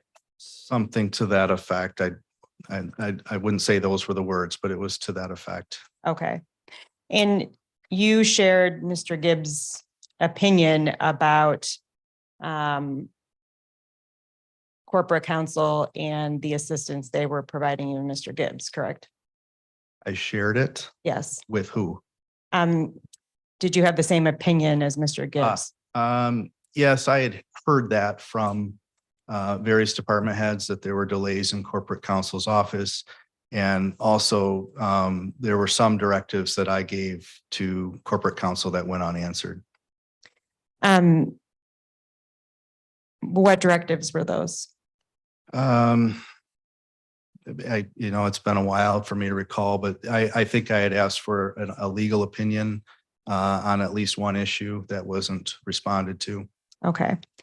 And you felt that it was difficult to get legal counsel to engage with some of the members of the administrative staff? Yeah, I think that was the general consensus among myself and the department heads that I had asked about. Okay. Let's talk for a moment about the employment of Cindy Dreisinger. Did you raise any concerns to Mr. Gibbs about the hiring of Ms. Dreisinger? I did. What were the concerns that you raised to Mr. Gibbs? I felt it was irregular for the Board of County Commissioners to hire directly their own employee. That's uncommon to me in my experience in local government. And my fear was just the general accountability on day-to-day activities of that person, being that they're a taxpayer supported position. I thought that accountability of what that person was doing was important. And I raised that concern to Mr. Gibbs that, those day-to-day tasks should be known to Mr. Gibbs, and that if there were anything that was outside the scope of what local government employees should be working on, that could be a concern for the county if that were the case. And you, it was your understanding that Mr. Gibbs was also unaware of what she was working on, correct? At that time, yeah, he acknowledged that concern. He thanked me for bringing that to my attention and said that he was going to speak with the board members and make sure that there was some accountability to be had. But that was as far as it went, to my knowledge. And you never heard anything further from Mr. Gibbs on that point, did you? Not to my recollection, no.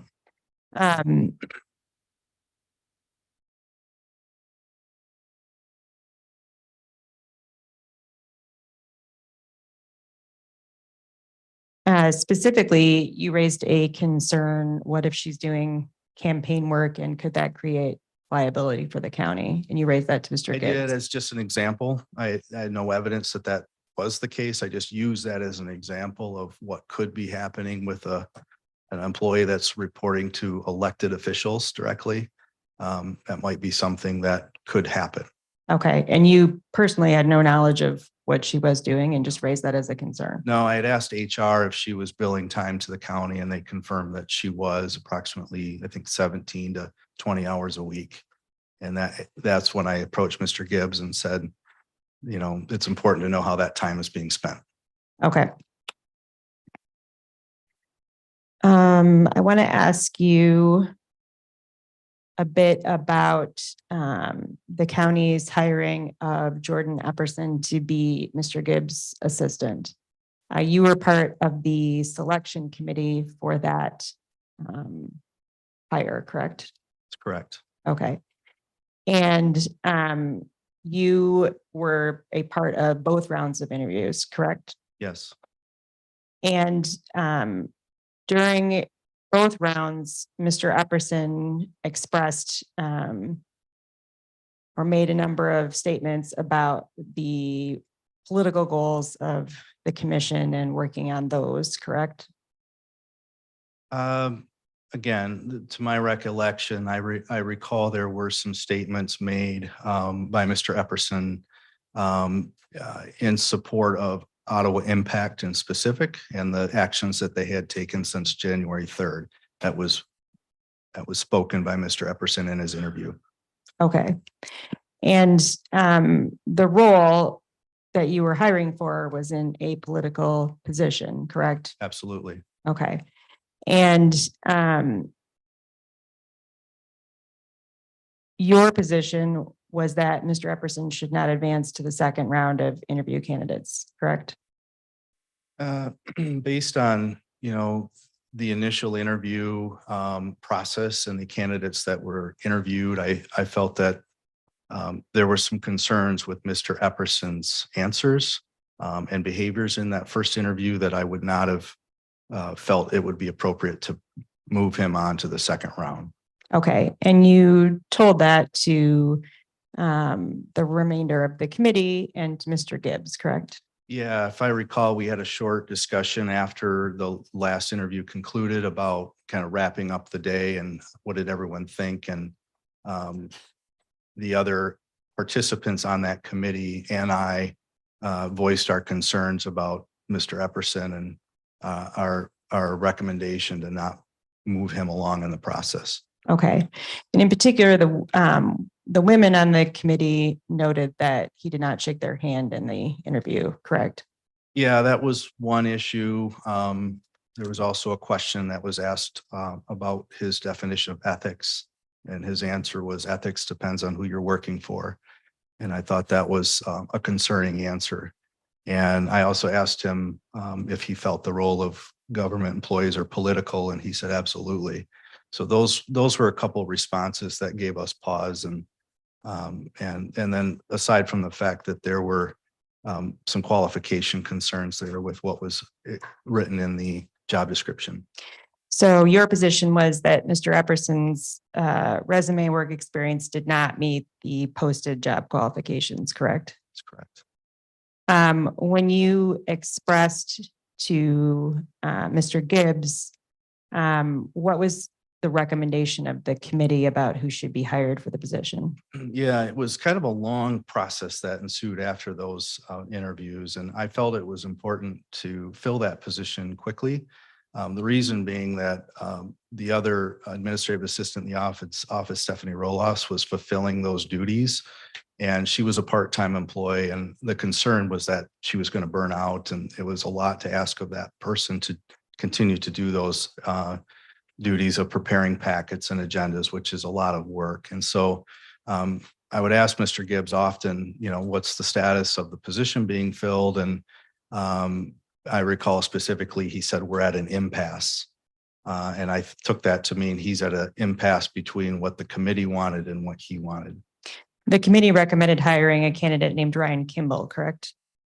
Yeah, I don't know that we made a direct recommendation, but in fact, there was a time when I spoke to the HR director and we went back into the stack of applications and started looking through to see if there were any other candidates that should be interviewed. So it was a long and lengthy process, and eventually the process went to the second round, and after the second round is when we had said Mr. Kimball would probably be the preferred candidate of choice.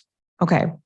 And Mr. Gibbs did not agree that Mr. Kimball should be the candidate, correct? I don't recall him openly saying that, but it was more of a process of continuing on considering Mr. Epperson. Okay. And Mr. Gibbs said something like he wanted to select Mr. Epperson for the role because he was young and he could boss him around, correct? That comment was made in the first interview when we asked what it was about Mr. Epperson that he liked. And he said that he felt that he was younger than him and he could boss him around. And we all said, well, age shouldn't matter in this decision. We're all, I think, older than Mr. Gibbs, and we respect that chain of authority, and that shouldn't make a difference in the decision. So something to the effect that we didn't think the age should be a consideration. When Mr. Gibbs eventually directed that Mr. Epperson be offered the position, Ms. Verbeek sent out an email to you and to Mr. Gibbs outlining some of the concerns with hiring Mr. Epperson, correct? That's correct. Tell us about your recollection of what was contained in that email. Yeah, that was an email that came after I'd spoken with Ms. Verbeek about this situation and how we could better communicate with Mr. Gibbs, the side-by-side comparison between the two candidates. So she drafted an email that basically put a matrix of all of the job requirements as posted. And I should point out that Mr. Gibbs defined that job description himself. So we were careful to make sure that we were looking at candidates that met the qualifications. And so the matrix showed the two candidates' qualifications side by side. And I believe, if I recall, that email also made mention of the age remark as a possible liability concern for the county. Okay.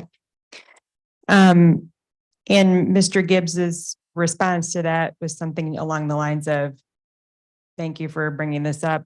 Please proceed with hiring him. I never got a response. Okay. So if there was a communication from Mr. Gibbs to Ms. Verbeek, I was not copied on that. Okay.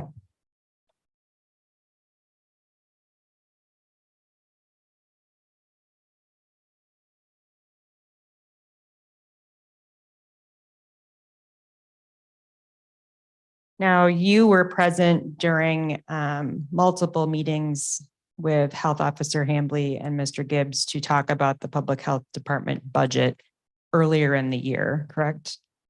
To my recollection, yes, there were some we had monthly meetings with all the department heads and Ms. Hambley was one of the many department heads that we met with on a monthly basis. Okay. And just for the record, when did you resign from county employment? I think my resignation was effective August 4th, so it was 2 weeks prior. Okay. It's true, though, that Mr. Gibbs canceled meetings with department heads all the time, particularly Health Officer Hambley, correct? I can't answer what he did with other departments. I can just speak to my experience. And yes, there were meetings that I was scheduled to attend with Ms. Hambley or various health personnel that I was uninvited to after the invite had gone out. So at some point, you were being disinvited from meetings to talk about the budget with public health. Among other things, yes. You're also being disinvited from meetings to talk about the budget for community mental health, correct? Correct. What happened when you asked Mr. Gibbs why that was? The first time that I asked him about it was there was an email invitation to attend a meeting on the COVID response process and the sexual transmitted infection procedures for the department. And I received that invitation through the prior administrative assistant on behalf of John Gibbs. And then that evening, I received an email from Mr. Gibbs that said, I don't need you to attend this meeting. So 2 days later, when the meeting happened, I spoke to him and said, can I ask why I was uninvited? And he said that he wanted to be able to speak openly and unencumbered with Ms. Hambley. Did that answer make sense to you? Did not. Why not? Well, I somewhat took it personal as if me being there doesn't allow open conversation. So that was again, going back to the communication concerns that I had with Mr. Gibbs. And I later asked him, am I asking questions that you don't approve of? But he was just very vague in why he didn't want me in those meetings. Okay.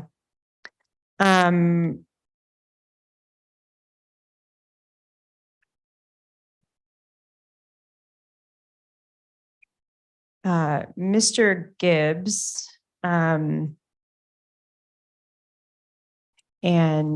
Health Officer Hambley, on at least one occasion that you were present for, talked about the Title X funding issue for the family planning clinics, correct? Yes.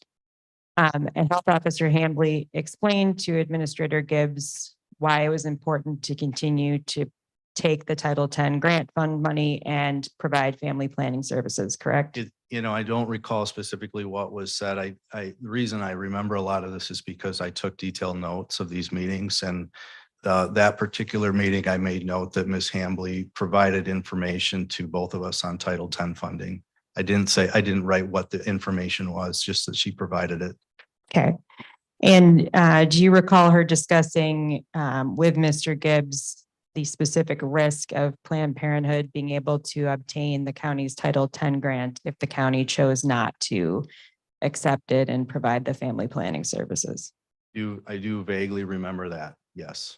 Okay.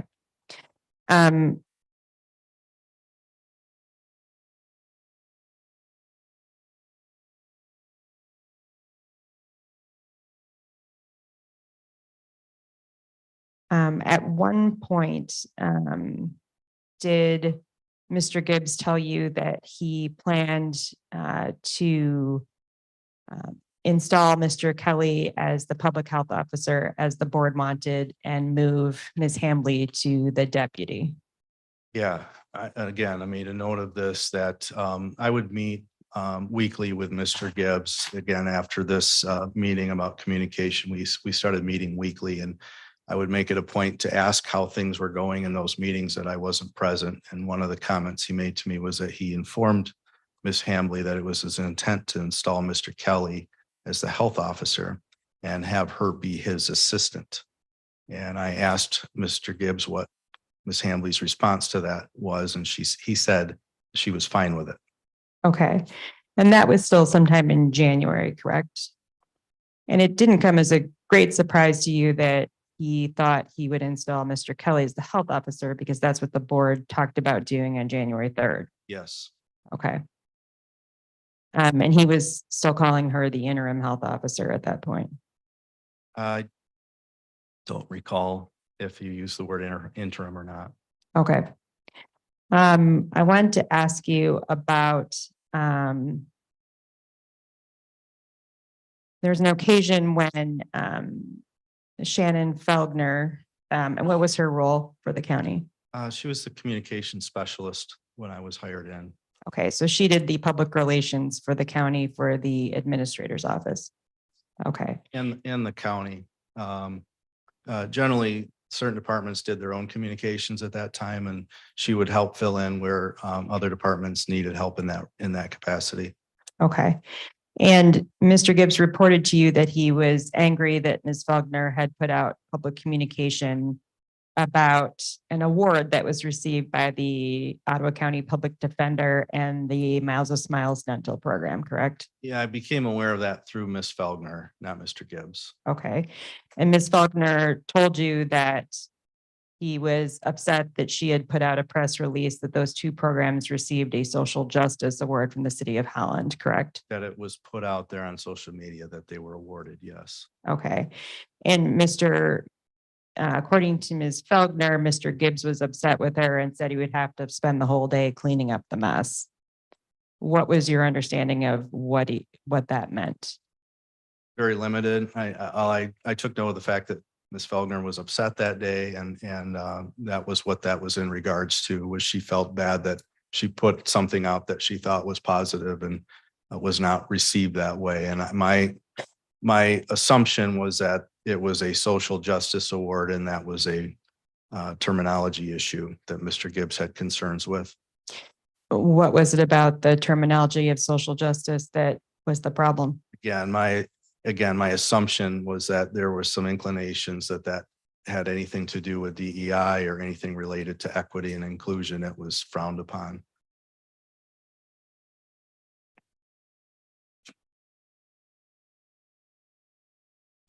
When Mr. Gibbs told you that with Mr. Kelly's appointment as the health officer, he would move Ms. Hambley to be Mr. Kelly's assistant, was the idea that Ms. Hambley would be doing a lot of the regular work of the public health officer?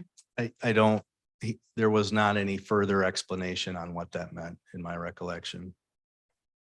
Were you convinced that Ms. Hambley had in fact told him that she was fine with that plan? I found that response hard to believe.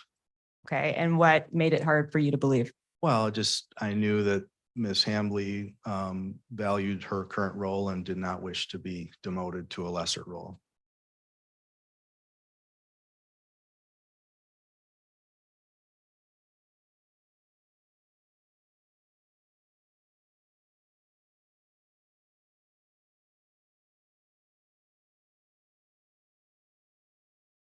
You were aware of some desire on the part of Mr. Gibbs to help the Ottawa Impact Commissioners in particular be able to show their political audience that they were fighting for them, correct? Can you be more specific? Do you have an example? Sure. So with the rejection of the CHNA survey, for example, various positions were taken on behalf of certain commissioners by Mr. Gibbs. Do you recall that? Don't. Okay.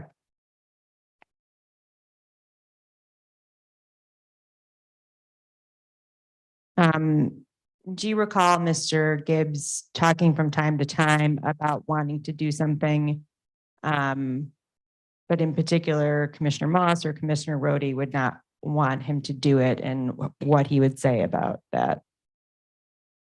Yeah, I think generally there were many conversations that he and I had one-on-one where he would be a little more candid about concerns of, for lack of a better term, standing up to the board on issues. And he would often use the phrase, and I think other employees heard him say this, that he didn't want to end up at the bottom of a river. What did that mean to you? Meant that if he didn't follow the directives of the board to a T, that his job would be in jeopardy. Okay.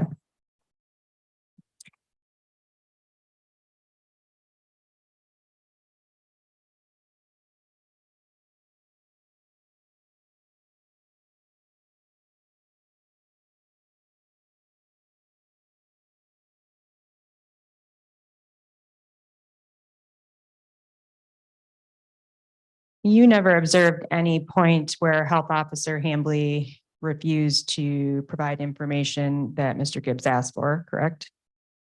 No, You never observed any particular time when Health Officer Hambley refused to participate in putting together the budget for public health, correct? not to my recollection. The budget was just kind of getting underway as I was departing the county. So a lot of that transpired after, but the limited meetings that I had with Mr. Gibbs and Ms. Hambley was very courteous and professional in those meetings with Mr. Gibbs and I. Okay.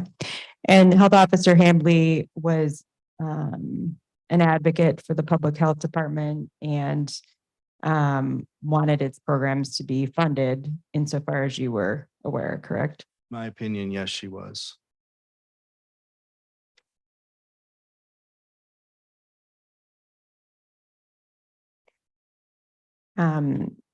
You never had any instance in working with Health Officer Hambley where you felt she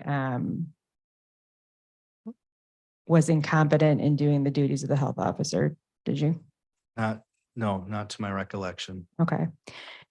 You never observed any instance of her engaging in any kind of misconduct, willful or otherwise, correct? Not to my recollection.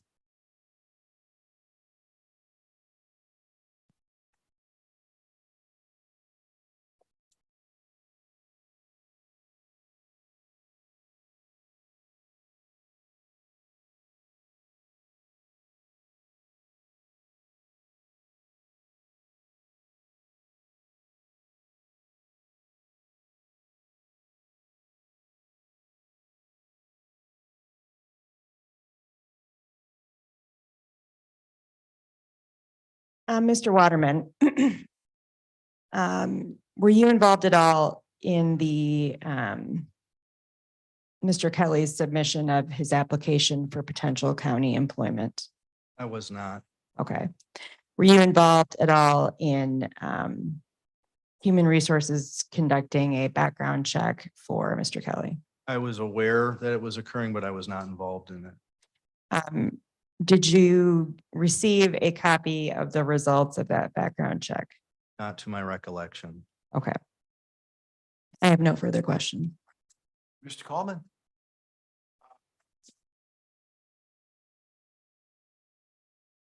Sure, take 5 minutes.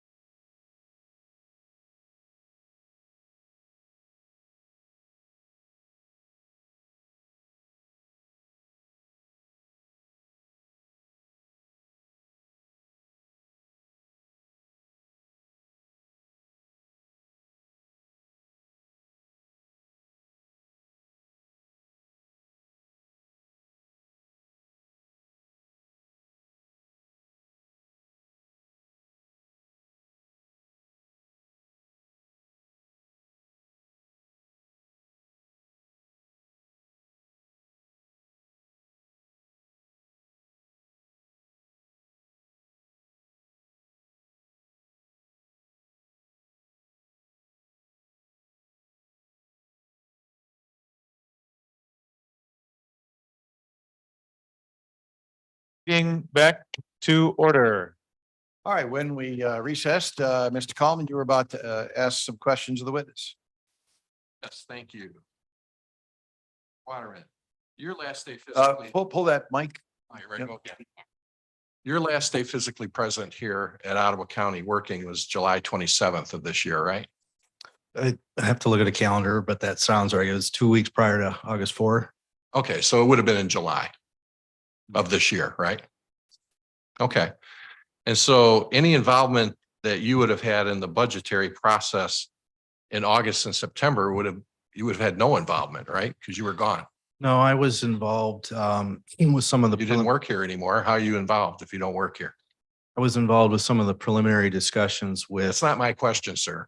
My question was in August and September of this year, what involvement? You had no involvement in the budgetary process, did you? In August and September, no, but I did have Thank you. involvement. That's all I had to ask. Thank you. I have some redirect, Your Sure. Honor. Mr. Waterman, you were though involved in the budget process throughout the rest of your tenure in 2023, correct? Yes. And fairly centrally involved, correct? Yeah, I was involved in the capital improvement plan process with a team and also some preliminary meetings with department heads on budgetary discussions about what was going to be proposed. And until you were disinvited, for lack of a better word, by Mr. Gibbs from budget discussions on public health and community mental health, you were involved in those departments as well. Don't recall any specific discussions on the public health budget per se, but I was involved in other departmental budget discussions. Okay.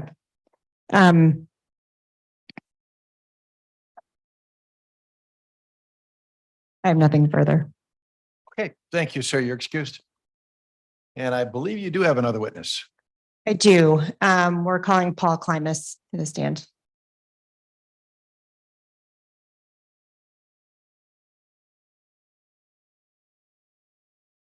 You solemnly swear the testimony about to give in the matter will be the whole truth, nothing but the truth, so help you God.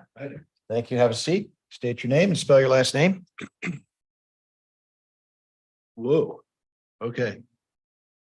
Paul Klimas, Klimas. Thank you, sir. Good afternoon, Mr. Klimas. My name is Sarah Howard. I represent Health Officer Hambley. You're here today under a subpoena, correct? Your position with the county is as the IT director, is that right? As the IT director, are you the person who runs the IT department and supervises all of the IT personnel? Correct. I'm sure you have many job duties, but one of your job duties is implementing any litigation holds. Is that correct? That might be correct. Okay. Have you've implemented litigation holds in various places in the county before, correct? No, You've never implemented a litigation hold. I've been with the county now for 4 years and we have never had a litigation hold request. Okay. And in Ms. Hambley's lawsuit against the county involving her status as the health officer, there was litigation hold in that case, correct? I have not received a request for a litigation hold.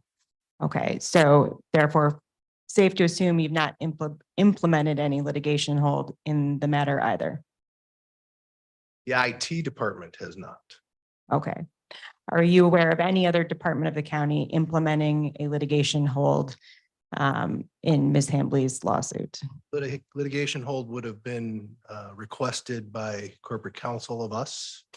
And we would have basically tagged or pulled digital discovery and set it aside such that it wouldn't get purged at the end of a retention schedule.